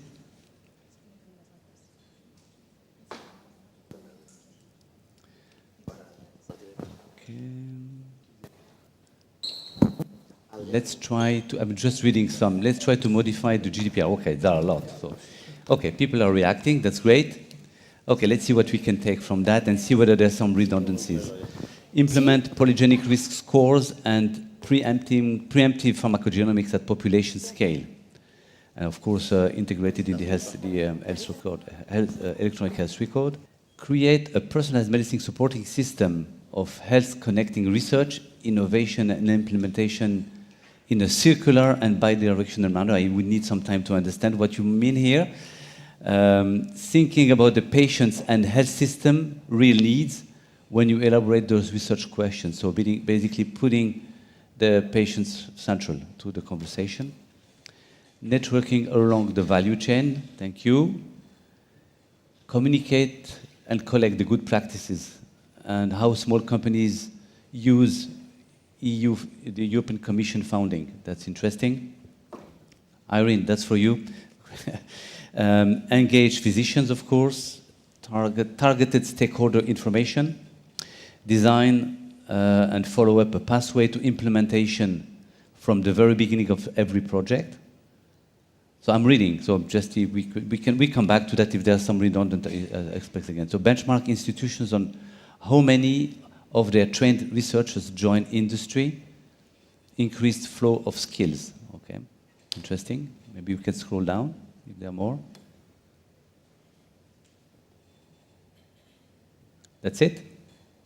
Is there anything else? There are 50 responses, so we should. Okay, it's coming. Okay, here we go. I will not read everything. I will just pick and choose here. Founding seems to be redundant, unless maybe it's the same person who's putting the founding, or it's multiple people. More founding, dedicated founding. Okay, we come to that. Okay, on the founding element. Government procurement. Okay, maybe Carlos, that's one for you. Next-gen sequencing founding. Less difficult of medical device certification. I think we heard that. Okay. Education of clinical community in genomics. Yeah, that's important. Glue. What is glue? Okay, somebody will tell us. Okay, promote drug-like trials. For those who do not know what drug-like is, drug is an opportunity to have compounds that are marketed to be involved in some clinical trials for selected patient population. And if positive, they will go to the next number of patients. And if positive, there will be reimbursement being organized. It's a very nice project that started, I guess, in Netherlands and then expanded to multiple countries. Yeah, interesting. Federated data platforms, that's the must-do, I guess, right? Okay, so I'm just looking at founding, asking the important missing collaborations. Okay, remove bureaucracy. Yeah. Okay. Take into account all health professionals. Invest in research personnel. Educate the young and future generation of precision medicine players. Support in bureaucracy. So facilitate data exchange. So that's an interesting one. Promote spin-off creation as tech transfers entities to validate, if you could scroll down a little bit, validate the business, clinical, and industrial feasibility. That's important. Effective supporting committees, implementation and evaluation with a multidisciplinary approach. Okay. 66 answers. Is there anything else? So, okay, I think that's fine. So we have a kind of a landscape of different kinds of questions, different kinds of solutions or proposals at least. So I think founding is probably the number one topic that is coming here. There's a lot of funding actually, and there are a lot of sources, and maybe that's one of the questions, you know, where. And I had a conversation with some people today about how do we have access to IHI, for example? How does IHI work? Very complex. And so I think funding is there. It's maybe education on how you get to access the funding and organize a structured way to approach the money. Now, that being said, if you look at the representation of venture capital and money being available for startup companies, if you project it globally, Europe is a small bubble compared to Boston for healthcare, and China is coming now with a bubble that is bigger than Europe. So we are in a difficult situation now that most of the money is in the US, and this money is not just venture capital, it's also government money that is supporting by the states, by the different governing states. For example, the Boston area is not just money coming from venture capital. The Boston area wants to sustain innovation at their place, so they create tax activities, tax-free approach for companies, etc. Those are some solutions that we really need to think about, and in the context of IHI, with the European Commission and the industry, we have started to talk about sustainability of the healthcare system. How do we found the system? How the system is going to be sustainable? So we'll hopefully come with some proposals in this area. But so founding is a critical element. The other thing is complexity of the environment, if I could read, you know, and the integration of the different partners. Again, public-private partnership is one of the solutions, not the only one, but that's one. Mm-hmm. I would personally advocate for big ones, transformative, and there are different tools, you know, that you can find, but IHI is on the big one and transformative. So if you're interested, just go in the IHI and you will learn more about what you can do over there. And did I miss something? I'm asking my panelists now to intervene. So, Rocio, any thoughts from that?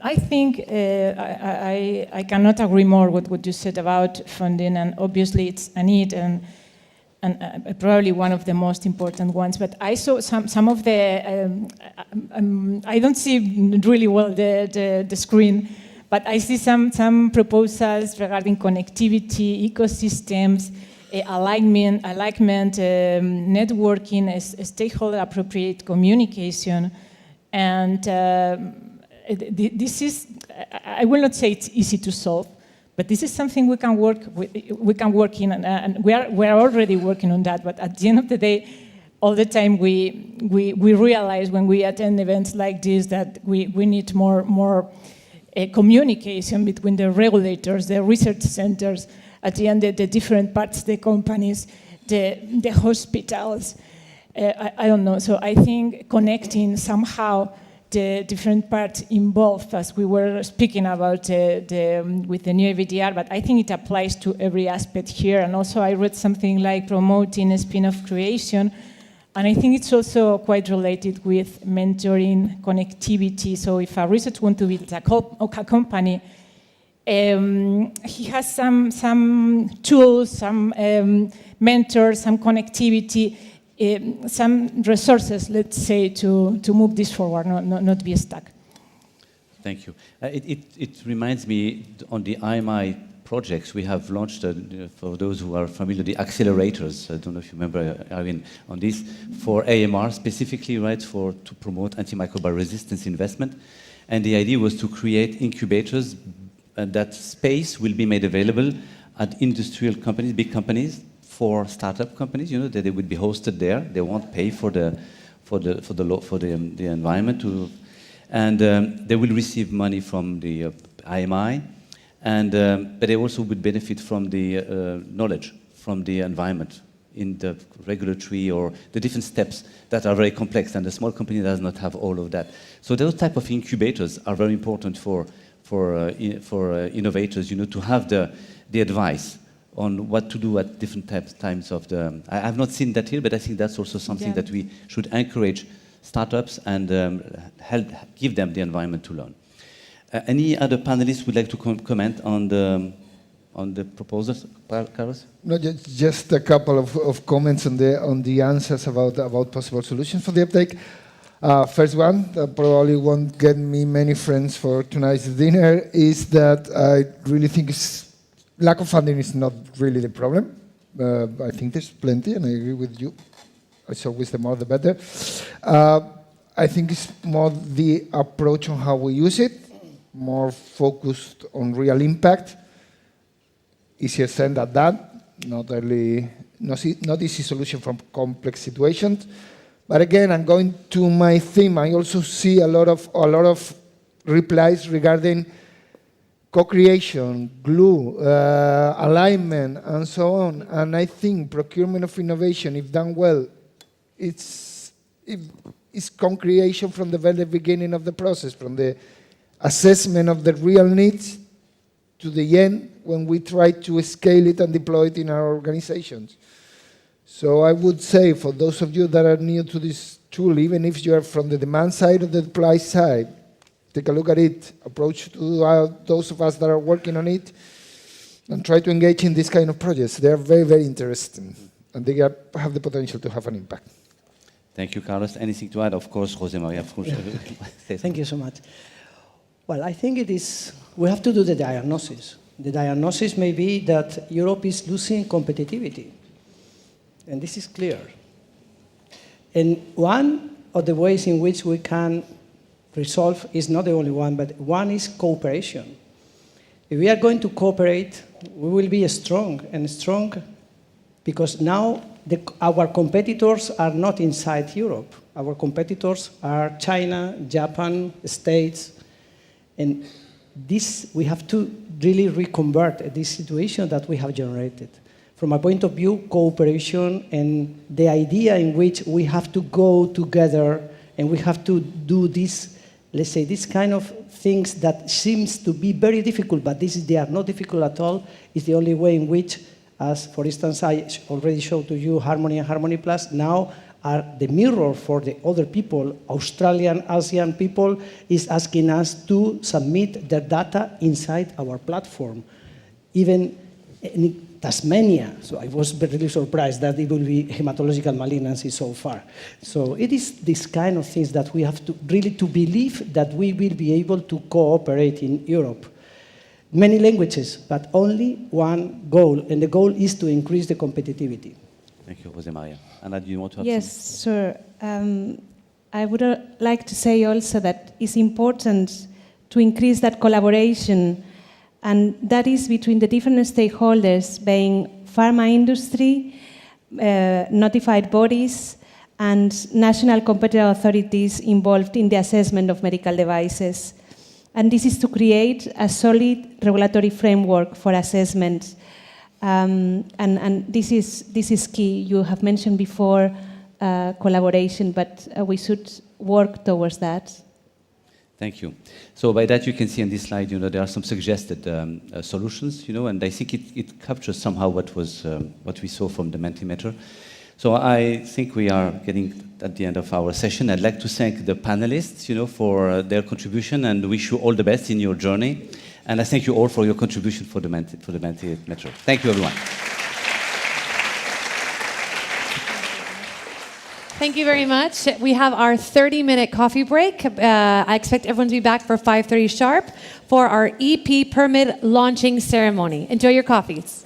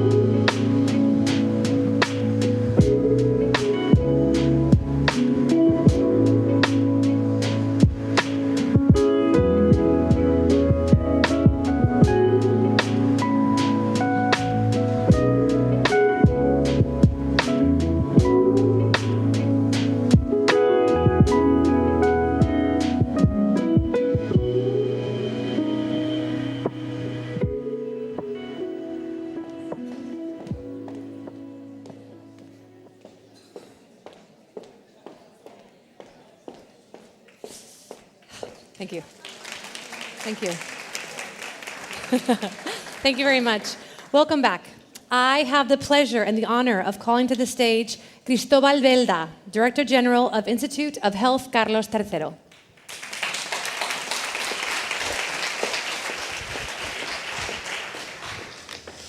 Good afternoon again to all of you. Director of People Directorate of European Commission, Director General for Life Science at the German Federal Ministry of Education and Research, representatives of the scientific community, partners, colleagues, and friends. It's a honor for me and for the Institute of Health Carlos III to start this EP Permit launching ceremony. The possibilities for personalized medicine are becoming more and more promising. This is happening because of our joint efforts. The launch of the European Personalized Medicine Partnership will allow the promotion of all areas and disciplines of precision medicine. It will facilitate innovation and transference, and we need to enforce it, consolidating this precision medicine in our health systems. If we do, we will bring closer a very important goal: improving people's health by ensuring equity in the application of personalized medicine. The integration of precision medicine into healthcare is progressing steadily. It drives advances in diagnosis, treatment, prevention, and rehabilitation.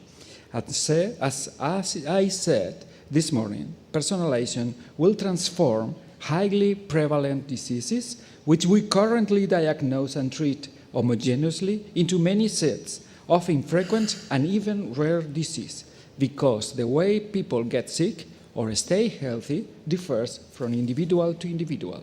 As always happens, the Institute of Health, Carlos III, is committed to advances in biomedical and healthcare research.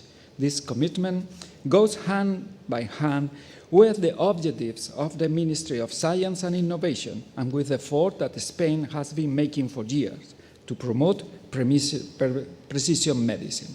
The European Personalized Medicine Partnership has a global budget of more than 300 million euros, and our institute is one of the 49 partners involved in its development. Our institute participates in this partnership in several ways. We act like a funding agency. More than 28 million euros will be devoted from our institution in the joint translational call.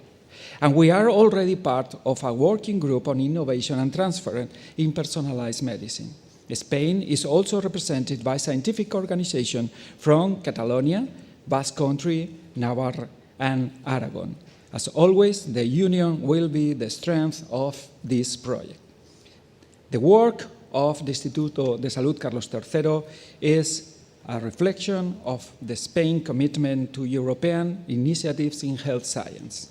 The proposals that we are debating here today are perfectly aligned with the Spanish action in the field of personalized medicine. The aim is to consolidate its importance in the national health system, promoting the generation of knowledge and its transfer to industry and society.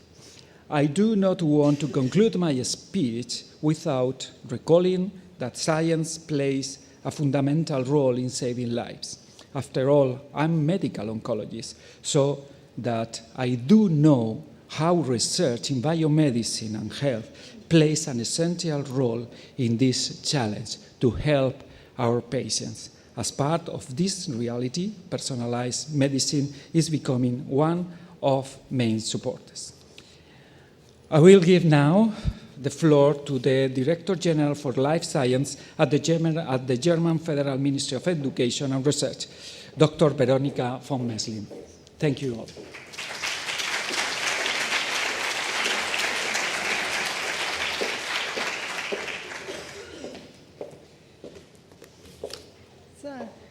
Thank you very much. I'm actually excited and delighted to be here today at this conference and to have the opportunity to speak at the launching ceremony of the novel European Partnership for Personalized Medicine. Given how many abbreviations we are usually dealing with, it helps to at least say it out once.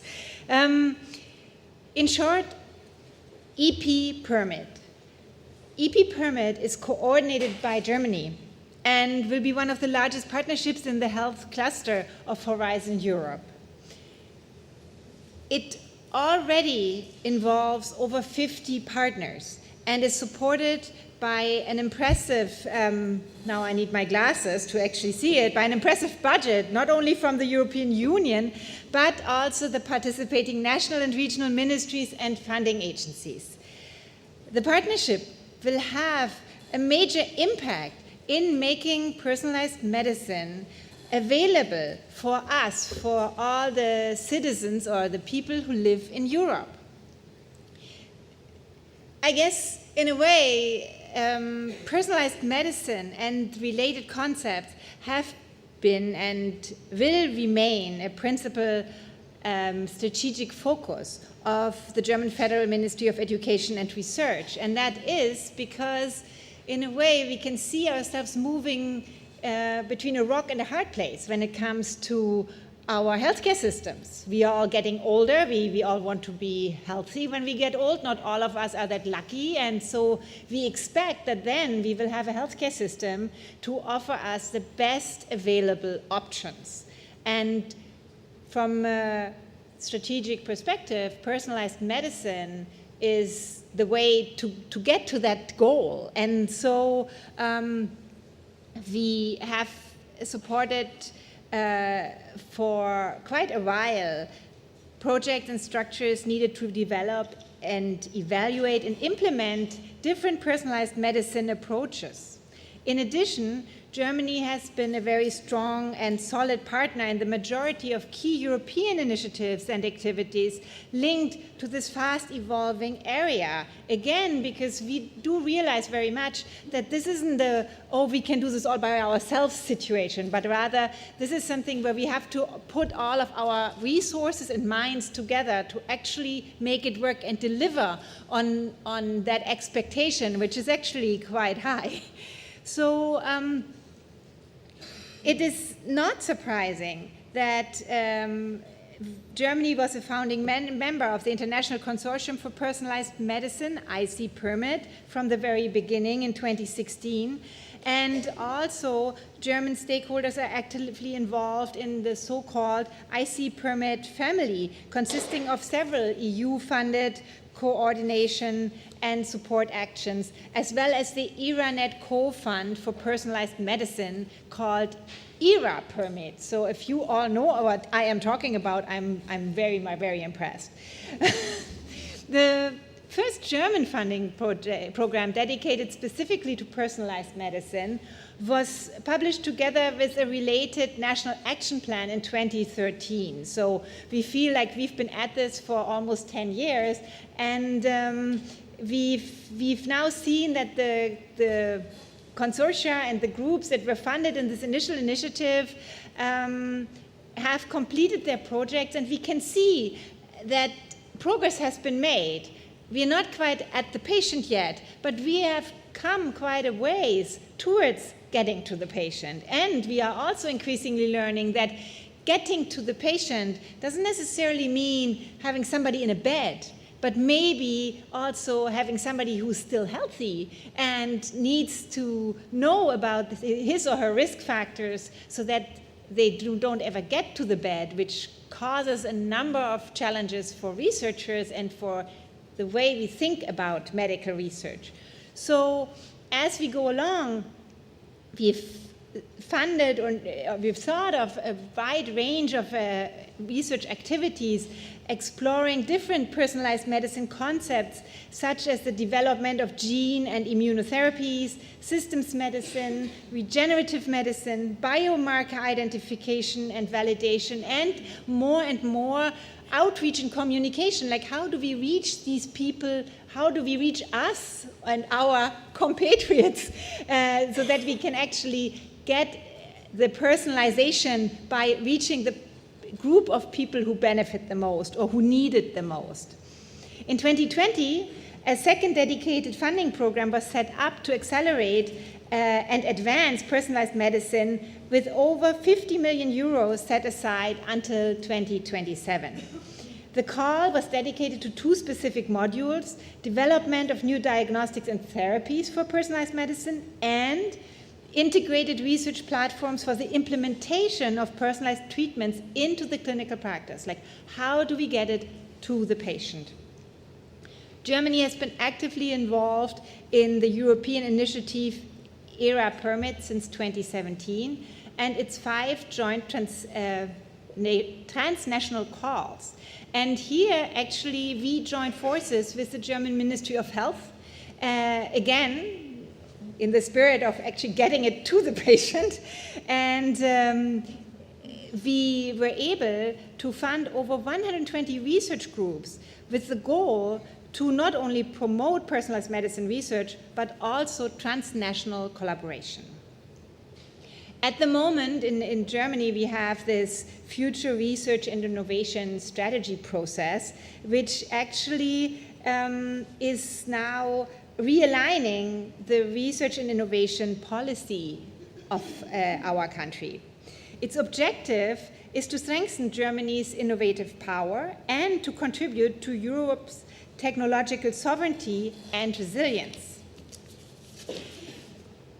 Coming down to the health part of it, it aims at making the healthcare system of the future accessible, effective, high-performing, crisis-resistant, inclusive, rehabilitative, digitally connected, needs-oriented, and easily available to all. So I guess I covered all the buzzwords.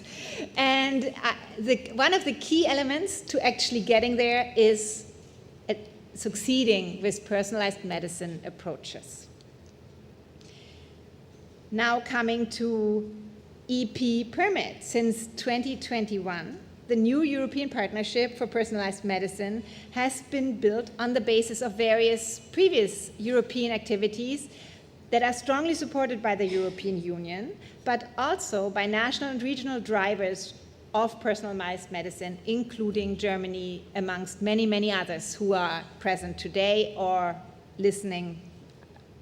And so the vision of EP Permit is to improve health outcomes with sustainable healthcare systems through research development, innovation, and implementation of personalized medicine approaches for the benefit of us. And in the next 10 years, EP Permit is planning to launch a wide range of calls, events, and activities to further support research, but also to activate improved and successful impact when it comes to personalized medicine innovations and their transfer into the different healthcare systems. So I have to out myself. I'm the one who wrote, we have to have the whole thing along the value chain. And I guess this is what we are hoping to achieve with EP Permit. I'm convinced that this transnational European initiative will have a substantial impact on personalized medicine research, innovation, and implementation in Europe and beyond. I thank you for your attention and your support of EP Permit, and I'm passing the baton to Irene, who will now tell us more about the initiative.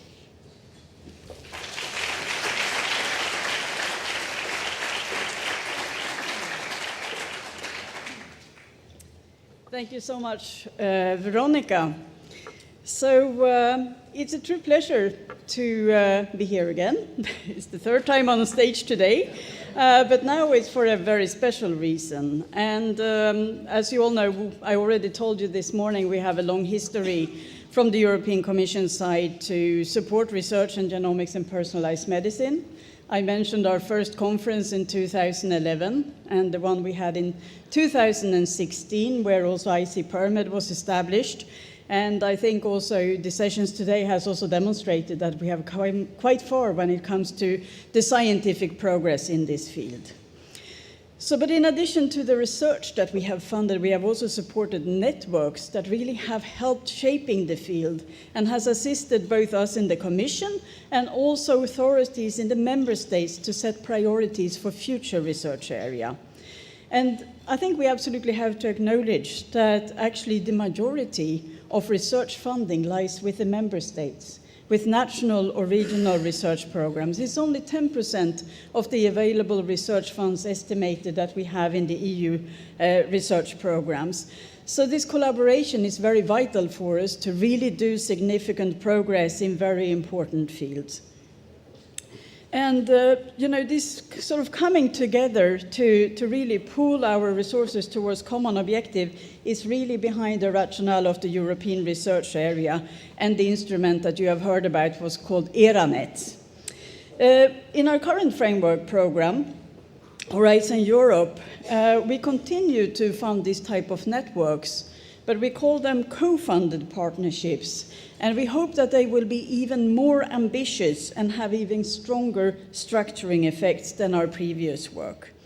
And looking into the areas that we would like to have such co-funded partnerships, we have seen that personalized medicine has been chosen as one of the fields for those areas. And in fact, it is the area which has the broadest support among all the member states.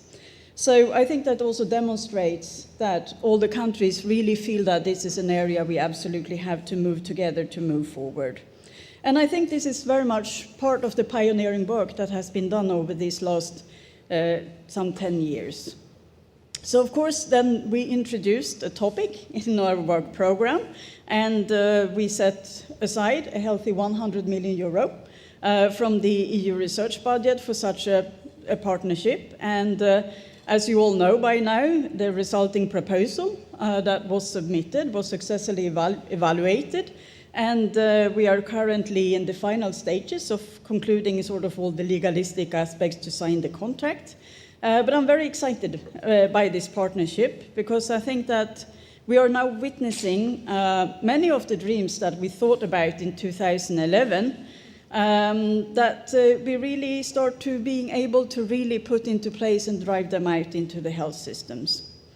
So with the vast amounts of data that has been generated and is being generated, and the constantly improving IT tools, we now have the opportunity to utilize much more of the outstanding results coming from the research and innovation projects that we all are funding.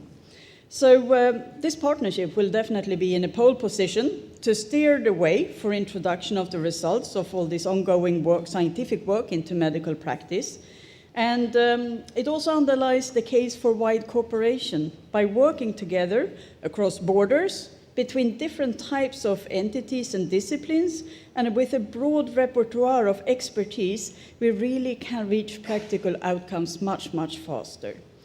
So it is expected that this new partnership will really sort of have the wheels on the starting grounds very rapidly in the coming month. And of course, it doesn't stop us from really launching it formally today. And what better opportunity to announce this exciting venture than here at this fantastic conference with all you who are actively engaged and interested in driving personalized medicine forward.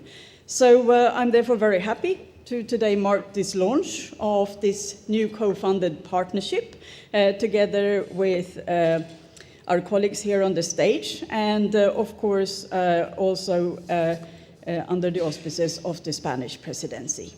Thank you.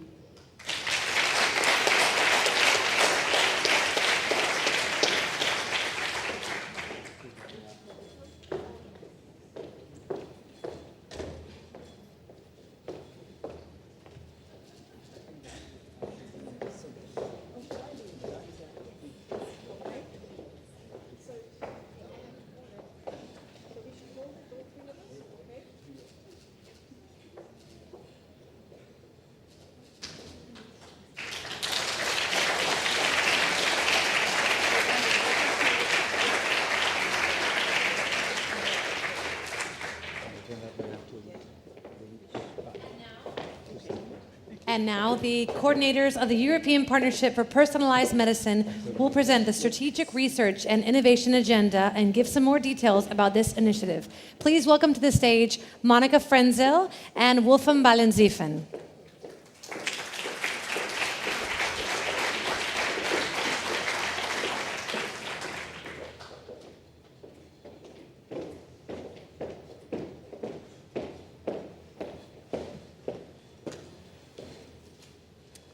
I hope you can see me. So I speak. Good afternoon. Wolfgang will join us in a few minutes. It is a joint presentation, and it is our great pleasure to be here. Thanks a lot to the organizers for this very impressive conference. Listening to the different sessions today, the different talks, but also looking at the program tomorrow, I think we see a big key message, and it was underlined just now from Irene. It is collaboration. And I think what was made already today very clear is if we would like to advance in personalized medicine, we have to create collaborations that are multidisciplinary, that are connecting the different sectors, the public and the private sector, that are cross borders in Europe, but also internationally, that are multi-stakeholder collaborations, bringing together the entire set of actors in the field of personalized medicine. To be honest, I have no idea how I change my slides. Maybe that's done automatically. Okay, great. So we are having, as I said, a joint presentation, and we would like to start with the strategic research and innovation agenda. And next slide, please. Before coming to this document, we would like to bring you to our personalized medicine journey. And I hope, maybe, or maybe you just change the slide for me. That's also fine. Or I missed something. Perfect, great. So let's try it. Yeah, next slide. The personalized medicine journey, maybe our personalized medicine journey, that is a joint effort. And well, to be honest, in my part of the talk, I quite repeat a lot of what was said before, but maybe I give some visuals for all the abbreviations that are coming up, but also for the timeline.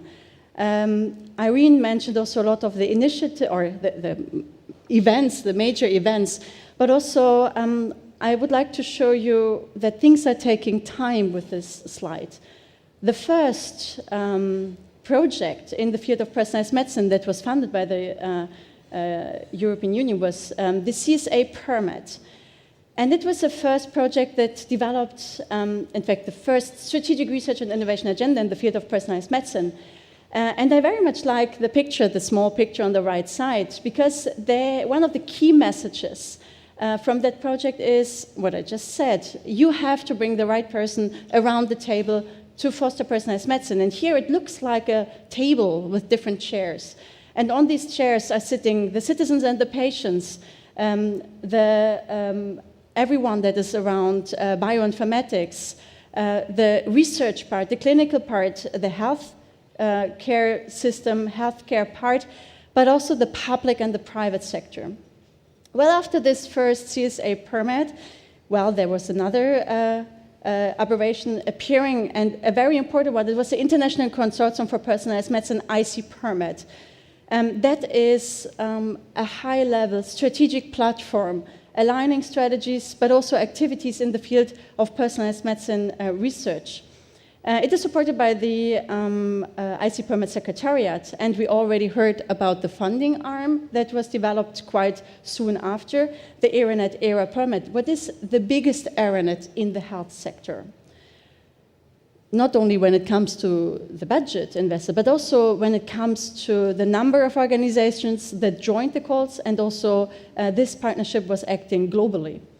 And then there is this big IC Planet family that was mentioned just now, with 2 projects focusing on European regions, 4 projects focusing on the international aspect, a collaboration with China, with Latin American and Caribbean countries, a collaboration with Africa. Then there's a project focusing on health economics, a project focusing on clinical studies and other specific needs when it comes to personalized medicine. And most recently, a project focusing on prevention personalized medicine. Next slide, please. What is important, and I think this is moving towards the partnership, none of the current and future challenges in the field of personalized medicine can be solved by only one player alone. We have to join forces to really bring personalized medicine to the citizens and the patients. Next slide, please. This is showing just another picture from the IC Promet family. And what I would like to show here, what also Irene mentioned today, there is a high investment in the field when it comes, thanks so much, when it comes to the field of personalized medicine. From the Commission side, more than 3 billion euro were invested since the 7th framework program. But most importantly, and I'm happy that it was also just mentioned, even more is going on regional and national level.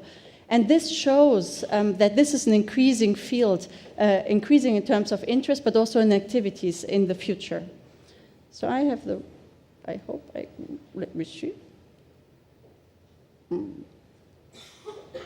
Okay. I think I was too fast now. Okay, great. Yes, so if none of the individual initiatives can work, so how we can make it maybe together even better? So there's this new opportunity coming with the European partnership. And as Irene was mentioning, there are 49 candidate partnerships, 9 in the health sector, and 1 of it is personalized medicine. The partnerships are supposed to be even more ambitious, to create more impact, to even bring better the different stakeholders together. And especially, I think this is very important, the European Partnerships for Personalized Medicine to create impact and, to really change something in their topic. They have to build concrete roadmaps for the work to be done. And I think here we are coming to the Strategic Research and Innovation Agenda.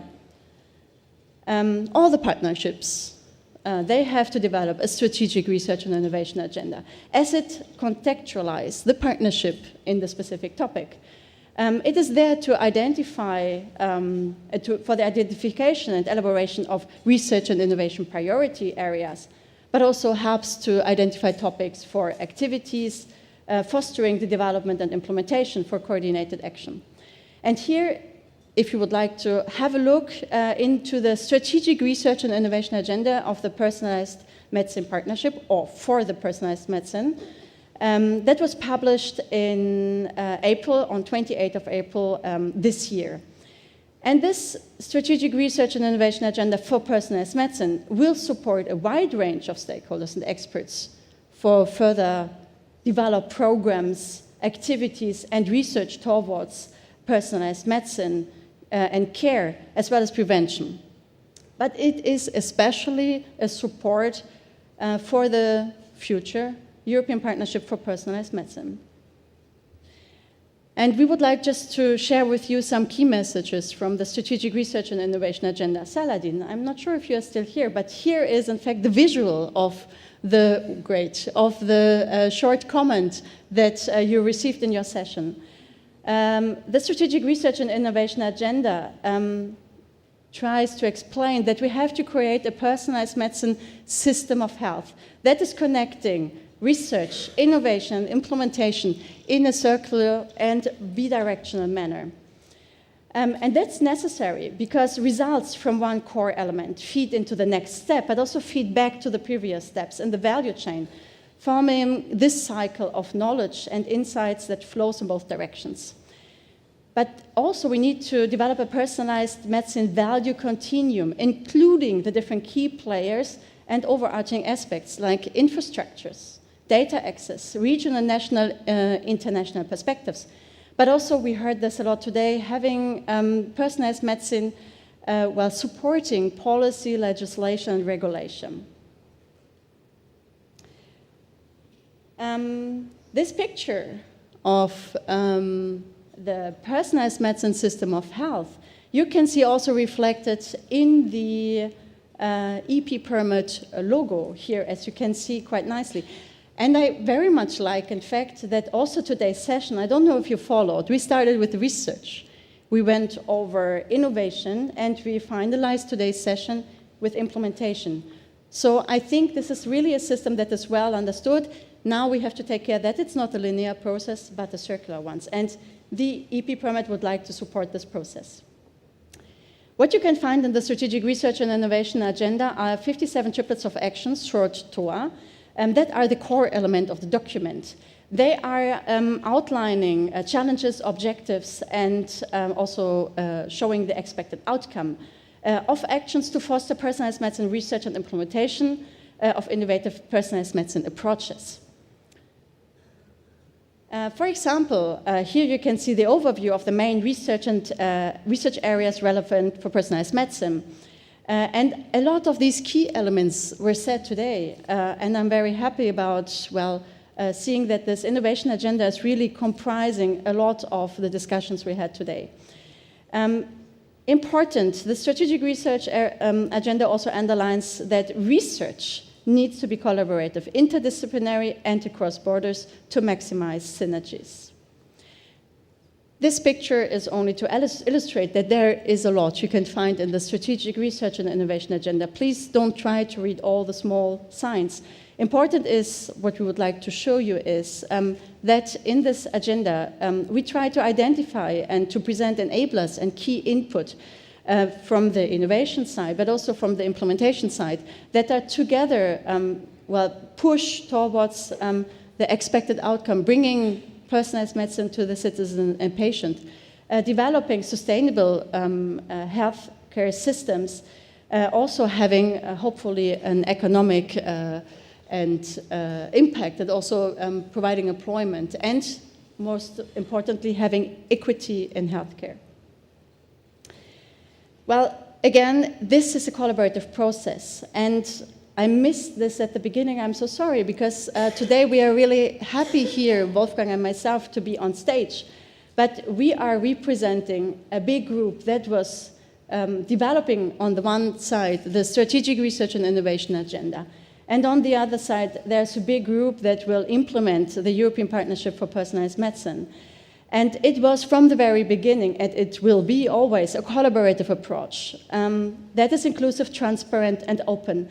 And that started, for example, just to illustrate it, for the Strategic Research and Innovation Agenda already long ago. But let's say more concretely with the drafting group that was developed the first outline of the Strategic Research and Innovation Agenda beginning of 22.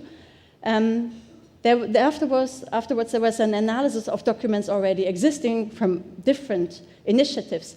A first strategic document was developed. More than 70 interviews, individual interviews were performed. The triplets of actions were developed, and in total, we had 47 that went into an open consultation, where more than 700 people connected, and 129 people from 21 countries provided a feedback. They validated, prioritized, and also proposed new triplets of actions. And the final 57 triplets of actions were even rediscussed in a workshop from IC Permit at the beginning of this year. And finally, we are happy that the Strategic Research and Innovation Agenda was published in April this year, that it will be a great support for the European Partnership for Personalized Medicine. And most importantly, the European Partnership for Personalized Medicine will support that this is not a steady document, but that it is a document that is, updated in the course of the European Partnership with the support of the European Partnership. And therewith, it is my great pleasure to ask Wolfgang Balensiefen on stage and to hand over to the future coordinator of the European Partnership for Personalized Medicine. Thank you.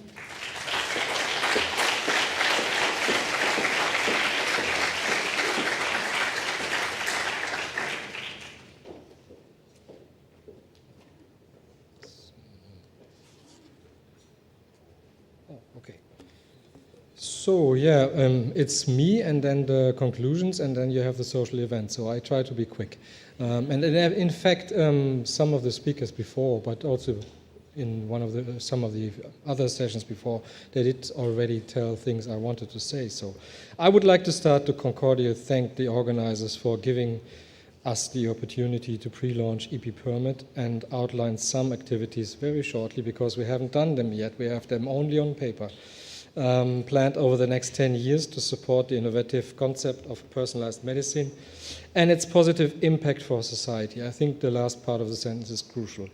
We can debate what is a positive impact of society anyway. And as Irene said, as soon as the grant agreement preparation is finalized, hopefully this month, EP Permit is able to officially start its work. It's crucial that we have the signature to the grant agreement.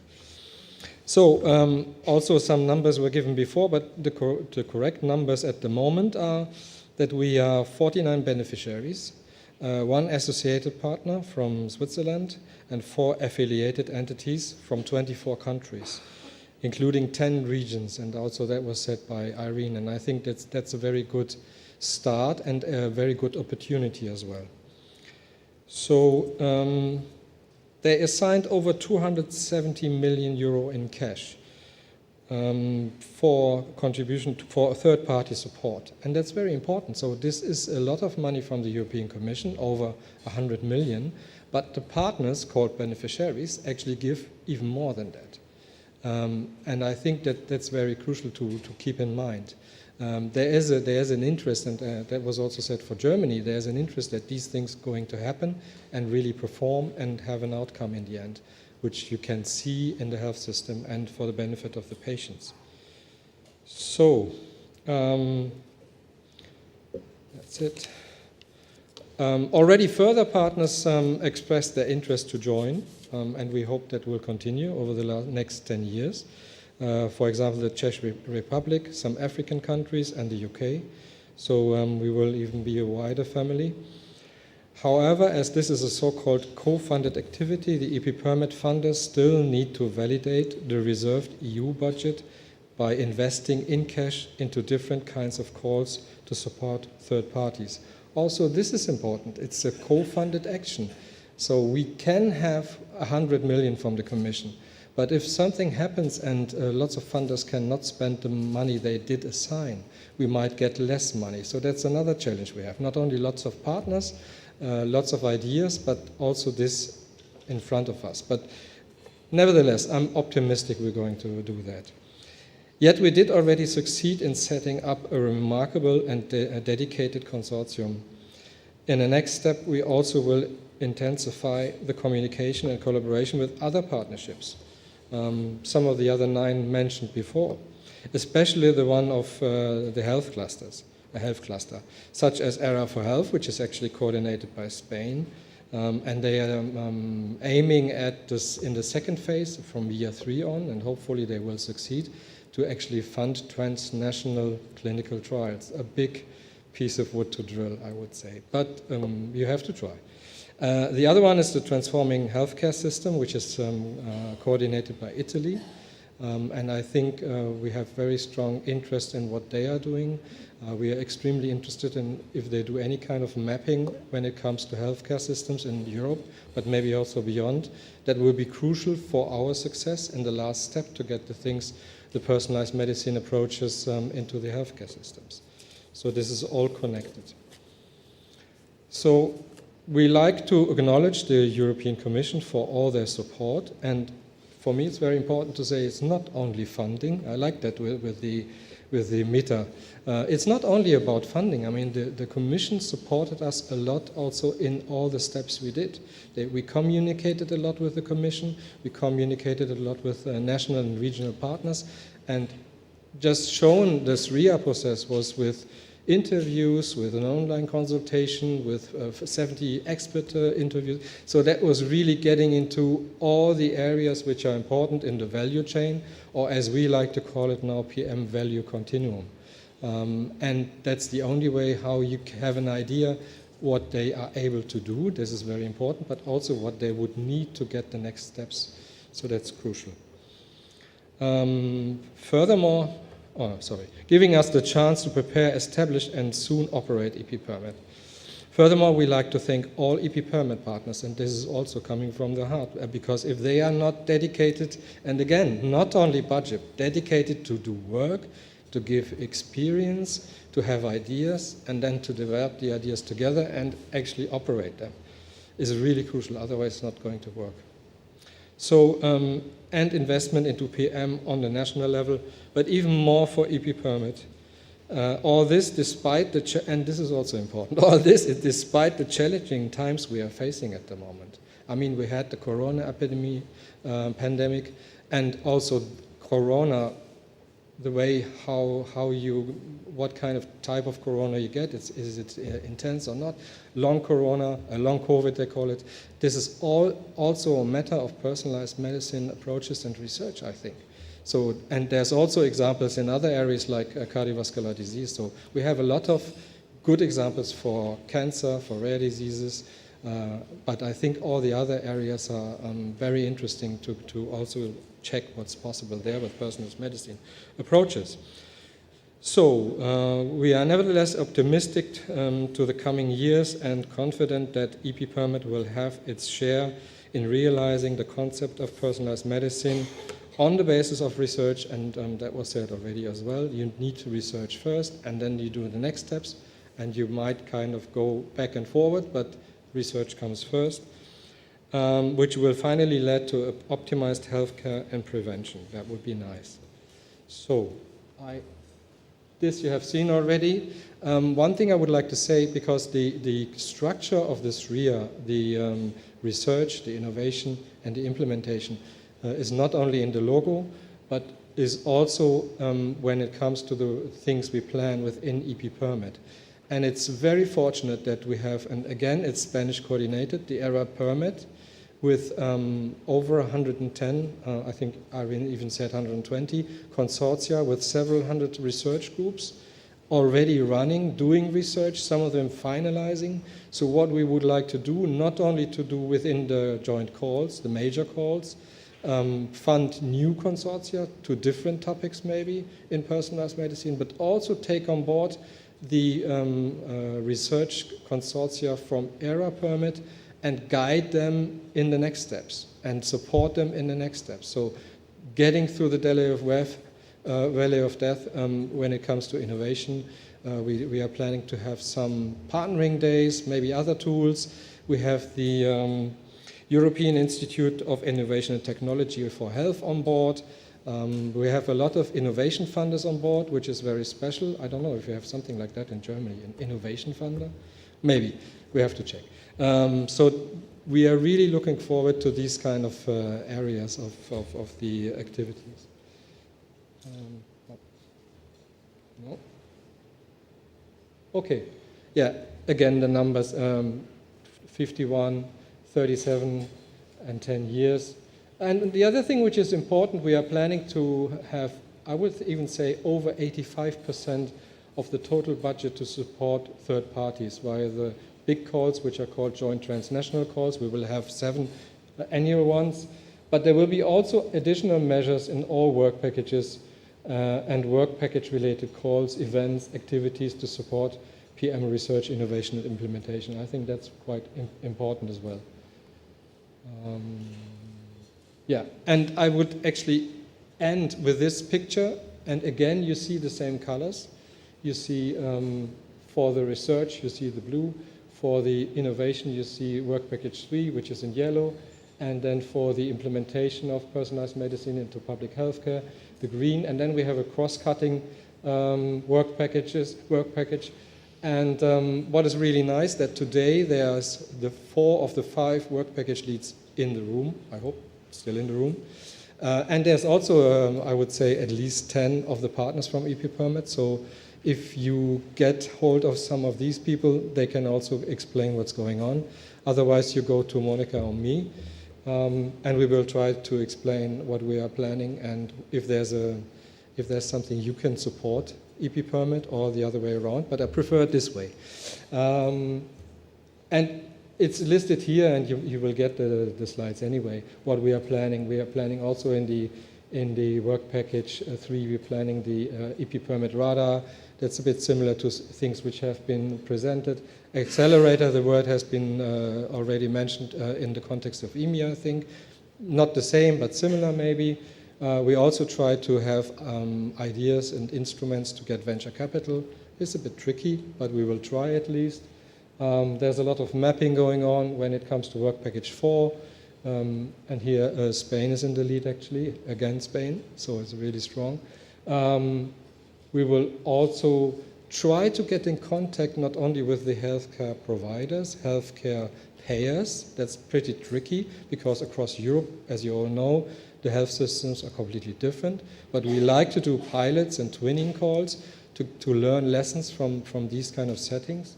But also we have to contact medical societies. So if it comes to guidelines how a patient is treated, they are crucial. And I'm not aware of any medical society for personalized medicine. So what we have to do, we have to take on board all the areas of healthcare which are related, at least at the moment and maybe in the future, to personalized medicine approaches. And it's the same with institutes, and you will not find a charity for personalized medicine because it's a concept. It's not a direct illness, so you don't have patients, they say, okay, I have cancer, I'm going to donate for cancer research. So it's a bit tricky, but I think, and here I would like to end, it's really important that we also take the citizens and the patients on board, because there's a lot of reasons for that. First of all, they should be involved as early as possible in the development of personalized medicine approaches, so that we don't have any kind of buses who have a step that high to get in and then they don't work. So we don't want to have anything like this in the health system. But also it's important that they know, and that was mentioned a lot before, that they know what is possible. They still can decide at the moment if they want to have a personal treatment, or maybe they are too far away to get one, but then they could put pressure on the system whenever. But therefore, they need to understand what is possible. And they need the free decision to say, I would like to have this. And then also it will be easier, and also that was mentioned before, when they understand what's going on, if something helped them, they would be much more interested in sharing their data, for example. So this is kind of all connected, and we can only succeed if we try to tackle everything, but step by step. I think, yeah, I skipped this, and I would like to finish actually very shortly. I like the title of the event. It's called Evolution, and I took that on and said personalized medicine, evolution in movement, and that's actually happening. And this is just. This is actually not a scientific-wise thing, but what I did, I just put personalized medicine into PubMed and checked in the years, and there's a huge development. There might be false positive in there, but I would think, because I didn't use precision medicine, P4, or whatever you call it, they are not in there, and also they are not in all the scientific publications doing something towards a personalized approach, but not telling so. So I think there's even more out there. So again, this is not scientifically, it's just to get a feeling how this kind of gained speed. And something similar, and that is actually, unfortunately, maybe I can get some numbers from EMA, but I couldn't find them in the net. So I went to the Personalized Medicine Coalition, which is an important player in US, and they actually have 2 reports from 2017 and 2021, and that's the percentage of PM-related approvals by the FDA. And also that, you see, the new things come are on a very high percentage personalized medicine. So I think that's also a picture for the future. I think that there's actually, we know too much, we have too much technology to do the treatment of patients and maybe also the prevention in the way we are used to do it. When we have the knowledge, I would say there's even an ethical issue there, that we have to treat them in the best way possible. I agree, there's definitely a limitation because all the health systems have limit in terms of budget, but I would say, and maybe we can fight later, but I can say that in Germany there's lots of money in the system. I'm not sure if it's always spent in the right way, but I'm not the person who is deciding this, and also I'm not the person who can change that.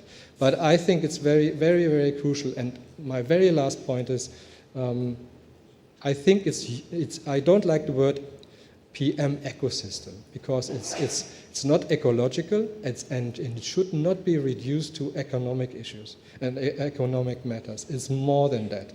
So it's just maybe a personal thing. I don't know. Anyway, so I think. Thank you.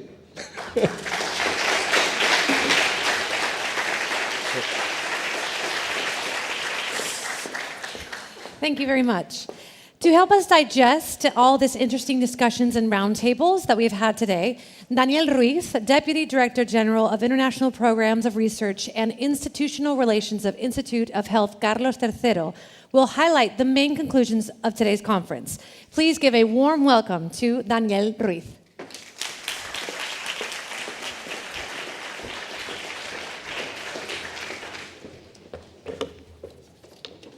Good evening, everyone. I'm trying to be also very short. We are coming to an end after this intensive, but also practical and interesting, and also, as Irene mentioned before, inspiring discussion gathered today. First of all, I would like to thank all the panelists and the audience to be here attending today, the first day of this conference. We have the honor to start with the emotional inaugural lecture with Giuseppe and Alex about the timeline of cancer research, followed with the 3 sessions, namely in new challenge in cancer research, innovative genomics-based strategies, and improving the uptake of personalized medicine.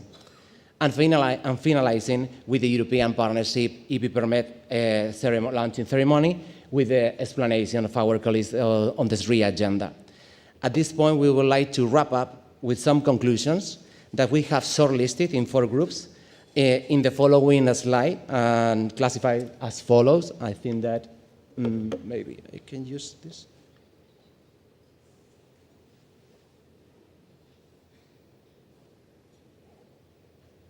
Here you are. We have classified this in 4 groups. First of all, value. PM, personalized medicine, delivers value, can deliver better, more efficient, and sustainable health care solutions. It offers the potential to significantly enhance treatment effectiveness by tailoring medical interventions.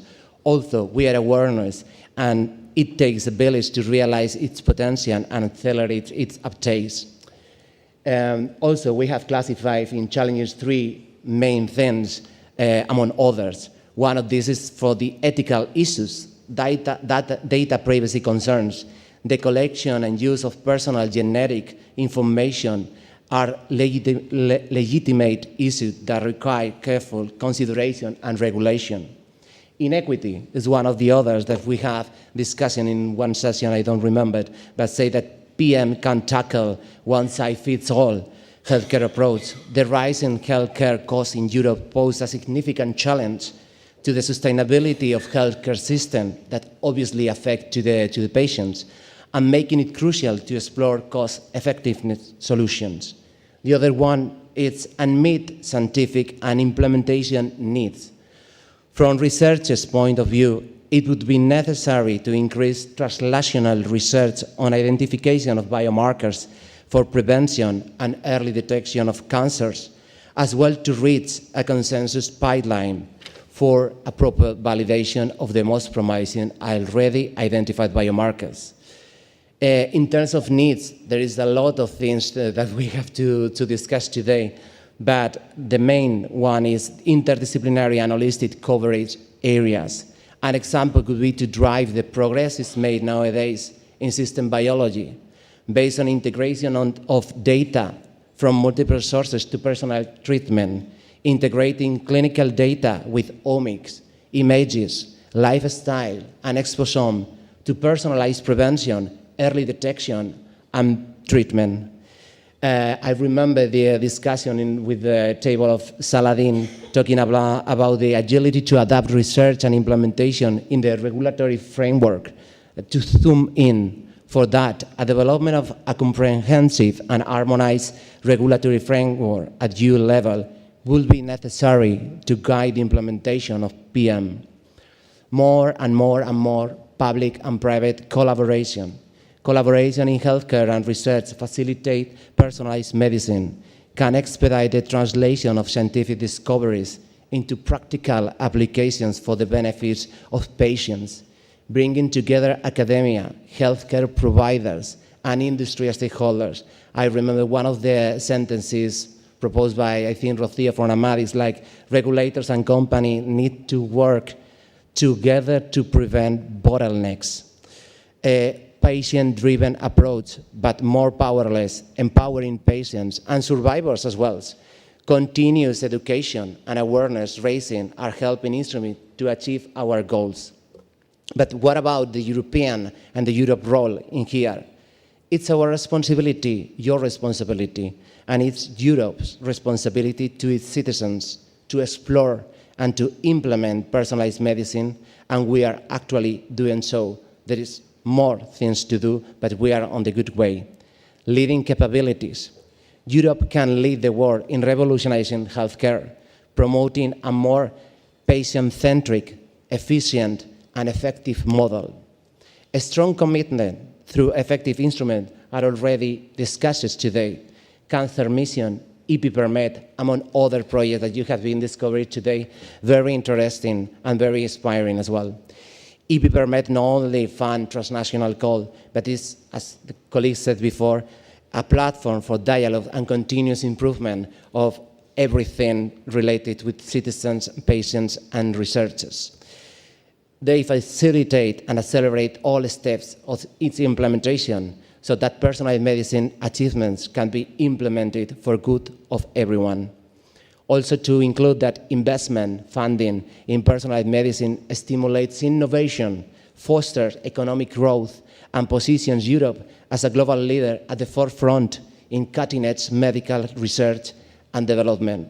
I have other conclusions that I overhear in the coffee breaks, but the most common I overheard during that session was working together with collective efforts strengthening collaboration, incorporating patient engagement, we can enhance the quality of science and ultimately improve the lives and health of everyone. Thank you very much.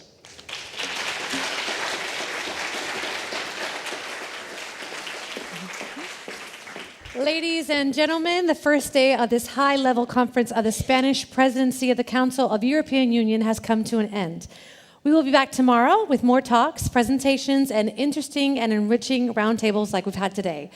For those who are willing to attend the social event taking place tonight, there's a bus waiting for us outside that will take us to the port of Valencia to enjoy a cocktail and a dinner with sea views, and where collaborative public-private projects in personalized medicine will be showcased. After that, at 10 p.m., a bus will take us back to the hotels. Thank you so much. Thank you to the speakers, and I'll see you all tomorrow. Thank you very much.